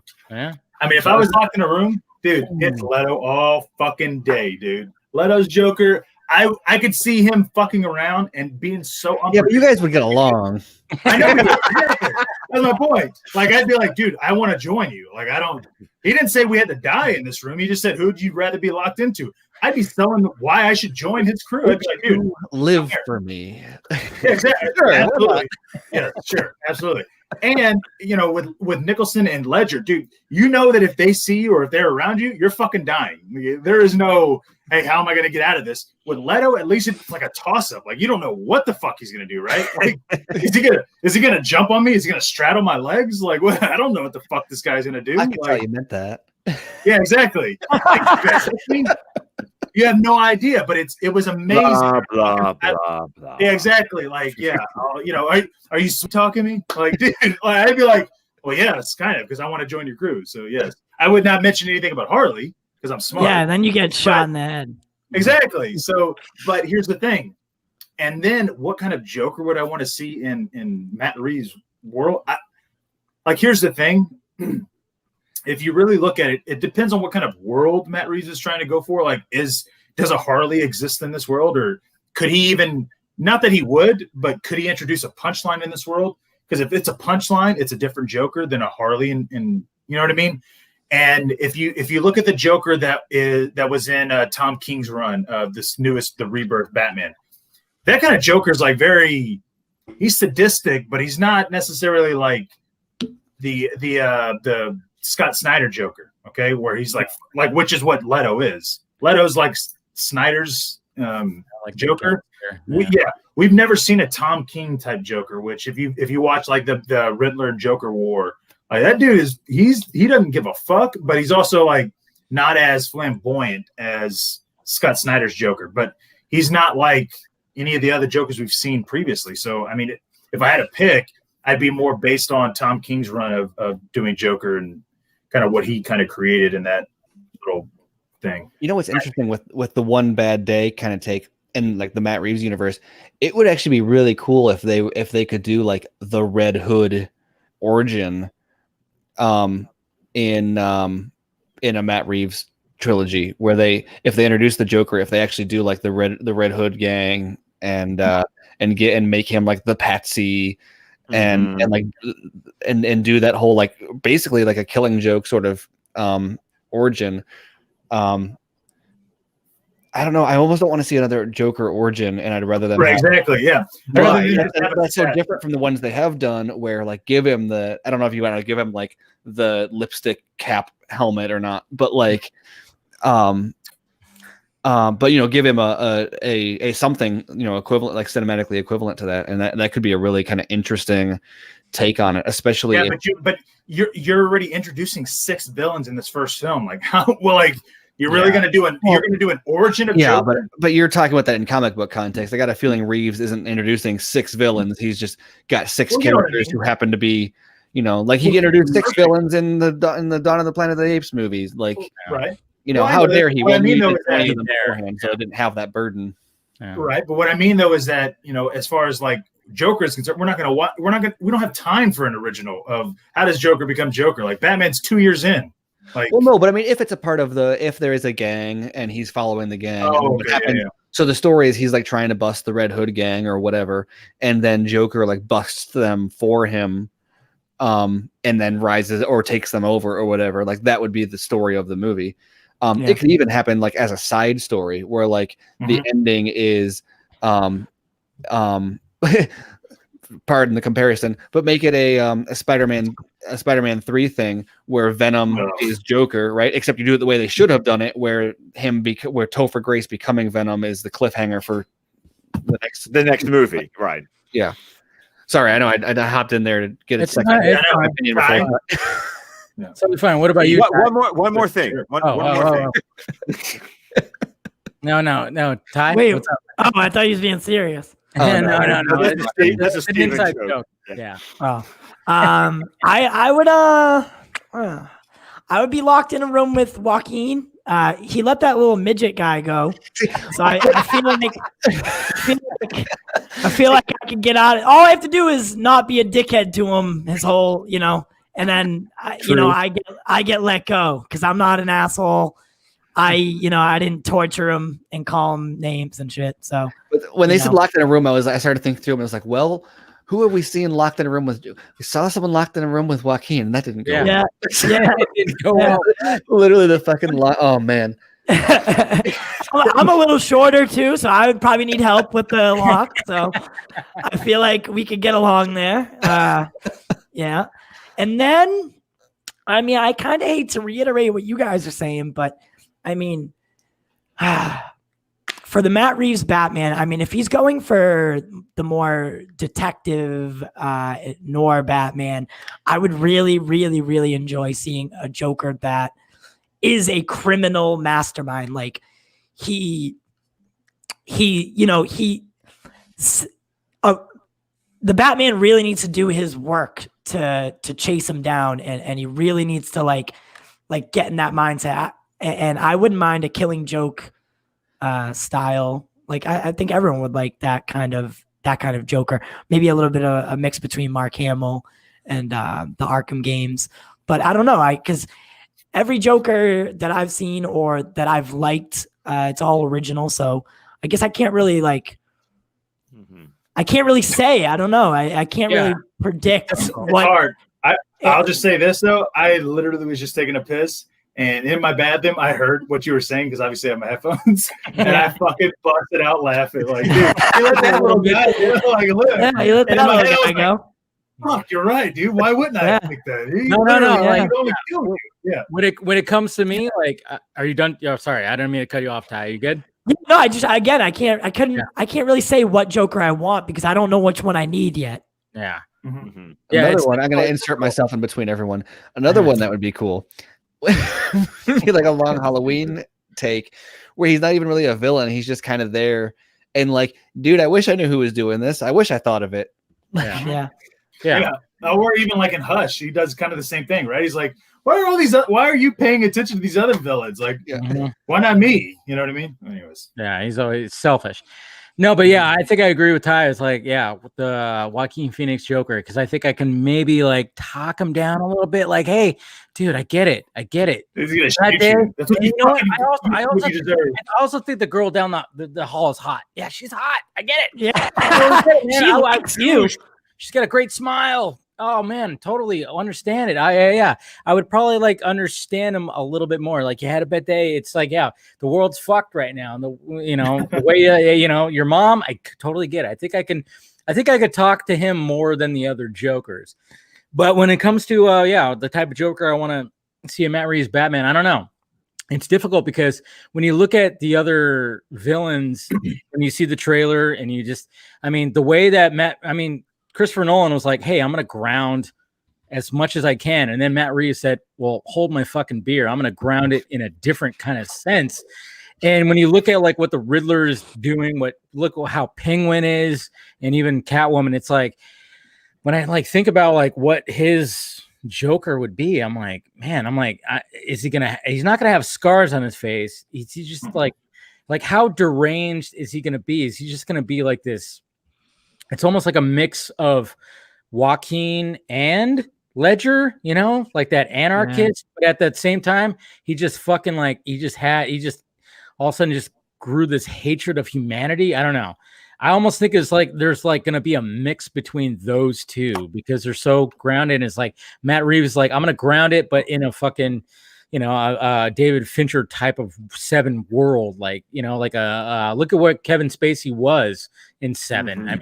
Where he's just like manipulating, behind the scenes, because we've even seen like where we see all these other villains, and then we saw like the pictures of like these drops that apparently is like a drug that's going through Gotham, but they have smiley faces on it. I'm like, and you almost got to wonder, like, is Joker like manipulating behind the scenes and like doing this, puppetry with all these other villains And eventually, when we get to like the second movie, we're gonna see that Joker, like, you know, and I kind of wonder, like, is it gonna be in that Seventh Sense where how Kevin Spacey is, where all of a sudden he just reveals himself, you know, detective, you know? I kind of want to see something like that, you know? Yeah, and that's what I really want is the. I mean, if you're gonna make Batman the ultimate detective, you're gonna focus on the detective. Well, then you got to have the balance to it, right? You got to have the ultimate criminal mastermind, and like, you know, give that relationship the reason that they're both there. And here's the other question. Well, real quick though, like, do you make him the same age, or do you make him older than Batman? In this, I do want him older. I actually do want him older. Really? Yeah, I think I do want him a little older. Yeah, I don't know. That's me. I don't know. Well, do you want him short hair, long hair? I mean, what are you thinking? Short hair. Yeah. Okay. Well, because I'm just saying, because in Tom King's run, he looks older and he's got short hair and he looks like an older Batman. He's not. He's not the same age as Batman. So I'm just saying. Yeah. Like, and I only say that because in Tom King's Batman, you know, there's an interaction with him and Kite Man, and literally Kite Man like goes to his house during this whole war, and Joker's like, "You got to be kidding me!" And he's like, "Hell yeah!" And it's just like to see that Joker, to see that Joker. I gotta get that drop. I gotta get a drop, Kite Man. Yeah. To see that Joker interact with this Kite Man, you're like, you know, Joker is fucking crazy, but he's willing to accept and use Kite Man, because he actually does use Kite Man for several things throughout the war. But it's like Joker understands that kind of how he needs to do something to get rid of the Riddler, which could be also implemented into Matt Reeves. Like, the Riddler is the big, you know, criminal in this first one. Well, it's only because the Riddler that the Joker decides, this guy's fucking taking up my territory. I'm going to fucking create a war. And Batman's like, no, I need to get rid of both you guys. Fuck y'all. Yeah, you know yeah. I mean, Matt Reeves might go beyond and just be like, maybe Joker is like maybe his skin is naturally white and he smiles a lot. Like there's no makeup at all, you know? I mean, look, it's a condition. The penguin, I mean, Colin Farrell, I mean, like, his character is like, he just naturally has those features that makes him look penguin-esque. Maybe his Joker is not going to have any kind of makeup, no scars, no nothing. It's just like, what do they call? Albino. Albino, yeah.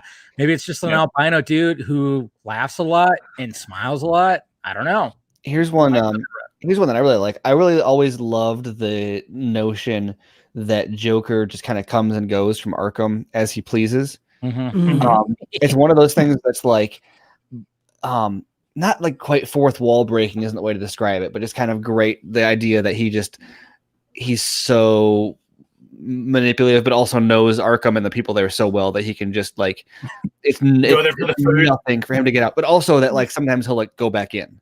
Like he'll leave and come back. And I've always loved the scenes of Batman like interrogating him at Arkham, where I think that's like is that how Final Crisis starts, or maybe it's Countdown to Final Crisis, where he does this. He's playing solitaire. That's in Batman. All right, that's in Batman R.I.P. Okay, so it's right which around is a lead in to. That's part of Countdown to Final Crisis, right? And so I love the idea of having like a story, like I was saying with Long Halloween, where he like Batman keeps on going to Joker, and so like, what if these crimes are happening? And he's like, dude, this is your MO. And he's like, I'm in prison. And he's like, well, you gotta be pulling strings or whatever. And and so it plays with you psychologically. And then like go into the third act, and what happens is like Batman comes in, he's like, no, look, you're doing this. Who are you? Like, are you him? Is he out? Like, what's going on? I have his prints on the scene or whatever. I don't know. However you do that turn. Again, and then the Joker is like, oh no, I run Arkham now. Like click, click, click, everything locks down, all the cells open, come out. Third act is escape from Arkham. Like and now he's got to deal with Joker, but he's also like, I was just close to getting Riddler now. Oh right, but like Joker has been secretly the warden like for who knows how long, and just like playing along with Batman whenever he goes in, and that's like a cool third act reveal. That would be sweet. Very sweet. All right, now we got a question from William. William Powell from Sci-Fi Center. So here we go. Hey, Vodka Crew, Junkee. I got a question. I supported the Restore the Snyderverse movement yesterday with all the hashtags and did everything I could on social media. But I have a question. Would a better route be to have another hashtag that goes continue the Snyderverse? And by that, I mean exclusively on HBO Max. I got an opinion about making it canon puts it back into the hands of WB, Imrak, and Hamada. If it were continued on HBO Max exclusively, it would put it in the hands of people who've been a lot more friendly to that cause than anybody else. We wouldn't even have the Snyder Cut if it were for the people in WB. And I think there's just a better chance of going forward if WB can do what they want to do and HBO Max can do what they want to do without getting in each other's way, and they both have separate freedoms, and we don't have to worry about stepping on anybody's toes. What do you guys think? Interesting. I mean, I get it. It's like, restore the Snyderverse because, we want that restored, but it's at the same time, change it to continue the Snyderverse. Okay, after Zack Snyder's Justice League comes out, it's like, oh yeah, can we continue this? And then Warner Brothers can do their thing. I don't know. What do you think, Ty? So actually, it just kind of like froze for me. So I kind of missed the question. I don't know if it was my internet or if it was everybody, but apparently it's just my internet. So can you reiterate the question for me? All right, I'll play it one more time. Hey, Vodka Crew, Junkee. I got a question. I supported the Restore the Snyderverse movement yesterday with all the hashtags and did everything I could on social media. But I have a question. Would a better route be to have another hashtag that goes continue the Snyderverse? And by that, I mean exclusively on HBO Max. I got an opinion about making it canon puts it back into the hands of WB, Imrak, and Hamada. If it were continued on HBO Max exclusively, it would put it in the hands of people who've been a lot more friendly to that cause than anybody else. We wouldn't even have the Snyder Cut if it were for the people in WB. And I think there's just a better chance of going forward if WB can do what they want to do and HBO Max can do what they want to do without getting in each other's way, and they both have separate freedoms, and we don't have to worry about stepping on anybody's toes. What do you guys think? It's always been that question. It's like, anytime we talk about the Snyderverse, it's like, okay, maybe that's, even Hamada talked about Earth One, and he talked about like the different like multiverse. It's like we always thought like maybe the Snyderverse can exist on HBO Max as its own Earth kind of thing. But what say you, Ty? All right, so it didn't play again. I was trying to tell you. I was trying to tell you. Just tell me the question. Well, I was gonna say, just go off of our answers. Okay, all right. Sounds like a deal. I originally when we went to hashtagging this Restore the Snyderverse, I originally thought, I was like, well, I mean, Zach has also said it's not canon. And his main question was, if it is canon, does that mean that it gets brought under the Warner Brothers label again, and so that the people that were against it in the first place are now basically have their hands in charge? And it's like, no, actually, I don't think that that's the case anyways, because if you can't tell, Kylar is basically going, this is all one thing. And if you're not with us, like a Sith would be, then you're against us. And if you're not willing to basically accept what I'm giving you and telling you guys to do, guess what? Then you're probably not valued here and you're not worth us to keep you here. So listen, you guys didn't want to release the Snyder Cut. That's cool. I'm going to release it then. Oh, you're going to bring out an article that basically says that I don't know what I'm doing and that you do when you work for me? Okay. Well, if you're not going to release it, I'm going to do it, and I'm going to continue it, and I'm going to be in charge of this, or I'll find somebody else that agrees with what I want. And so, at the end of the day, even if they were to continue it, if they were going to come out with a Justice League 2, guess what? Walter Hamada's not greenlighting it. He wasn't the one that greenlit it, okay? Definitely wasn't in charge. He definitely wasn't doing it. So if he is not in charge with greenlighting it, he's not going to be involved with it at all, period, okay? And do you think, honestly, do you really think that Hamada would basically have the balls to sit there and tell Snyder oh, well, you know what? Whatever, your 4-hour film that we basically cut down to 2 hours that is R-rated, we're going to need you to make some adjustments to your next film. Do you think he's going to be able to do it? Absolutely fucking not. And so when it comes to this multiverse and all that, that's great. Everybody, yes, the Matt Reeves' Batman is hyped, and I'm excited for it. But if I had my druthers and they told me, and Walter Hamada and Jason Kyler were basically like, you only get to have one Batman continue. Which one do you want? Who the fuck do you think I'm picking? Right? And so when you think about it that way, well, everybody wants to be involved in this Zack Snyder Justice League. Like Matt Reeves' Batman, that's Batman centric. Okay, there is no other Justice League. There is no other, even Aquaman, James Wan, that exists in Zack's world, right? You can't. How are you going to branch off of that? You can't. You're really stuck into it. And so, even look at the Shazam kids, right? What do they say in DC fandom? Yeah, we want to be in the sequel. I mean, you think they're going, hey, you know what? Fury of the Gods, it's great. We're all good with that. No, you know what? We want to be in the sequel too. Like, dude, they want to continue this shit. And so who wouldn't want to be with Snyder's work? The most talked about film in our generation. So Snyder has that going for him where he's like, maybe I want to include you. I don't know. He doesn't have to. That wasn't part of his plan. If he wants to, maybe he can include it. Sure. But I think when it comes to green lighting and even with a new hashtag, dude, this thing's coming out regardless. It's going to get talked about regardless. And guess what? They're going to announce the sequel. That is it with no doubt. Okay. I don't know. Scott, what do you have to say? With respect to the question about, do we need a different hashtag? At this point, honestly, to me, it's semantics. Yeah. Right. Continue the Snyderverse, restore the Snyderverse. All we're saying is, and this kind of goes back to the point that I made earlier in the stream, is I am not saying do everything the way, and not every movie needs to be made the way as if Snyder made the movie. All I'm saying is let's not stop that in favor of doing these other movies. I'm saying make all the movies. So I still think, even when the Snyder Cut got announced back in May, I still thought that's what it was going to be like. It even seemed to be like that first interview that Zach did with Grace Randolph.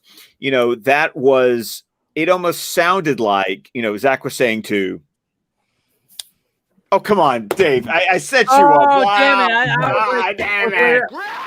Sorry. There we go. Sorry. Damn it. I hesitated. Damn it. I hesitated. All right. We got that. But the idea almost sounds like, even with Zach saying, hey, I'm in Elseworlds, it's almost like even Zach was saying, hey, if I could continue doing stuff on HBO, I'm going to be just happy. I'll be happy. Yeah. Even if Warner Brothers goes and makes theatrical films with the actors in the roles they cast, like the Flash film that Muschietti is making.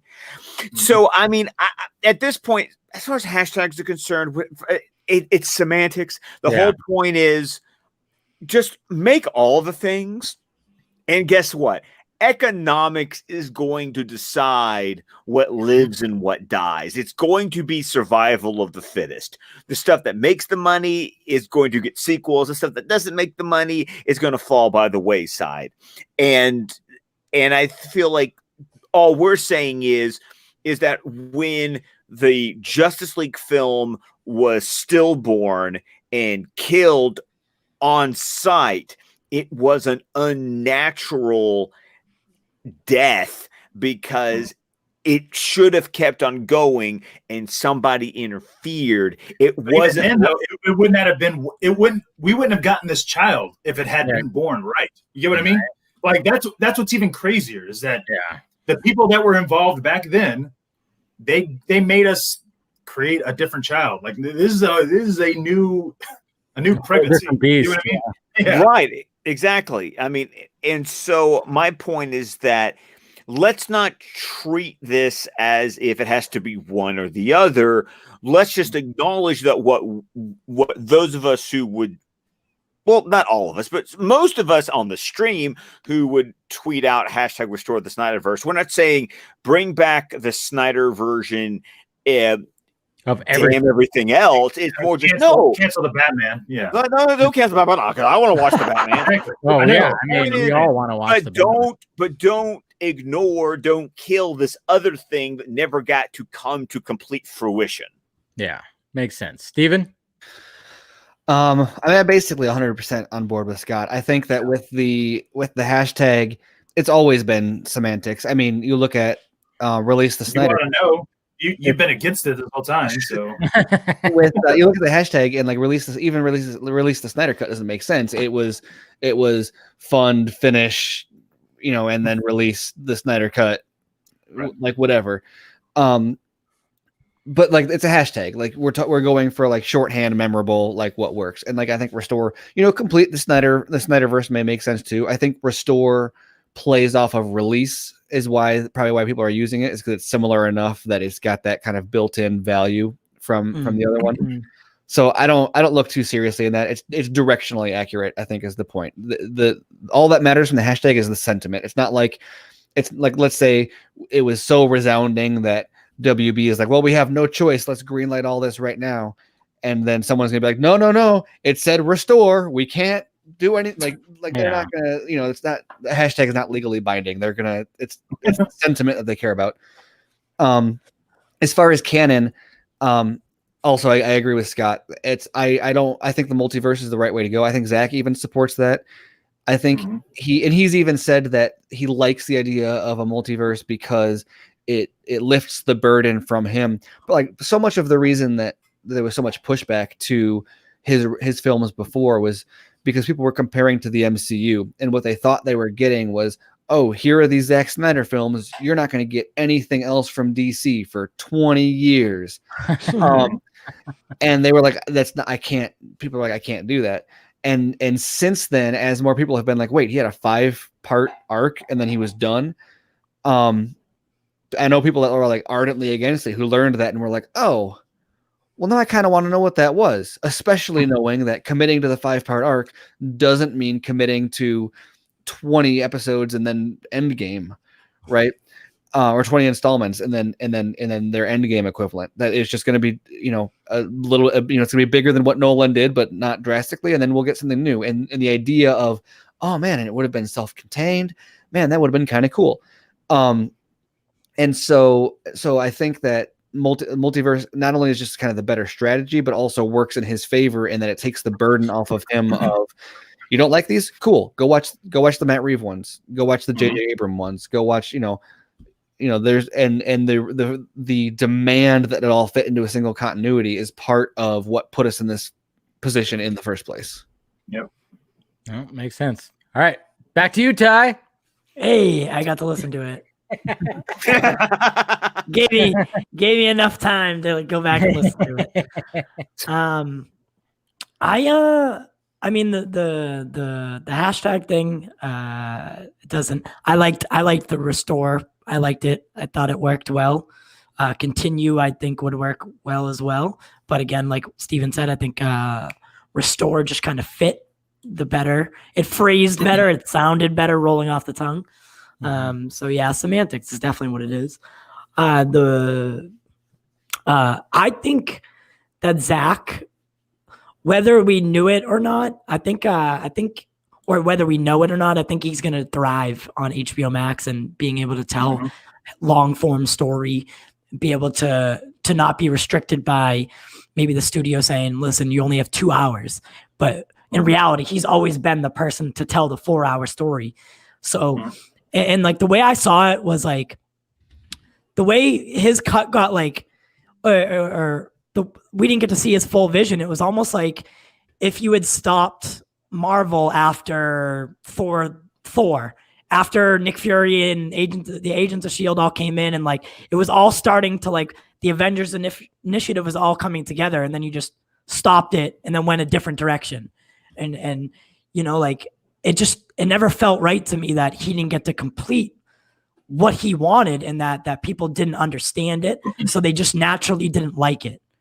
And it was like, yeah, maybe Superman doesn't smile every film, or maybe, maybe these characters aren't exactly the way you want them. But now with the multiverse, like you're able to go watch Matt Reeves the Batman or Ben Affleck's Batman, or if you want to go watch Superman and Lois, I don't know why, but you can go watch that, or you can watch the CW verse. Like, I like that DC and Warner Brothers and AT&T, they're finally like doing their own thing, and it's like, yeah, we don't care that we have 2 Batman on screen. It's like we have something for everyone, and anyone can come and pick what they like and like what they like, but we're gonna have all of it. We're not just gonna limit ourselves. And I think the problem with I think that also means that fans need to also stop cannibalizing each other about which version it is that they like. I think to Ty's point, I mean, and Ty, you were being like, granted, I'm not interested in Superman and Lois either, but do I know people who are? Yes. But also what I sit there and go, that fucking Superman's horrible. Like, dude, I don't. What the fuck do I care for? Like, dude, you know what I mean? Like, if I'm not watching it, what the fuck am I talking about it? You know what I mean? Like, watching the trailer. I mean, I made the joke of like, This is boring. Yeah, but it's like it's not for me. It's not for me. I don't. Tyler Hoechlin as what's great. You're not watch it, and you're still going to get Superman content. Exactly. It's not like that's your one stop. Like the only. You could also still not watch it and just talk about other things. Like there's. I don't expect to ever see you have a show about Lois and Superman. You know what I mean? Like, because why would you? Like, and really, isn't that what our hope for those of us who enjoy? It's exactly what we started doing this for. Right, because it was like, no, I'm not. I like Henry Cavill because he was something different. Yeah, I wanted something different. I did not then say, because this is different, now all of you must consume this. I'm just saying, just let me consume this that I like. Yeah. Well, right. And leave me the fuck alone. But back then, though, it was only the people that were saying that's not Chris Reeves, and I don't like it. There was nobody like us talking about it in a positive way where people could go and hear our opinion. Because if you were back then in 2013 and 2014, it was Superman was a bad thing. It was this Man of Steel movie was a bad thing, and it was like we were all going, "What the fuck are you talking about?" Nobody was talking and telling us, "No, we actually liked Man of Steel." Like had we had been there. Guess what? Maybe, I don't know, maybe it doesn't get there, or maybe it doesn't get taken down or doesn't get destroyed in BVS and then into Justice League. But now, what can they say? Are they really going to sit there and say, oh, Henry Cavill, he comes back halfway through in a 4-hour film. We only see him for 2 hours, or hell, we only see him for an hour. Like, we're all going to be like, well, yeah, because we got all these other fucking characters. Yeah, it's no longer going to be just that question of, well, why did we only get an hour or 30 minutes of Henry Cavill? It's going to be us on the other side going, here's why, this is the reason, and here's everything that you need to know about. There is no more divide of just one way of why is it not 1978 Superman. You get what I mean? Yeah, like that's and it's also the point that I also want to look at us and go, please, guys, do not become the villains that we've been fighting this whole time. If I know someone who really enjoys Tyler Hoechlin Superman, great. You have a TV show that you can go and watch and go watch it so that I can be over here watching my Henry Cavill Superman going, yes. And if we would live in a world where you can go watch your Tyler Hoechlin Superman TV show that I really have no interest. Oh no, we lost Scott again. Oh, he freezes in the best parts. Someone get a screenshot of that. He's like a rapper right now, dude. I know, man. But DJ McClone right there, man. But yeah, I get what he's saying, because like, dude, at the end of the day, I'm not gonna make somebody feel bad about liking Lois and Superman. You know what I mean? Like, dude, if you like it, great. By all means, watch it all you want, dissect it, great. You'll never hear me talking about it because I don't watch it. So if I have people that are You're not listening going to to me, shit all over it. Yeah. right? Yeah, if you're a fan of it, that's great. You're probably not listening to me because I'm not talking about it, right? I mean, I'm talking about things because my audience knows that I'm talking about certain things. And so, it literally just came back in. Anyways, so it's like at the end of the day, you're not like I could never be that way because at the end of the day, I know what that's like. Like I experienced that. The internet cannot handle my rants. When I start ranting, anytime you rant, you get when you get animated, man, your internet just goes fuck that. Yeah, they're like, oh, dude, we have some great screenshots from tonight's stream, man. I'm just saying, got the puppetry, and then you got the fucking. Do we get another one? No. Okay. No, it's good. All right, we got one. You know what you were gonna say, but I guess whatever. Yeah, no. Well, we get what we're saying, guys. But yeah, we got the last one. What? But Scott, do you want to like finish what you were gonna say? I feel like the point was made. It's just I think we got more just like what you exactly. Like. Yeah, like what you like, and then we don't have to like chastise everything, and everything. All right, save the best for last. Neil, obviously we know Neil, and he's always got a performance going on. He's got that great living room that has turned into his man cave, and he's outdone himself with this one. So here we go. Is the feed working? Is it? Okay. Hey, Vodka Stream. Hey, Dave, aka Casual Batman. You, Earth 38, you, and you're from Jersey. So, with everybody excited about Batflick, Fuck, and Battinson, Vengeance, my question lies with HBO Max bringing in Batman, the animated series. I'd like to know if anybody wants it revived and bringing back Kevin Conroy and Mark Hamill. Let me know your thoughts. I know I want to see it. Hell, bring back Superman, the animated series. Cheers. Exclusivo. And then this. Not at all. I'm an equal opportunity crime fighter. Hey, and by the way, that Exclusivo shirt, it's on sale right now, right? Or is it Oh yeah, $3 off, man. If you want a promo, I got the promo code $3 off right there, man. All the way to Sunday. But timely now, because now you can watch Batman the Animated Series on HBO Max, and also Batman Beyond. And like I said before, I put on this, before I started the stream, I had episodes on. That's why I brought that drop in, because I was like, when I heard that, I was it was like to hear Batman say I'm an equal opportunity crime fighter. I mean, it was just it made me crack up, and I was like, oh wow, I don't even remember that when I originally watched it.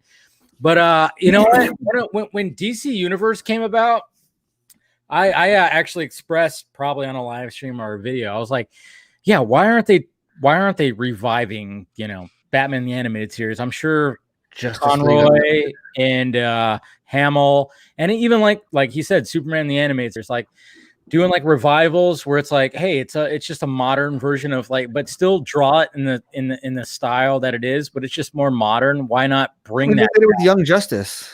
Yeah, exactly. Bring it back. Although, do you really want Bruce Timm? And I don't know. Has his last couple animated things been like, maybe we don't want?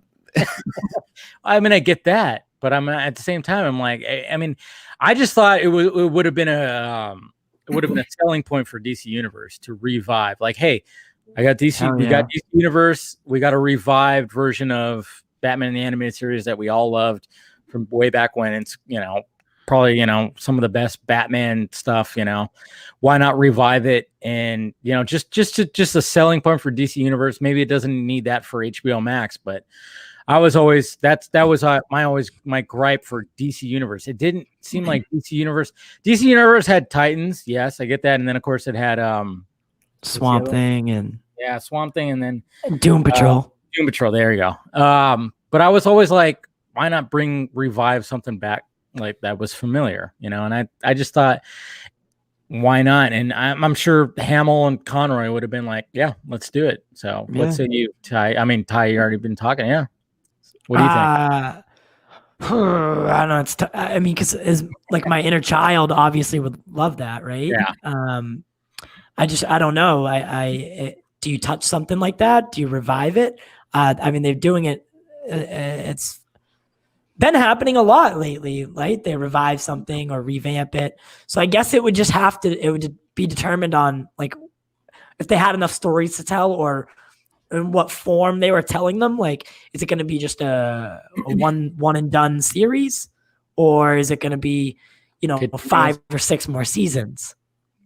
Yeah, I mean, I'm still on the whole thing. Like when people talk about, hey, what are great Batman films? I'm like, do not leave out Mask of the Phantasm. Yeah, please stop leaving out that in your fucking DC, in your Batman category, because that is an excellent animated film. Yeah, and like that was a staple of my childhood, or I mean, a childhood and Batman animated series. Really, really, besides the Batman comics that I got into during that time, that was really what got me into Batman.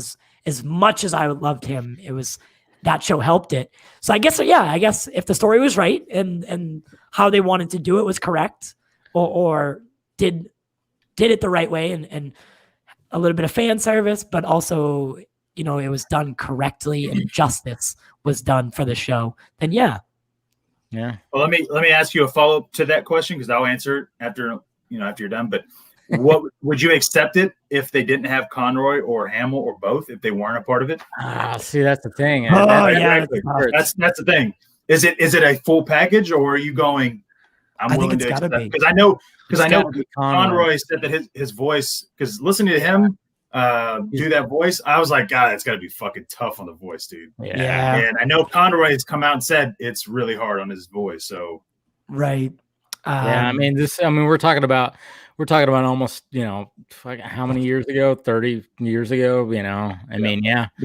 I mean, you also bring back that to James Earl Jones. It's like, how many more times can you do? Can you play Darth Vader? Yeah. I mean, when you heard him on Rogue One, it's like you could tell there's he's getting older. Well, they had him in back before, like when he was doing stuff for like season 1 of Star Wars Rebels, I think. And he recorded, I don't know what he recorded, but I remember, I don't remember where I read it, but I'll have to find the link. But he recorded like a ton of stuff. Yeah. I think they've basically just got archives of like generic dialogue from him, so that they can fit him into, so they can like fit him into spinoffs and stuff. Or like, for example, they had him read that card from Mission Impossible 3, where it's like read the he's like, the rabbit jumps through the hole and out the like, so they have all the sound, all the I mean, because Star Wars doesn't get enough credit for its audio engineering, but I bet if they had enough dialogue from James Earl Jones, that was they could do it. Created with the intent of manipulating. Like obviously they could, they've done a lot of stuff with like old dialogue, but I bet if they had a library of him making a million different noises, they could probably assemble any Darth Vader dialogue they'll ever need to, which is kind of crazy. Scary, but cool. Yeah. What do you say, Scott? Well, I didn't even get you just skip it over me? You talked. What are you talking about? You did talk. I didn't answer the question. Okay. Well, I asked Ty a follow-up because that wasn't asked, right? I mean, that was like, is that a prerequisite? Like, I guess it does have to be. Okay, so because here's what I would say. But it can be better. So, I'm glad that we're 4 hours in and there might not be that many people watching, but I'm going to admit, and I don't know if I've ever admitted it, but I've just never really talked about it. I didn't grow up on Batman the animated series. I grew up on X-Men animated series. I didn't watch Batman. Like, I knew about Batman because I was Get the fuck out! And so like I didn't watch the animated series, so I was just like kind of, whatever. I mean, I can't remember. Like I might have watched it. I can't remember it being part of your daily schedule. It wasn't. Yeah, X-Men. The X-Men animated series. That was fucking part of it, dude. That was there. I remember it like just always. Like it was yesterday. Batman. Yeah, Batman. I don't have any fond memories of it. I've been always a Batman fan. Obviously watched or got into comics and all that stuff, and so for me, it doesn't have that sentimental value of, like I never even thought about, hey, they should bring it back, because for me, even knowing that it's on HBO Max, will I watch it? Maybe. I don't know. But I've never, it's not like I was like vying for it. Yeah.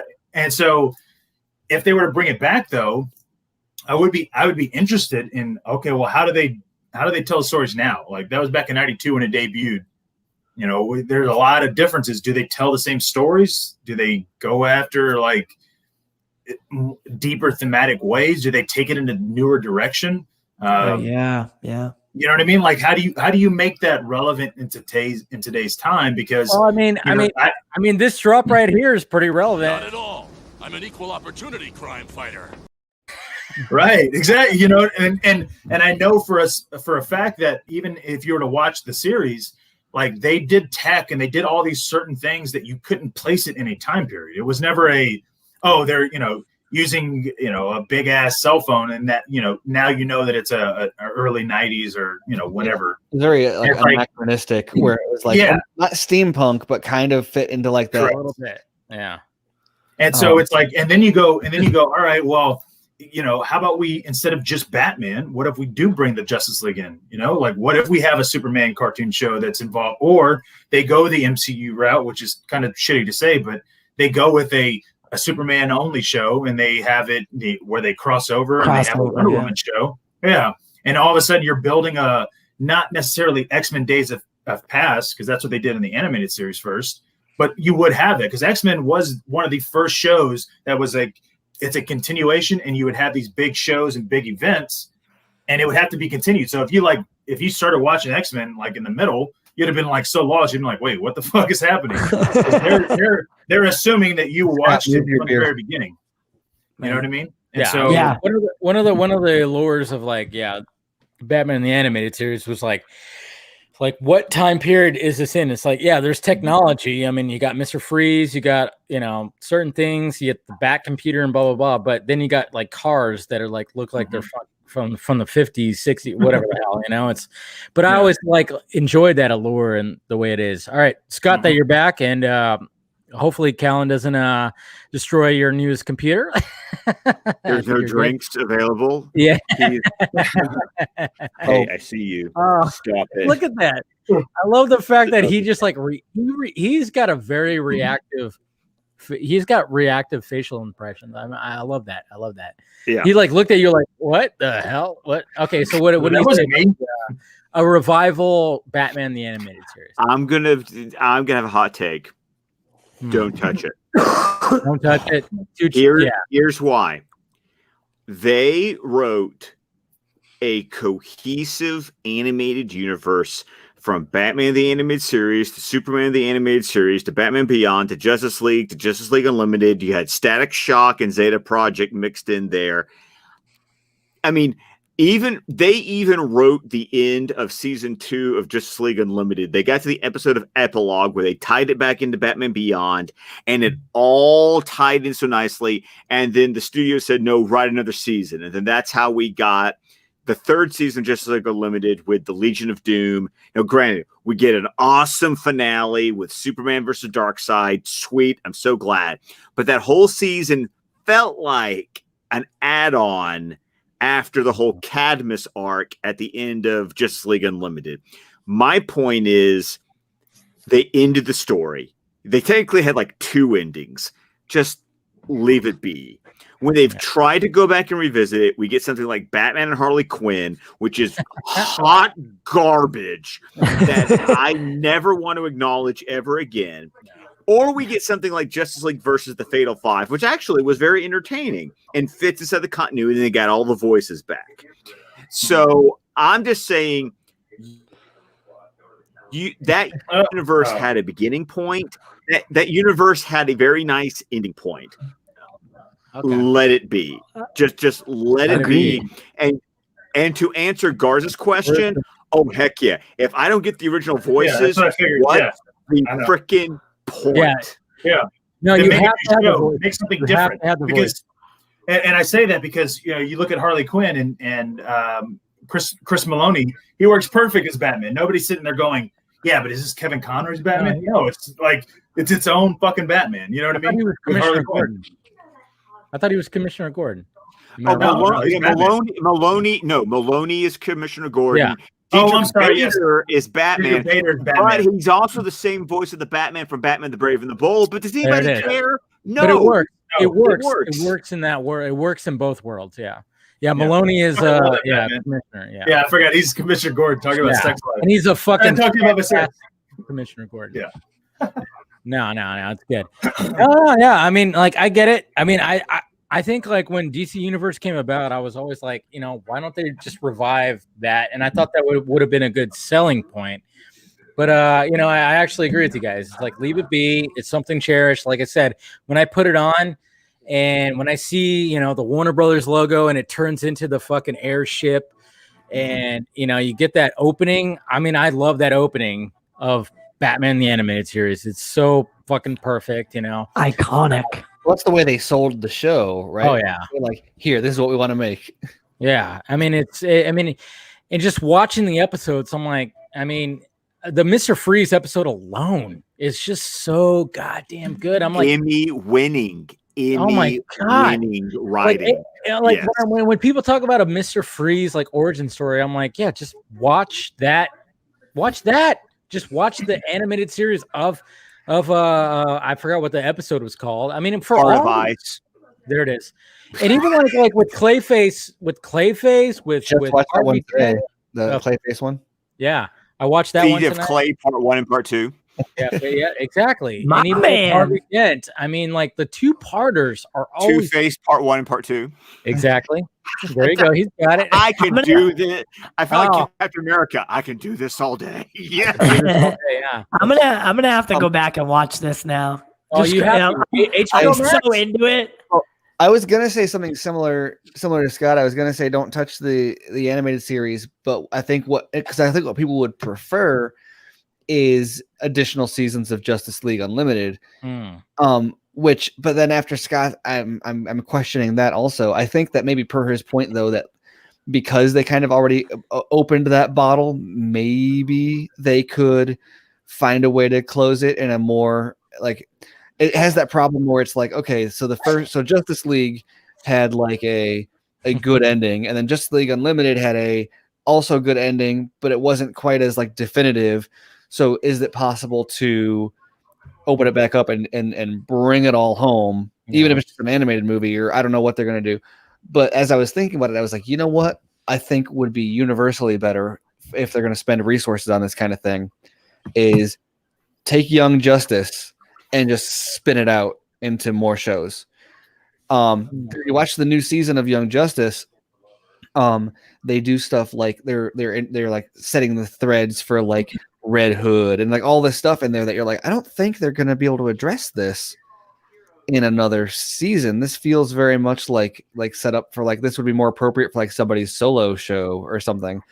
And I think that universe is so well planned, and yet you don't get to see like the solo stories of any of these other characters, but there's clearly so much else going on in it outside of the core Young Justice story that I think you could do a Justice League show alongside Young Justice, or even a Bat Family show alongside Young Justice with the same creative voices. And, obviously the writers are going to be splitting time, but, maybe just make them, producers or whatever of those shows instead of, but the point is, I think there's a lot more fertile ground to blow that series out into a full blown universe than there is maybe to go back to the old one.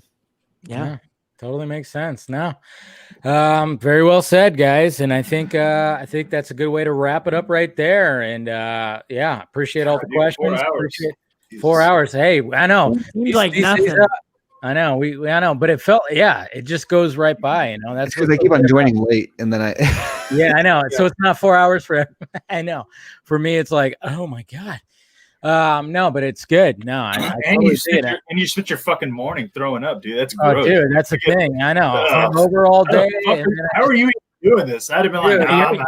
I'm a fucking champion. Hair of the dog, man. Hair of the dog. That's what does it, man. Shit. All right. So appreciate, of course, all you guys coming in and everybody clicking in and joining the live chat and all that stuff. Let's go around the horn. Go ahead, Ty. You first. Promote yourself. Oh, all right. Well, yeah, you can head over to Pop Culture Corner on YouTube or I got the Twitter one here, but that's pretty universal. So on Facebook or Instagram, you can find us if you search that specific tag. But on YouTube, it's Pop Culture Corner. We're always hanging out and kind of talking about the same stuff, just different opinions and different viewpoints. We'd love to have everyone, especially all you guys, stop through. Dave has before, but I'd like to, spend some time with all of you in a little bit more of a intimate setting. So, indeed. All right, Garza. I love intimacy. Yeah, we figured that. Yeah. So no. So yes, you can follow me if you'd like on the thing, whatever, it's down below. But also, Real Emotion, podcast, we do it, on YouTube, and obviously Real Anarchy on our website. I think it's good to have different opinions on a lot of things. Like, it doesn't matter. Again, all of you guys watched Batman the Animated Series. I'm not going to talk about it because I haven't watched it. So it's like, you need whatever. Remember how you were busting my balls about like finish Raised by Wolves? I'm going to bust your balls to watch. Hey, you know what? I'm a good friend and I'll watch it because you want me to. You know what I mean? Instead of you being a dick. But you dick. Yeah, exactly. But at the same time, like, I would never talk about the animated series on my show because I would never. We never brought it up. And plus, Ben, it came out when Ben was like, I don't know, in his 40s. So I love Ben. He's tired. But so if you guys wanted to hear other stuff, by all means you can. Real Emotion, Real Anarchy. That's it, Steven. Steven. Oh, yawning. Oh, yeah. I'm tired too, dude. Yeah. Happy New Year. I'm Stephen Colbert. You can find me on Twitter at smcolbert. Check out my writing at screenrant.com. Wrote several things this week, and I got another one coming hopefully in a day or two, which you got Man of Steel by the Minute coming out too, right? Eventually, that's another we got BVS by the Minute and Justice League by the Minute podcast. You can find those at snyderminute.com. Man of Steel by the Minute sometime whenever after all that. You threw off I clearly had a vibe going there, and then you did. When are we gonna get another BVS?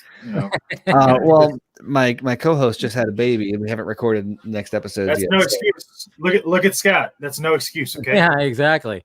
It literally had they had the baby, the third one. And he was like, "All right, hey, but for real though, give me a beer." They had they had a backlog of like a bunch of stuff that dropped on off weeks. So I know. No, we actually haven't recorded in like a month. We just had a good backlog. But yeah, so we'll get some new stuff out soon. But you gotta. Well, you know what? I'm waiting. Well, listen. Guess what? You have an open position available right now. I have a fucking availability too. So guess what? Hey, you know what? I could produce the shows too. I'll fill in for Dice. We'll go over some stuff. We'll have great vibes, dude. I'll be a temporary host. Go to snyderminute.com. Check out How Do I Become a Contributor. Send us an application, and we'll take it from there. This is boring. Hey, Dice already said that it was in the talks. Okay, so I'm there to replace him. That's all. He's the one that said it. So all right. All right. I love it. He's just like, oh, okay. Dude. All right, Scott, bring us home. You and Callan, bring us home. Callan, bring us home. This is Callum, destroyer of laptops. He has apparently become a YouTube personality all his own. I'm Scott. You can find me on Twitter at ScottDC27. You can find my podcast, DC Film Squadcast, wherever your podcasts are found, which will include Steven on this week's episode. You can find the entire network of shows at squadcastmedia.com on Vero, Facebook. There it is. All right, guys. And appreciate you guys clicking in and sticking with us for about 4 hours, stuff like that. And naturally. And also, I'm excited to watch the Snyder cut because Joss Whedon sucks. Everybody got that? Fucking hard fact. All right, there you go, guys. I fucking love those drops. There. All right, cool. All right. We'll talk to you guys later.